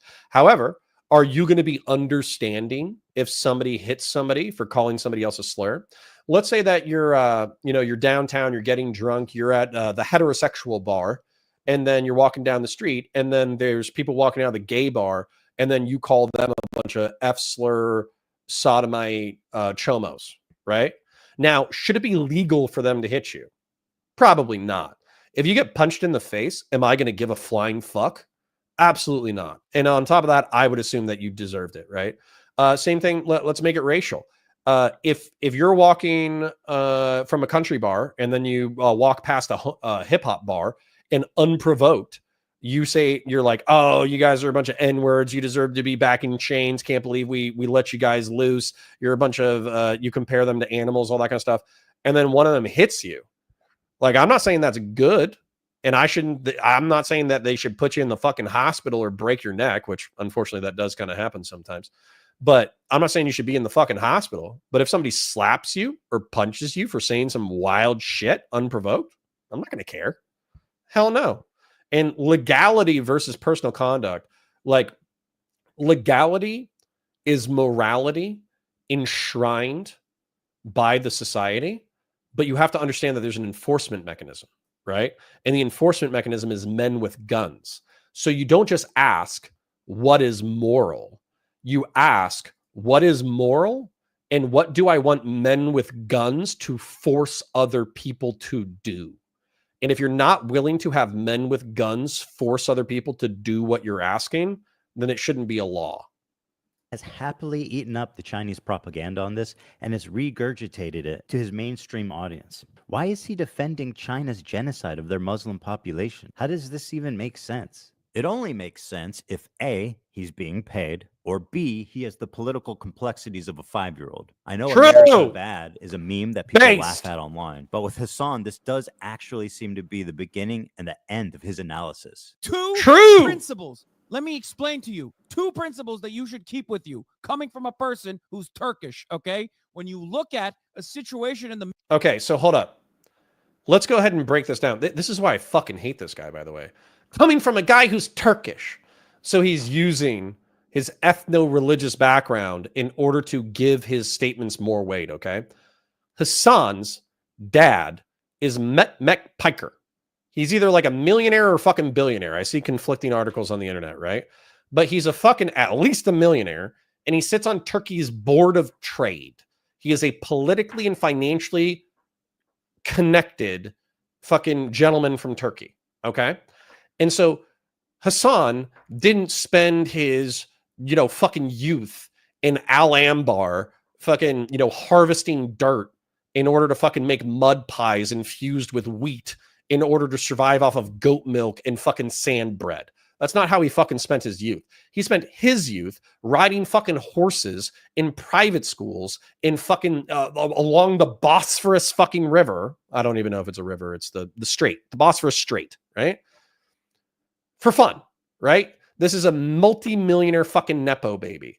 His parents had him in New Jersey so he would have U.S. citizenship so he could travel to the United States to go to college. I think he traveled to college in order to go to the University of Miami. And then I think he flunked out of college and started working with Cenk Uyghur's fucking company until he could start streaming well enough so he could have his own independent career. Now he's a 100,000-year multimillionaire. But the only reason why he was able to become a 100,000-year multimillionaire is because he had rich fucking parents who were able to pay his fucking rent for a decade while he unfucked his life. It's fucking retard. Like, honestly, it's that alone pisses me off. So, sorry, we got another comment. Abaddon says, you say some wild shit like this, you get your ass whooped in real life. True. Duffy MTG says, depending on the attitudes in society, the person doing the slapping isn't even going to be understood for doing something reasonable. And this comes into people. Sorry, it keeps moving. For doing something reasonable. And this comes into consideration at sentencing. Someone calls someone a slur and they get slapped. The person slapping them gets a lesser sentence when everyone's like, you shouldn't attack people, but this guy's a fucking dick. You're on probation. Someone calls someone a slur and they slap them, but it's pre-civil rights movement and they get the book thrown at them and end up with a maximum sentence. I mean, you're not saying anything I disagree with. Son's a Nepo baby LARPing as a working class. True. And Destiny gave him a political platform. True. All of the retards who have spawned out of the Young Turks and Destiny is horrifying to think about. Cenk Uyghur and Stephen Bonnell are responsible for half a dozen of the biggest fucking popular retards on the goddamn internet. All right. Sorry. I interrupted Hasan. Let's see what other insightful thing he has to say. Middle East. You look at what the local government is and who the Western forces are. Never align with the Western forces. So when I look at other countries, I look at their... By this logic, ISIS is good. I'm just saying, right? So we fought ISIS in Iraq.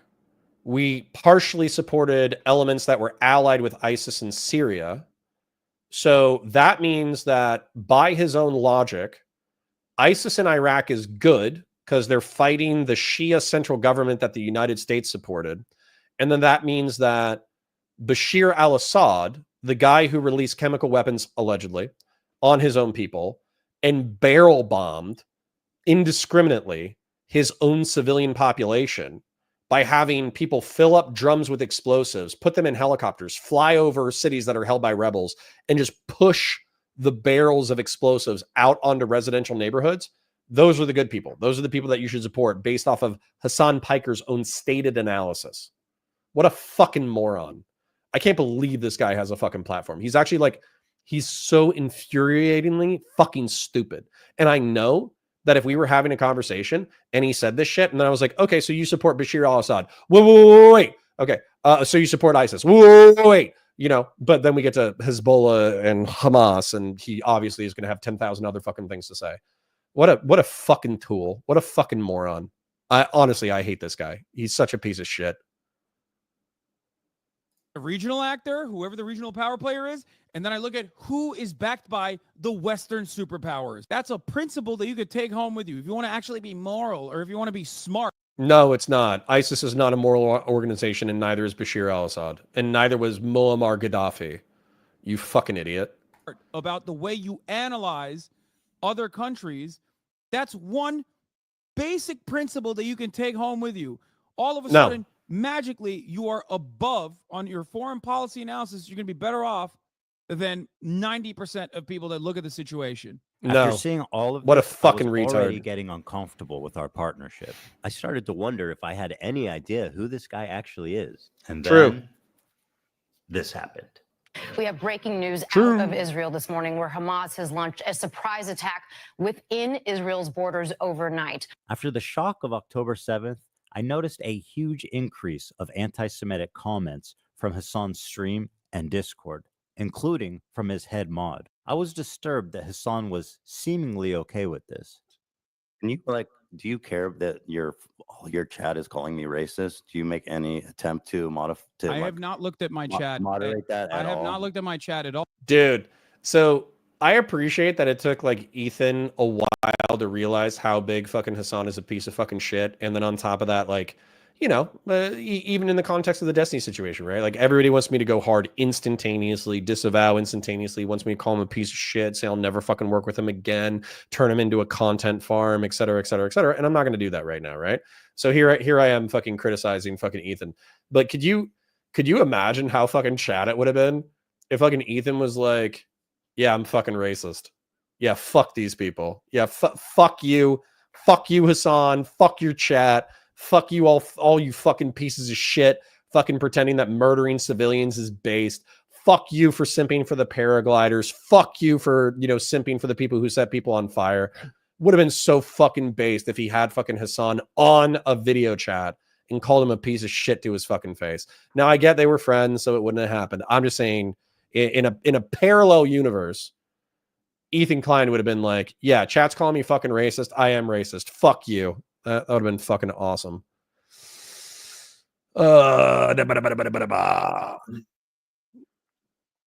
Boom. But you I have just to opened it, but don't you have moderators? Do you care at all about what your audience says about There's me? 32,000 people in here right now.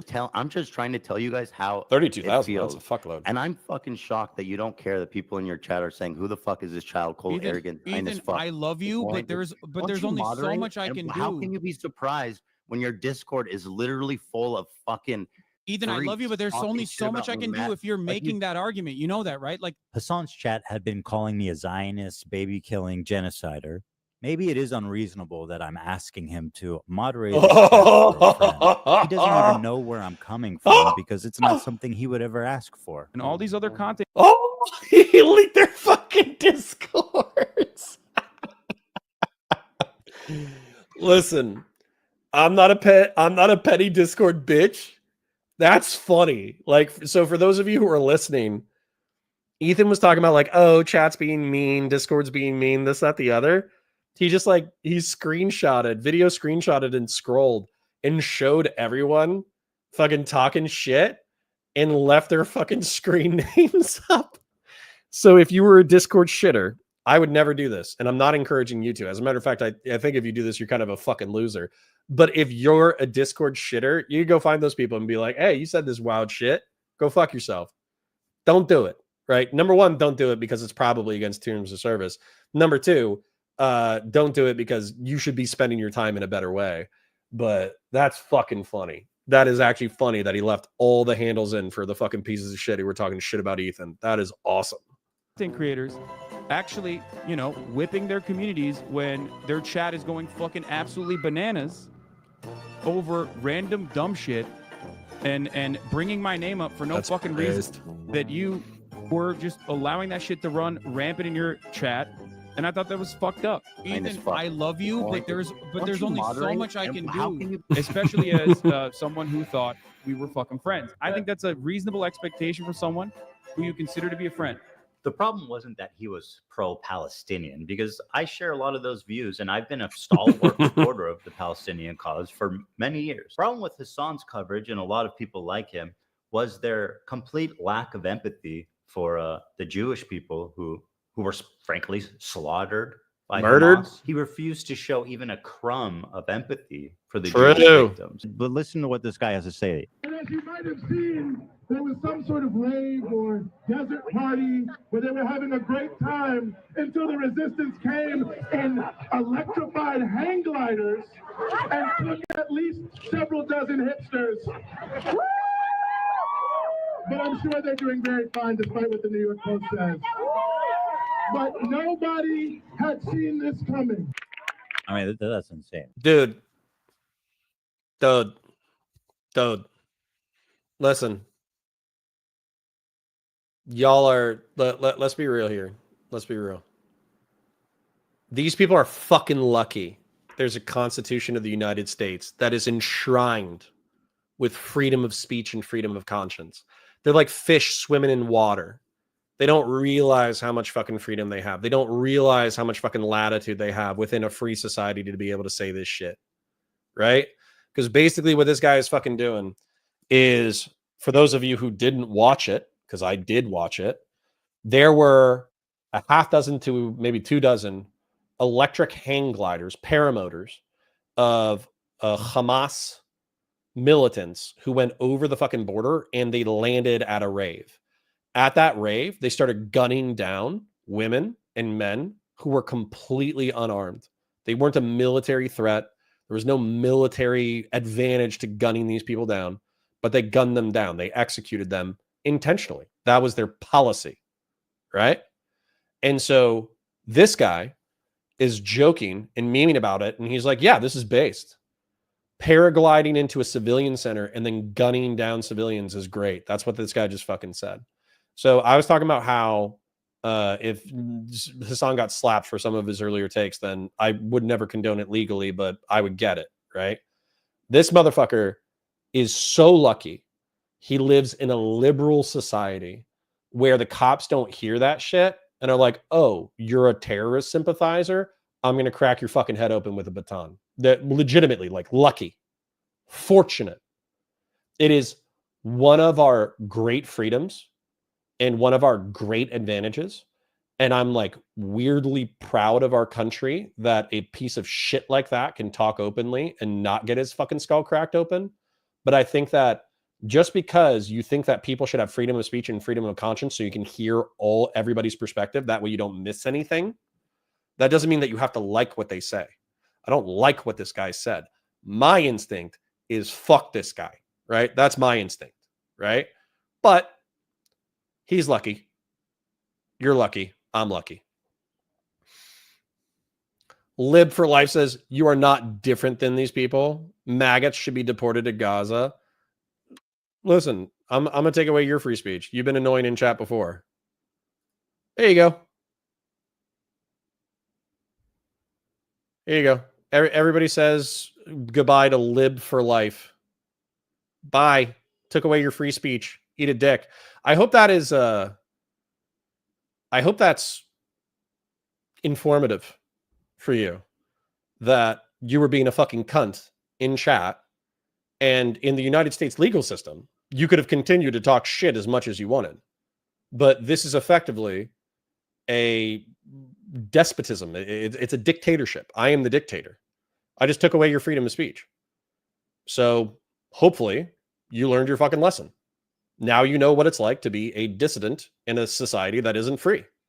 I am the dictator. You are gone. I never have to see you ever again. You never have to annoy me ever again. Bye. Everybody say bye to Lib for Life. Have a nice fucking life, dickhead. Right.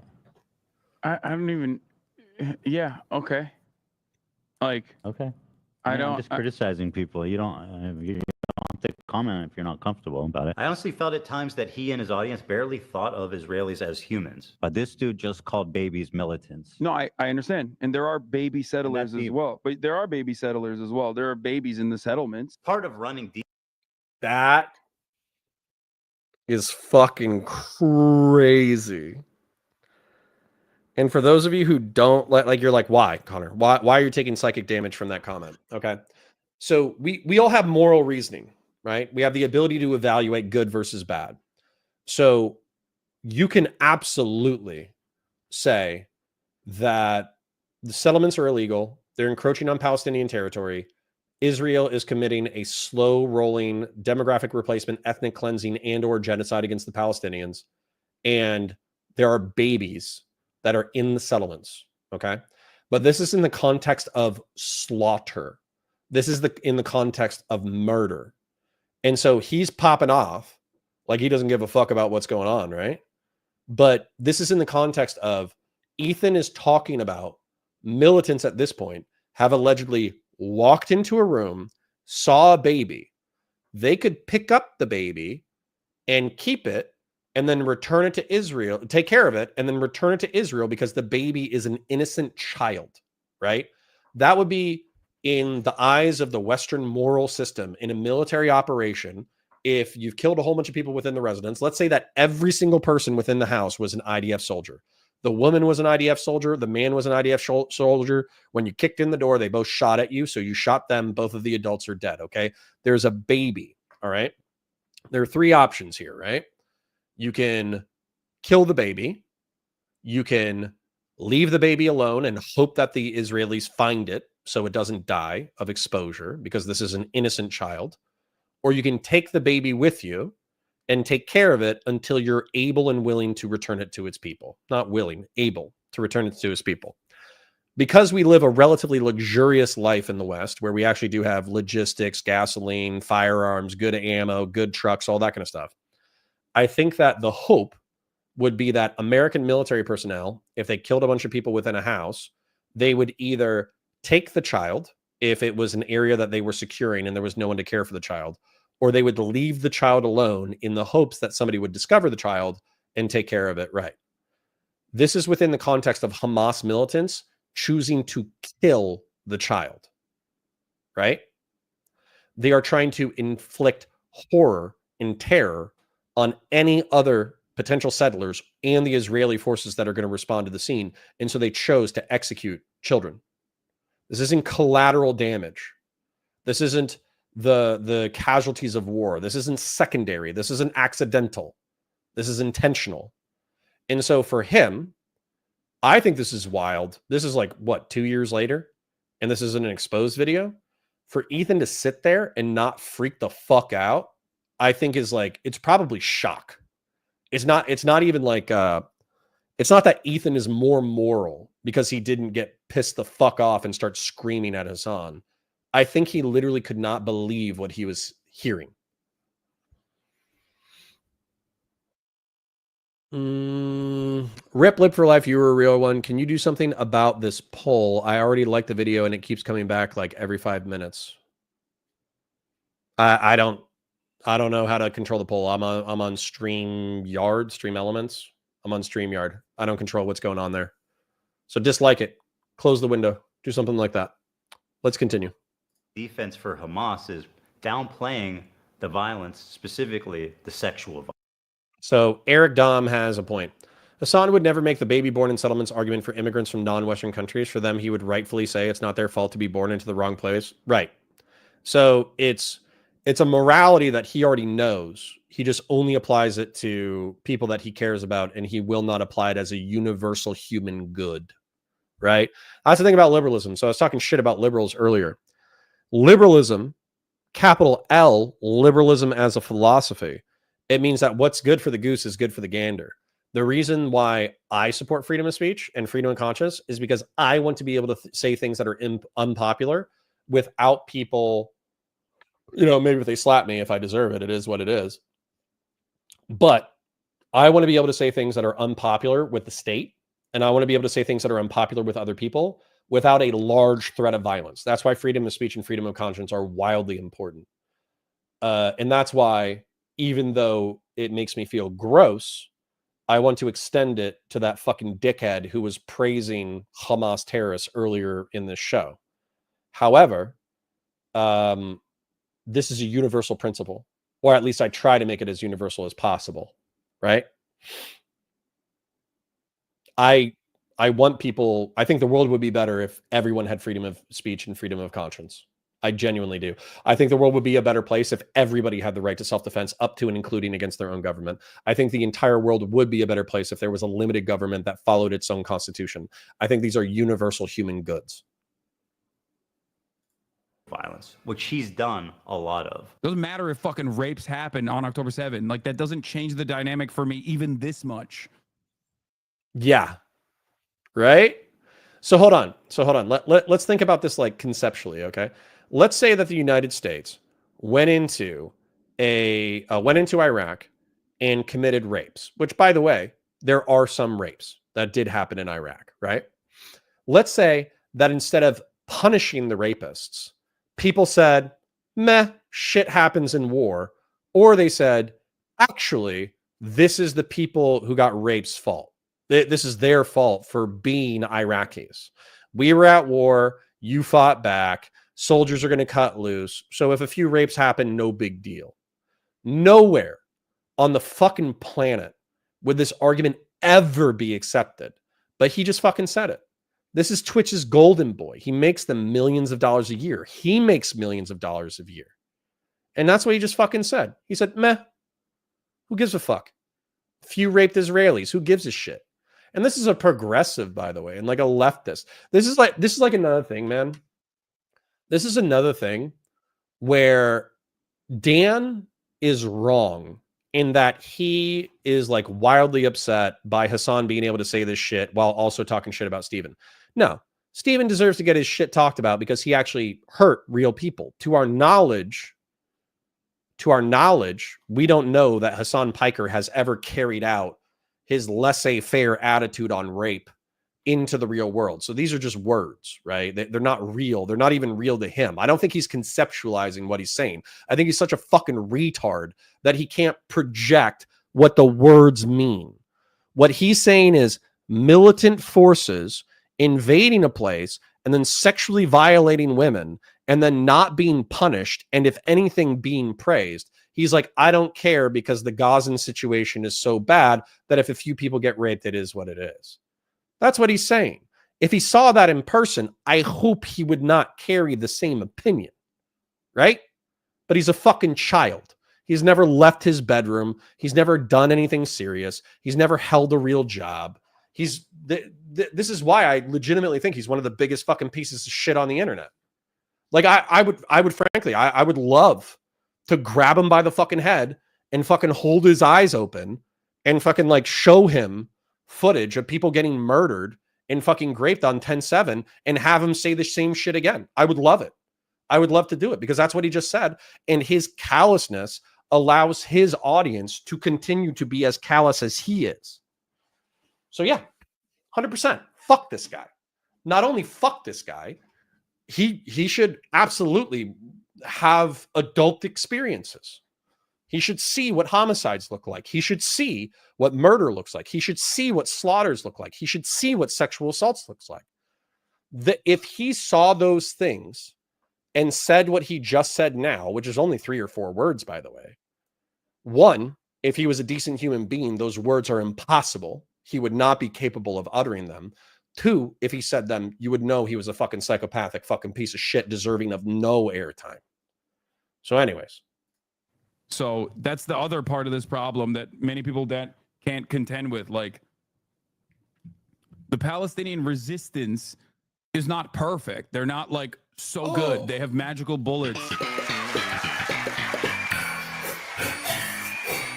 Palestinian resistance is not perfect. They're not. Yeah, like, that's so good. crazy. It's not perfect. Of Yeah, course, it's if crazy. you compare the raw numbers, Gazans have lost a lot more than Israelis. 40,000 people have died, and neighborhoods have been completely flattened during this war. And while we should keep their plight at the top of our minds at all time, it also doesn't mean that we should disregard the lives of the Jewish people who are also affected by this, even if their suffering on the whole is not as great. Some of you may know that I'm an Israeli dual citizen. My wife is Israeli. My kids are half Israeli. And my entire in-law is Israeli. I lived there for 5 years, and I grew a closeness with the country and its people. One of the biggest issues between me, Hassan, and his community was that I am in favor of a two-state solution while they are in favor of a one-state solution. Their theory is that after the October 7th attack, Israel should just dissolve its borders and let Hamas enter Israel unrestrained. Borders. What do you think Israel should have done in response to October 7th? Instead of indiscriminately bombing Gaza, I think the first thing to do in that situation would be to dismantle the government in the way that it existed, like get Netanyahu out of power. Okay. So you're saying Israel in 85%. response. Hold on, dude. You're saying in response to this terrorist attack, Israel should have dismantled their own government.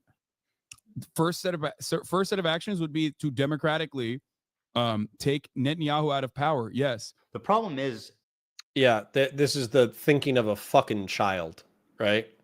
This is retarded. Now you can say let's try to steel man his position, okay? Let's try to understand it as fucking stupid as it is. The reason why Hamas, and this is an articulation of his ideas as far as I can understand it, the reason why Hamas did what it did is because they have had a slow rolling ethnic displacement of Palestinians within Israel and the Palestinian territories. That's what's going on, right? Israel is slowly encroaching on their territory. Every time the Palestinians attack, anytime any other Arab country attacks, Israel takes more ground and keeps that ground, right? Mossad, the guy that I talked to, he would be like, oh, well, they actually gave back the Sinai. They actually gave back this territory. They gave back this territory. Yeah, the only reason why you gave it back, though, is because you fucking won and you couldn't hold that territory. You're doing whatever you're doing in order to be advantageous to yourself, right? And so Israel is slowly encroaching on Palestinian territories. And when Palestinians resist, they get fucking shot, right? Kid throws a rock at a tank, he gets fucking shot. Kid throws a fucking rock at, an Israeli troop, he gets shot. He tries to stab an Israeli soldier, he gets shot, right? So Palestinians are at an unfair advantage and they have to resort to suicide bombing and ambush attacks in order to have any shot at potentially killing Israelis. Okay. All right. We grant that there is a power imbalance between Israel and Palestine, okay? Now, Hamas does this thing in which they allegedly commit a few rapes, which should, at minimum, warrant them some level of, sanction, verbal sanction from Mr. Hassan Piker that he refuses to do. And then, let's just say we should be critical of slaughtering civilians. I think that's the most sanitized way that we can put it. Then, let's think about what Israel should do, okay?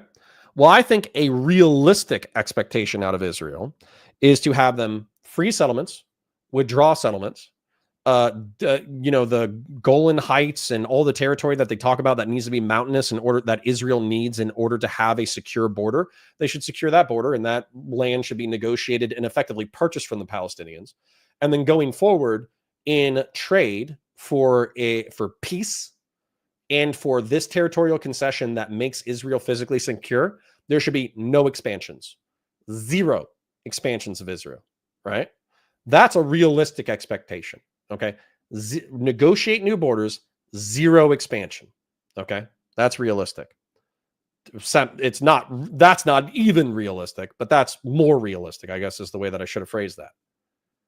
A one-state solution in which the Israeli government sees what happens on 10/7 and folds, disbands the government, disbands the IDF, and allows Palestinians into Israel to resettle and reform a government as they see fit is disconnected from reality. Not only would it never happen, it's not going to happen, particularly after a terrorist attack. So the only way that Hassan can utter these fucking retarded fucking noises out of his mouth is if he basically knows that Israel they're not going to go for the 2-state solution. They're not going to go for the 1-state solution. So he's really just advocating for one side to win, even though they're not going to. It's actually one of the dumbest. He can make a moral argument for it.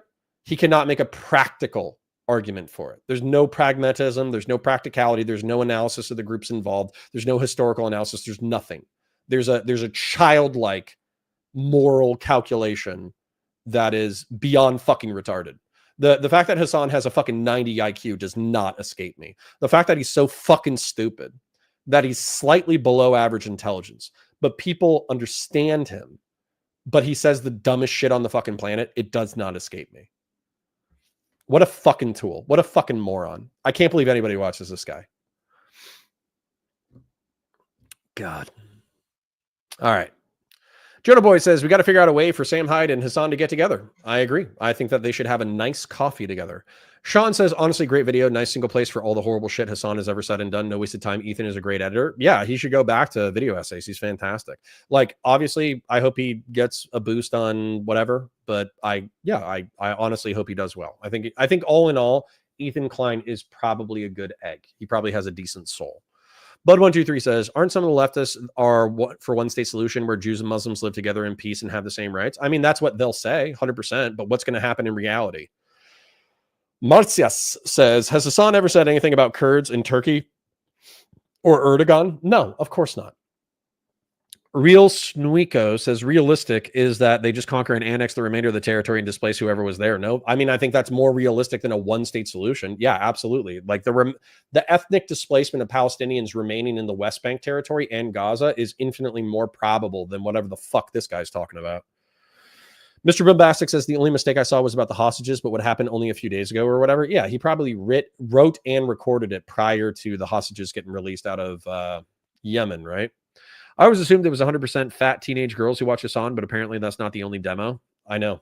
Shocking. Thank you, Dr. Zayas. All right, let's continue. That Israel's been at war with its neighbors for 70 plus years, and it makes a lot of sense that there'd be some distrust there. Is it really insane to think that Jews as an ethnic minority in Israel would not be safe? After all, Israel is a country of refugees. If the Jews didn't come from Europe after the Holocaust, they came from the surrounding Arab countries that expelled them in massive amounts following the 1948 war. In fact, there was more Jews displaced than Palestinians during the Nakba. 1 million Jews. All of these surrounding Arab countries had vibrant Jewish communities in huge number, hundreds of thousands. Now, if you look at them, you're looking at close to, if not literally, 0 Jews left in these countries. Just to give you an idea, here's a visual representation of the Jewish refugees after 1948. Morocco had 265,000 Jews. Now it has 2,000. Algeria had 140,000. Now it has about 50. Iraq had 150,000 Jews. Now 10. And I want to give a special shout out to my boy over in Afghanistan, one known Jew. We know him. We love him. He's the one Afghan Jew. They were forced to leave their home. One of the funny things about the one known Jew is that I think that there's a story. It could be a joke, but it was like one Jew in Afghanistan so fucking annoying they literally kicked him out of the country. Like they didn't kill him. They were just like, this guy's so fucking annoying. I hate this guy, and they fucking kicked him out. Homes, their lives, their property, and migrate to the only place in the world that would accept them, which was Israel. The irony of this whole situation is that after the 1948 war, when Israel won the war to declare its independence, the Arab countries got super anti-Semitic against their own Jewish citizenry that had nothing to do with Israel. And as a result, they kicked them all out, 1 million plus of them, and forced them to go the one place they hated the most, Israel. And now those same people that forced them out of their homes are telling them they don't belong there. So if the Jews of Israel are surrounded by Islamic militant terrorist groups that have stated their goal is to annihilate Israel as a Jewish state, and considering the historical context of Jews being pogromed from Arab countries, is it really that crazy for them to not feel safe as an ethnic minority, even a little bit? And that's pretty much the entirety of our disagreement. Despite what you've read on TikTok and Twitter, I've donated $6,500 to a Palestinian charity after the war started.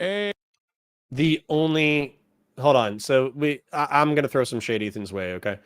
Number one, $6,500 is $20 to that motherfucker, right? Like he's got a few million bucks or whatever. He probably makes like a few $100,000 every month, all that kind of stuff. 6,500 is fucking piss. That's like a fucking dollar. So being like, I gave $6,500, it's like, bro, like that's what you make that in 3 days. So that let's think about that real quick. Let's assume the average person makes between like $100 and $200 a day, right? Let's say I would have to check their revenue, but let's say that Ethan Klein is sitting on like a 6-figure income easily, right? If we divide that up, I almost guarantee you this is the equivalent of like 3 days worth of work. So in, my estimation, that would be like giving away like $500 or like $1,000 for a normal person, right?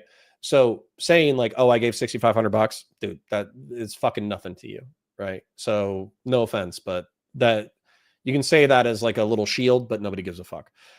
Same thing with like this narrative. This narrative is a purely Zionist pro-Israel narrative. I think that you can poke holes in it without being anti-Semitic. So you don't have to. Hassan's a fucking rabid piece of shit. Hezbollah and Hassan deserve to get fucked up. That's never in question. But you also don't have to accept that like Israel is like a perfect victim. You don't have to accept that narrativizing. Gingermus says, hey, Connor. Hi, Gingermus. How are you now? Hey, Ethan Klein. Thank you for the dono. Ethan Klein gave $6,500. My goat. Thank you, Ethan. Condemned Netanyahu as a war criminal. They're led by Netanyahu, who should resign in disgrace and go to prison for being a war criminal. Called the West Bank settlements an abomination. Settlers in the West Bank are religious zealots. They're monsters. They're genocidal. I've even said the West Bank settlers are valid military targets. Which is crazy. That's crazy. That's him trying to pander to the progressives, saying like, okay, so the Western settlers, this is how military, the U.S. military operates as far as I understand, right? There's military targets, right? Military targets will be logistical infrastructure that supports the military and the military itself, right? And so legitimate military targets will have to have some kind of military purpose. And so if you're talking about the security forces of the settlement, if you're talking about trucks that logistically support the settlements, if you're talking about military-aged males who either serve security or logistical functions for the settlements, then you're good to go. But saying that all the settlers, that means that Ethan Klein effectively agreed to the baby settler statement, where settlers who are children can be legitimately targeted by paramilitary organizations. So this is, in my opinion, this is actually a flub by Ethan Klein, who's conceding too much to the progressive audience that he's listening to. Hey, Connor, how much have you donated? 0. I don't give a fuck about the Palestinians. Good luck. Not my fucking war. Guess how much I've donated to Israel, too? 0. I don't give a fuck about them either. So you're not going to catch me on fucking shit with that. Donated. We had the audience. And by the way, I'm not going to pretend the audience's money is my money. I donated, or we donated as a community, $4,000 to Ukrainians, right? As they were being invaded. That's the only fundraising that we've done so far in reference to a military conflict. And frankly, I would do more for Ukraine. But I probably wouldn't do shit for Israel as long as they're expanding their territory. And I wouldn't do shit for the Palestinians as long as they're condoning terrorism. I'm not saying they deserve each other. They don't. And the civilians fucking definitely don't deserve what's happening to them on both sides, quote unquote. But I wouldn't support it. So why are you yelling about how much he's donated? Well, Fable, this is a problem. I think this is actually a problem, and you're just indicative of it, okay? So I will say words that convey meaning. Each word has a definition and a connotation associated with it. And I realize that because I'm a fucking dork and I have way too big of a vocabulary, only fucking nerds or dorks will understand what I'm saying.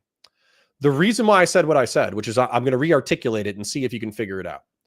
Ethan Klein is effectively trying to communicate to us that he has been sympathetic to the Palestinian cause, even to his own detriment.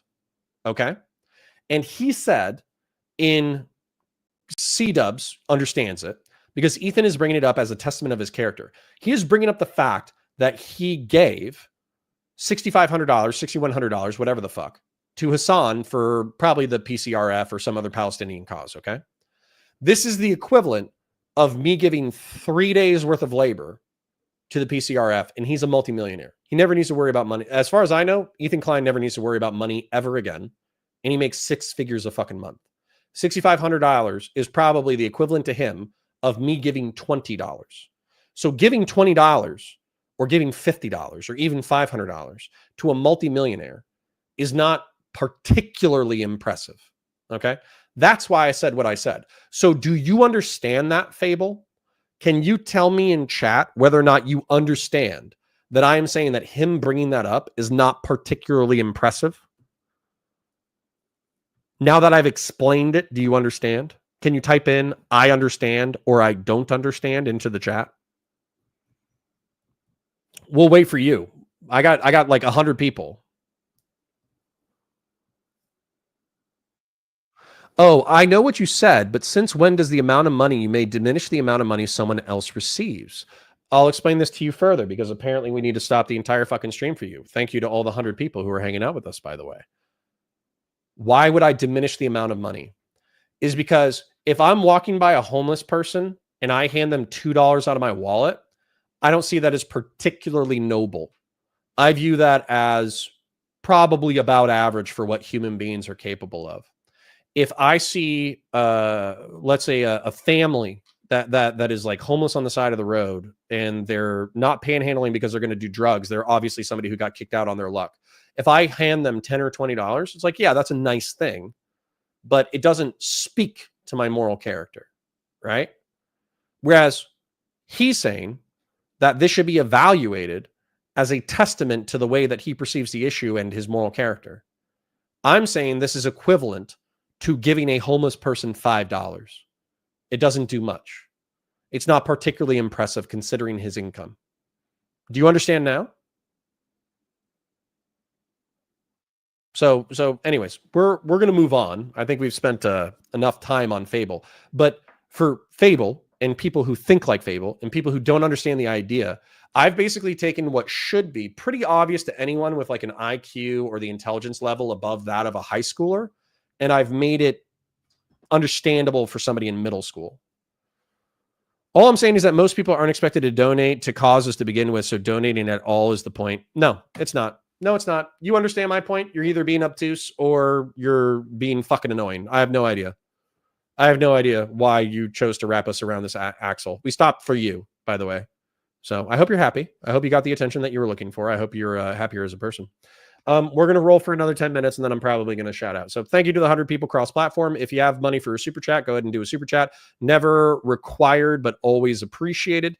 If you want to become a YouTube member, I haven't turned on memberships. I will fix it. Become a subscriber on Twitch if you have the availability. If you have your Prime sub or whatever the fuck, then go ahead and do that. And then worst case scenario, just like the stream. It's free. Lets other people know we're live. We're going to try to do these on Saturday going forward. And again, thank you to the 100 people hanging out and having a good time in chat, hopefully. Anyways, let's continue. When you talk about like colonial settlers and stuff, like that's what's actually happening in the West Bank right now.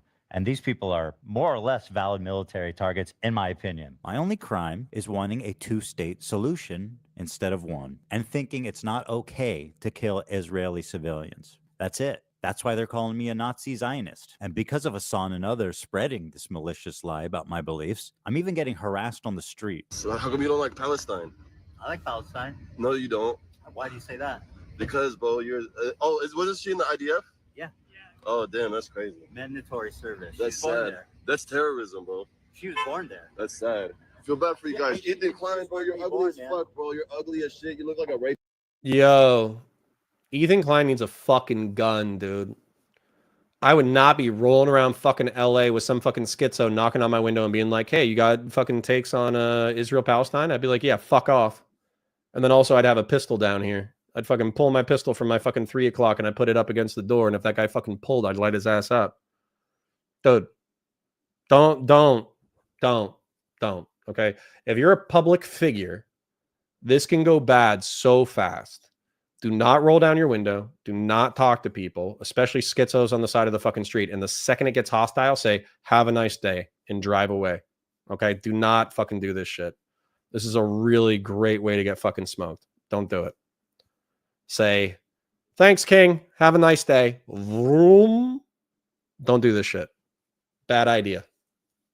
Rapist, bro, look in the fucking... You look like a fucking rapist, Ethan. Feel bad for you guys. Ethan Klein, bro, you're ugly as fuck, bro. You're ugly as shit. You look like a rapist, bro. I'm tired of all these coward Americans in the South trying to act like they're so tough. Oh, I'm American. Oh, you don't even run your own country. You don't run your own country, bro. You don't run your own country. A foreign country named Israel runs your country. Oh my God, bro! I love you, Hassan. Can I give you a hug, bro? I'm so sweaty, bro. I love you, bro. I'm so sweaty. I love you, bro. I have to interview you. You're my hero, bro. I love you, bro. You're the coolest guy in the world, bro. Hold on, I think I look gay in that one. Okay, 3, 2, 1. Hold on, I think I look gay in that one. Okay. It's a funny thing about me. So bad. I don't like terrorism, and I don't like terrorists. If they're Jews, Christians, Muslims, they're all bad. What is terrorism? It's intentionally targeting civilian population for political goals. I don't like it. None of it. And over time, I started Brave take. Brave take. So Rothbardi has, I don't know how to copy that. I think I might literally need to type it. Should I type it? So anyways, learned that we did make it 20 minutes approximately. I'm going to literally manually type this shit into my fucking thing, and hopefully it's not corn. It's on Twitch, so there's 50-50 shot it's porn. But I did see Denim's fucking self-owning own goal. Pretty fucking funny. Where she's like, this guy is not even a Hassan fan. This is like a Sneeko fan. And then almost immediately it was like, nah, it's a fucking Hassan fan. And that clip just fucking played. It was so funny. It's like, oh, well, you know, he met him once. He doesn't believe everything he says. And it's like, dude. Own goal. Own goal. Self-owned. All right. I literally just manually typed that shit in. Let's see if it works. Bruh! Failed to determine content classification. I don't know what that is. Reload. All right, well. Sneeko fan. No, dude, stop. His own subreddit literally. Yes. Let's find the Sneeko fan. I did it, chat. I only missed a few letters or numbers or whatever the fuck. I don't know if this is gonna be a pro Denims tweet, but we're gonna take a fucking look at it in a second. Frogan did the same shit. Yeah, own goal, fucking Twitch brain, React Andy brained. They forgot how to think because they've been doing fucking React Andy for too many years. All right, let's check it out. Let's see if this is the right clip. I think this is the right clip, but I don't know if it's gonna be clipped out charitably to Denims. But let's take a look. No, dude, stop. His own subreddit literally called him a Sneeko fan. Click play. Click play, Denims. Ethan, aren't you embarrassed that the only owns that you can get on your enemies are very clearly disingenuous? Isn't it embarrassing? Haven't you had enough? The call is coming from inside the house. Pick up the phone, Ethan. Pick it up. Why is he sitting like a child? Okay, whoa. Oh, you fucking retard. Damn, that was fucking clipped for her benefit. This is Denims. Oh, they chip clipped in order to make it look better. That is funny. That's like some information warfare bullshit. Dude, literally she says that rant where it's like, oh, Ethan, it's a Sneeko fan. You don't know nothing. Blah, blah, blah, blah, blah, blah. I don't know why I'm doing a Mexican accent. But anyways, she's like, oh, it's a Sneeko fan. And then literally the guy's like, dude, I love you, Hassan. Why am I going Mexican? I must be tired. But it's like, dude, I fucking love you, Hassan. You're the best guy ever. Ba, ba, ba, ba, ba. It's like, damn, fucking own goal, retard. Nice. So that's funny that she's fucking clipping. She got owned. She got self-owned. It's going, I don't want to say viral, but it's going popular on Twitter. And so they clipped it again to try to make it look like she didn't fucking self-goal. That's awesome. Listen, dude, in the React Andy game, you're going to own yourself every now and then, right? Mike PA has this famous thing where he thought he had a fucking ratio, right? And it wasn't a ratio. I'm trying to think of one of Destiny's cell phone goals. Probably realistically, all those clips of him being like, yeah, we don't have a prenup or a postnup. And he's talking about Melina and then they get divorced a year later. That's probably an own goal, right? So you're going to have times where you say some dumb shit and people clip it and then they put it next to an ironic fucking thing. And then you look like a fucking moron, right? It happens. Okay. If you realize that you owned yourself, then just go, haha, fucked up. My bad. Lol. That's it. That's all you got to do. Don't do that fucking gay fucking clip shit where you're trying to avoid the fact that you look like a fucking moron. We all look stupid every now and then. Just own it. They sped off quickly after that confrontation. That's fine. Don't do that. Okay. Just saying. Yo, what's up? Yeah, that's the second one. Frogan did it as well. True. Great minds think alike, and so do retarded ones. The first one is about the grapes. Well, sorry. The links aren't working, and I can't type them in properly. The best evidence they are a hive mind of getting talking marching orders from Hasan. I literally think they're just so stupid that they repeat all the same talking points. I think Connor said, if they attacked. No. Keep driving. Okay. Christian Blair is prosecuted for holding a gun inside your own car. Nope. Not if you have a concealed permit. I get that having a concealed firearm in California might be a little bit tougher. You might actually have to apply for a permit, but I almost guarantee you as a multi-millionaire celebrity, Ethan Klein could probably justify having a permit even in the city of Los Angeles or Orange County. And I'm in a state that isn't cucked. And so as a result, I think I have constitutional carry at this point. I was already going to apply for CCW, and if you're not a pussy, you can carry anywhere. But I think Florida moved to constitutional carry last year or the year before. Who knows? But anyways, judged by 12 or carried by 6. Pick one, right? And I didn't say just if they attacked. I was saying, so anyways, that cops do silly shit. And I'm not saying that this is good, but when I was rolling around in the fucking hood, when I was in particularly bad neighborhoods with particularly bad people on the street, I did have my pistol out of my holster. And if number one, I wouldn't slow down to talk to a shitbag. If I knew they were a fucking shitbag, I wouldn't be fucking talking to them. But if I talked to anyone, they were 5 to 10 feet away from my car, because I'm not going to get fucking smoked because they can pull on me faster than I can pull on them.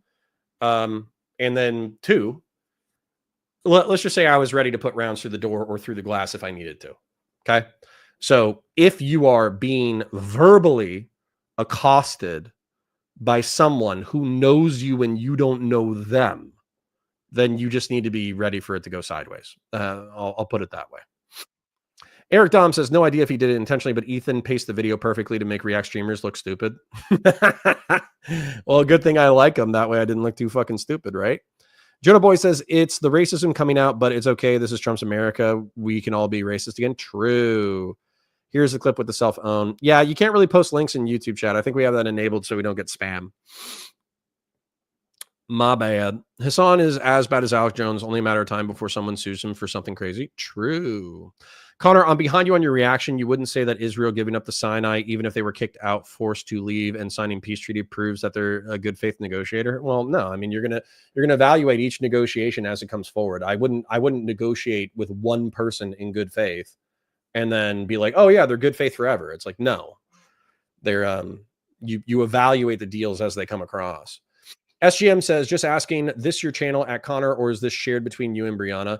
So yeah, so just to kind of describe that, because I think we might be going through some changes. I think Brianna needs to make some big decisions.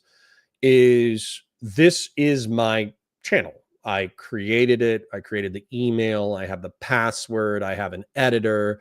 I shoot my own live streams. I shoot my own essay content, et cetera, et cetera. However, Counterfire, the weekly program, it's supposed to be weekly, but obviously with the election season, Brianna and I both got busy. The idea was Brianna gets together with me. She's the progressive or former progressive Democrat, and I'm the center-right Republican. and we try to have sane takes about the news of the week. That was the original pitch for the show, and I think it's like a decent idea for a show. Now, I would say one of the problems, just being real, is that, you know, production value. There's a lot of people who are already doing similar shows or podcasts, and you have to compete with their quality. And so I think that with me being so busy and Brianna being so busy, that like it's difficult to just like throw together a docket, you know, day before, day of, just run through 3 or 4 dramas and then not even have time to hang out.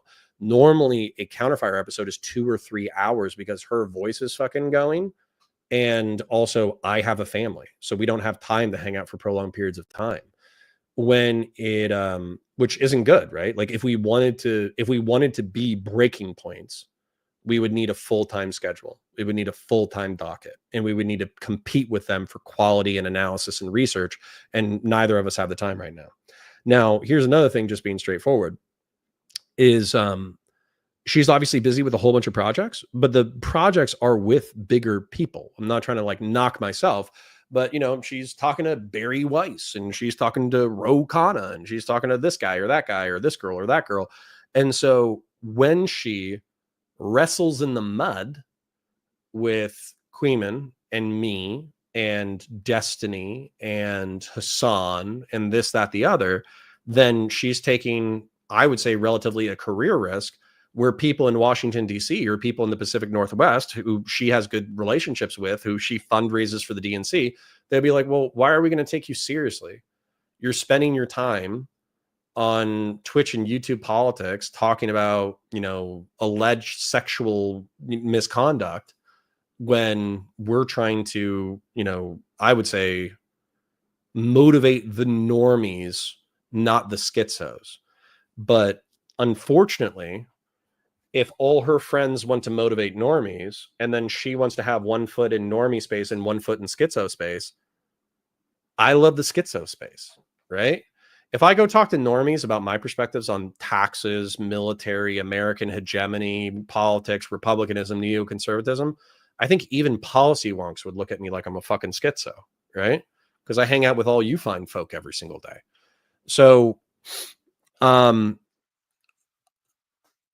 if she says, hey, we have to do straight mainline electoral politics and hard news, that could be something that we do. I just don't think I'm going to be as passionate about it.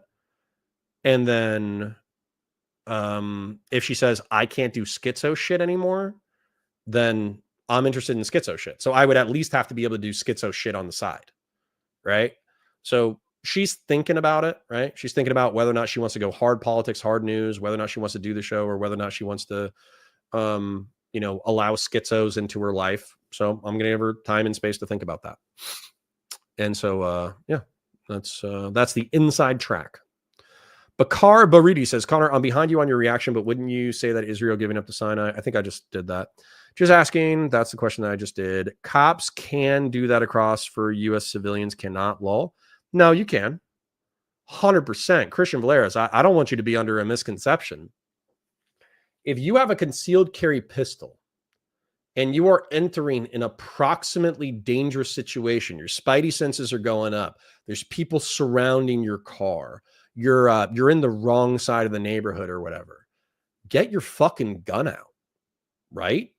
You don't want to get smoked just because you were fucking obeying some gay fucking rules of engagement bullshit, right? If you could, and by the way, you're not even disobeying it, right? The use of deadly force as articulable is imminent threat of death or great bodily harm. In the state of Florida in particular, I almost guarantee you that applies to castle doctrine, that applies to stand your ground, and that applies to self-defense. If you are capable of articulating why you reasonably believe that you are, or other people are, at threat of imminent death or great bodily harm, then you can justify almost everything past that point. So don't get killed because you're trying to like obey some like carry law. Once you can articulate a reasonable fear of death or great bodily harm to yourself or others, you can take the actions necessary to stay alive. The Silver Jacket Man says, Iron Guns in a very deep blue state. Honestly, it's just more hoops to jump through. Void card, you can still own them. Yeah, exactly.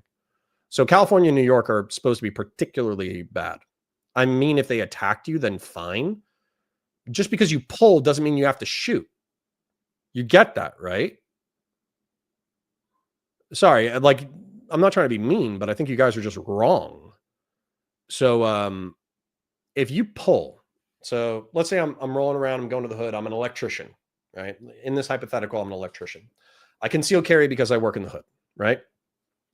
I am at a stop sign and it's a late night job, right? I'm going home and I'm, let's say, a red light, right? It's a red light. And I see dudes who deal on the street corner, right? And I see dudes who deal on the street corner. Maybe they're beefing with each other. Maybe they're looking at me, right?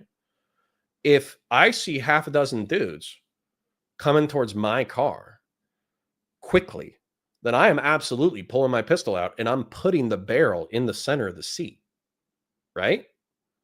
That way, if they're beefing with each other, they're beefing with each other. I can put my pistol back in my holster, right? But if one of them fucking walks up to my car and starts raising up on me, I can get to him before he can get to me. Now, the truth is, depending on context, you also probably want to flee, right? So you can have your pistol in the center of your seat, waiting to see what's going on. But if they start charging your car and you can take a right in order to get out of the situation, get out of the situation. But same situation, let's run it because this does happen. Let's say same scenario. Dudes are on the street corners. They're hanging out. They're looking a little shady, but guess what? You're on the wrong side of town. It's late night. You're leaving work. You're a law-abiding citizen. You got your concealed carry piece. A fucking truck or a car pulls in behind you and bumps your rear, and then a car or a truck pulls in front of you at a 45-degree angle. Not only should you have that shit out, you should basically be ready to blast. Like that, 100%. You're good all day. All day. And by the way, if that person pulled in front of you and they were a drunk driver and then they just pull off, and then the person who bumped you is a normal citizen, they just weren't paying attention, they were texting while driving, then you put your fucking pistol back. But always use context to drive your actions. Always. And be willing and able to articulate. Articulation is the ability to verbalize your beliefs. Okay? If you can, again, this is almost like carte blanche. If you can reasonably articulate why you think that you or somebody around you is at risk of imminent death or great bodily harm, you're good. N-Sort says $5. What is your CC Glock 18 P320? I wish it was a Glock 18. Glock 43X. Full auto pistols are retarded to say at the least. True. Benjamin Netanyahu's government supported Hamas in the past 10-7 in order to undermine the two-state solution. We could do the analysis. But yeah, I would say Israel funded or supported more militant groups against more pacifist groups so they could justify land grabs in the future. I think that even if it's not literally true, it's a reasonable interpretation of events. You could do a better job than Breaking Points. Breaking Points does some segments where they do very little research and essentially just wing it. Yeah, I agree, bud. 1, 2, 3, but we need the time, right? That's why we're hanging out together. John says YouTube would be better, a better Breaking Points. I like Crystal, but she's sometimes misinformed on issues and annoying, and Sagar is a bootlicker and has some of the worst takes. I agree. Connor, neocons like you are the cream of the crop. Thank you, Martin Cerny. I appreciate it, even if it's sarcastic. Passion versus more money. True. Schizo shit is the most fun from my perspective. I agree. Rolls real and Sweeko. Oh. Christian Valaris says he is adding a lot of qualifiers. That isn't the scenario. Okay, well, Christian Valaris, let's run it again. Let's run Ethan Klein scenario. You're with your wife. You're Jewish. I wish that was a clip. There was one guy who did like counterpoints out of context for like 2 weeks, and it was great. I love when people clip shit me. It was so fucking funny. But anyways, you got to conceal carry. You're riding passenger. You and your wife are fucking sitting. You're sitting at a light. Somebody knocks up on your window. You think they're homeless, and you actually want to give them money. Bump them. You knock it. You notice that they're filming you. They're saying some wild shit. Ethan, you're a sexist, racist, homophobic, bigot piece of shit. Light's still red. Let's say that there's a car to your right. You can't take a right without fucking violating the law. 100%. If that guy's still talking shit, you're this, you're that, you're a piece of shit. I hope you die, blah, blah, blah. 100%. You can pull. Don't pull and point it at him. That's not what I'm saying. I'm saying pull, put it in the center of the seat, or pull and put it on the door, right? And then if that guy is just mouthing off, just be like, yes, sir, no, sir, yes, sir, no, sir, have a nice day, bye, and then leave. You're good. But if you're fucking looking at that guy and he's fucking mouthing off, oh, you're a piece of shit, I hope you die, this, that, the other, you can absolutely articulate that you are in reasonable fear of imminent death or great bodily harm, because if he pulls on you, he can smoke your ass almost instantaneously. And if he does fucking pull on you, you're fucking ready. It's that simple. Like, listen, I get it. Everyone's scared to go to jail. Everyone's scared to go to prison. Everybody's scared to accidentally kill the wrong person. I totally understand that. Train, train, train, train, train, train, train, and then train more. Okay? If I was in the exact scenario that we just described, where I'm riding with my wife, we're stuck at a light, I can't take a right now, because obviously fleeing should be first step, right? I got a pistol on me. This dude's calling me a fucking piece of shit. He's saying I deserve to die, et cetera, et cetera, et cetera. I'm absolutely fucking pulling and putting it against the door. And if the cop's like, why did you pull and put it against the door? I'm going to be like, well, he was saying that he thinks I'm a piece of shit. He wants me to die. I'm a fucking Zionist. I'm this, that, the other. And you don't even need the die part. You don't even need that shit. Just somebody acting schizo is enough. So anyways, Connor, do you accept Muhammad as God's messenger? I accept that there is God, the last day, and to do good works. And I believe that Muhammad, peace be upon him, is one of God's messengers. Okay? He's not the only messenger. He's one of God's messengers. Vlad says you can definitely pull inside your car. 100%. And you're getting prosecuted? No, you're not. Christian, you're not. You need to be able to reasonably articulate why you feel you're at imminent threat of death or great bodily harm. That's it. That's it. Now, if you live in fucking New York, or if you live in California, which Ethan does, then maybe they could be like, oh, that's aggravated assault, and you didn't have a reasonable fear of death or great bodily harm. I think Ethan can articulate it. 100%. Yeah, no, disagree. Pulling your gun in your own car is fine, but pulling your gun and shooting through the car door at someone just accosting you from a few feet away is getting you prosecuted. Sure. Okay, Christian, we agree. Maybe we're misunderstanding each other. Maybe we're talking past each other. So what I would say is, all right, dude's accosting me. I can't drive away, right? Pull a pistol, put it in the center, then put it in the door. That way he doesn't see it, or hopefully he doesn't see it, right? I'm not shooting unless he pulls. He has to pull something, right? If he pulls a screwdriver or a knife and then tries to come at me through the fucking window, I'm putting rounds into his fucking chest.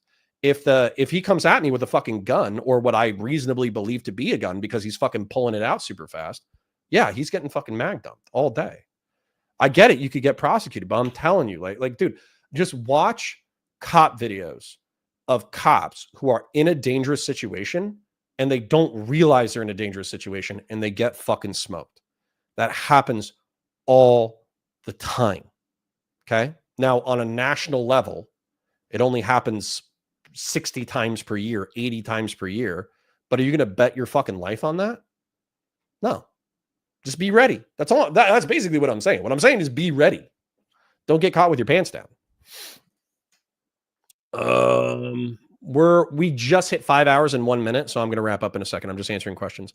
Bud123 says Sagar has principles, does research and questions media narratives. Crystal just goes based off of what the media says and doesn't question it many times. She wings everything and does a little research. Well, to be honest, Bud123, I'm going to be real. That could be on purpose, right? If Sagar is the narrative that they actually want to push, then Sagar is going to be better research, and then Crystal is just going to fucking wing it and get her fucking dick kicked then. She could be like a heel. Right now, to my knowledge, neither Brianna or I are a heel. We are compatriots who volunteer our earnestly held opinions. Bud123 says, if you are doing the breaking points, approach it based off of questioning what people say and judging what the facts are, you would be miles ahead of them. True. Yeah, if we were dishonest fucking hacks, absolutely. I agree. Silver Jacket Man says, you live in Denmark. Statistically, the entire rest of the world is a dystopian nightmare compared to you. I agree with whoever you're saying that to. Denmark is probably substantively safer. Although, like, don't they? I think it's Sweden where they have problems with grenades. Apparently, there's a bunch of like Yugoslavian grenades that made their way into Sweden, and so gangs there like to throw grenades at each other.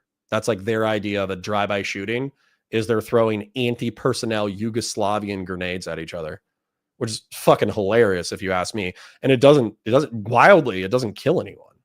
Like, I think if you check it out, there's like 1 or 2 grenade deaths per year, but there's like a dozen grenade attacks. So for every 1 grenade thrown, you know, there's like a 1 in 10 chance that you'll actually kill someone.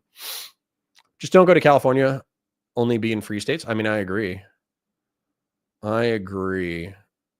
Yeah, but in the scenario with Ethan, the dude wasn't armed. Christian, I love you. You're one of my longest chatters, most loyal viewers. You don't know that. You don't know that. You don't know that he's unarmed. Am I unarmed right now? I have a chainsaw sword 1 foot behind me. I have a shotgun 1 foot behind me. I have a pistol 1 foot behind me. I am not unarmed. You've been watching me for 4 or 5 hours. I am not unarmed. A pistol is easily concealable and easily withdrawn.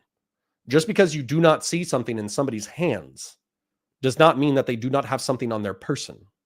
Do not presume that they are unarmed. That's a very easy way to get smoked. Anyways. Israel and America have a lot in common. Both displaced a precious population like the Native Americans and Palestinians. Both have done land grabs after the war. America, the Mexican-American War, and Israel's. I don't know if you're shitposting, but that's cool.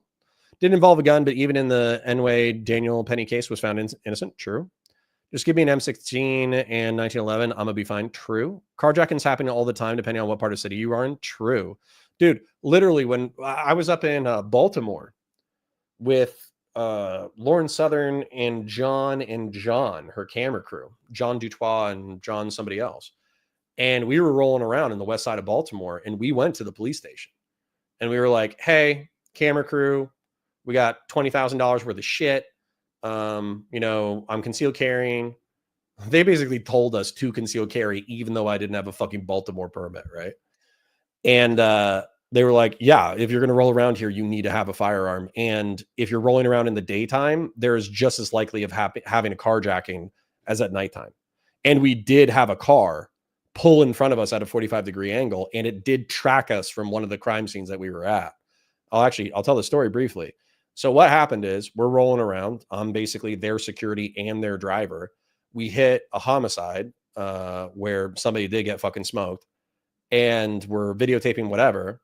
And then we go to a different location. Well, I noticed that a car was waiting for us to leave. I think it was an Audi. It might have been a silver Audi. You could check the documentary. I almost guarantee you we talk about it. And so it was either like silver or teal, I forget. But I noticed that this car is running, and it's like, it seems to be waiting for us. So we leave, and it's following us. So I take 3 rights, right? See if it's following us. Well, after the second right, it stops following us. So I was like, okay, that's a little hinky, but you know, we'll move on.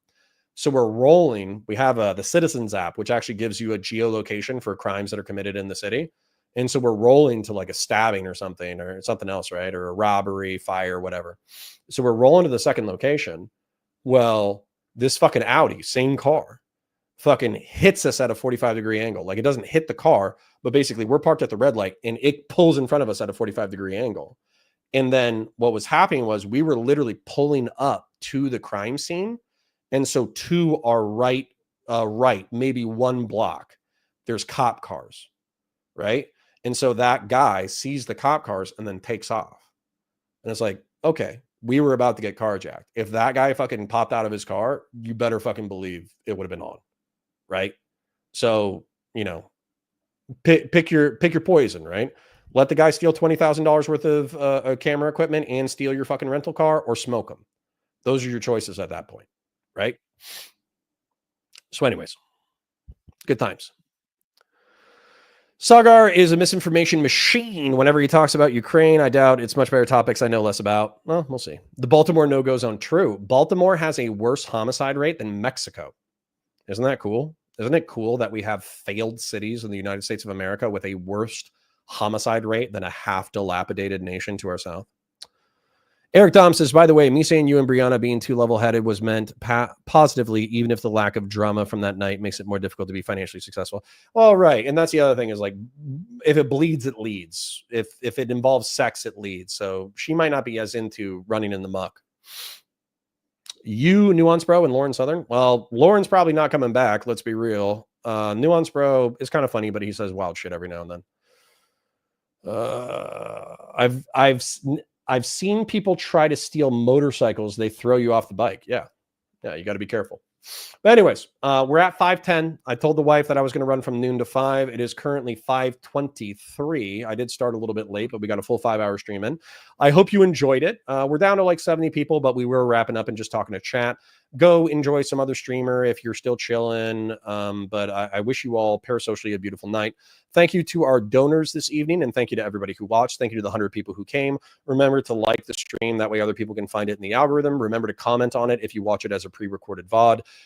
And also just have a good day, man. Like enjoy yourselves, have a good time. Twitch and YouTube politics is fun. It's also stressful. So just enjoy your life too. Like don't get so wrapped don't get so wrapped up in this shit that you get stressed out, right? Like I can get stressed out. I'm the creator. I'm making money or not making money, right? But y'all, the audience, you should just be having fun.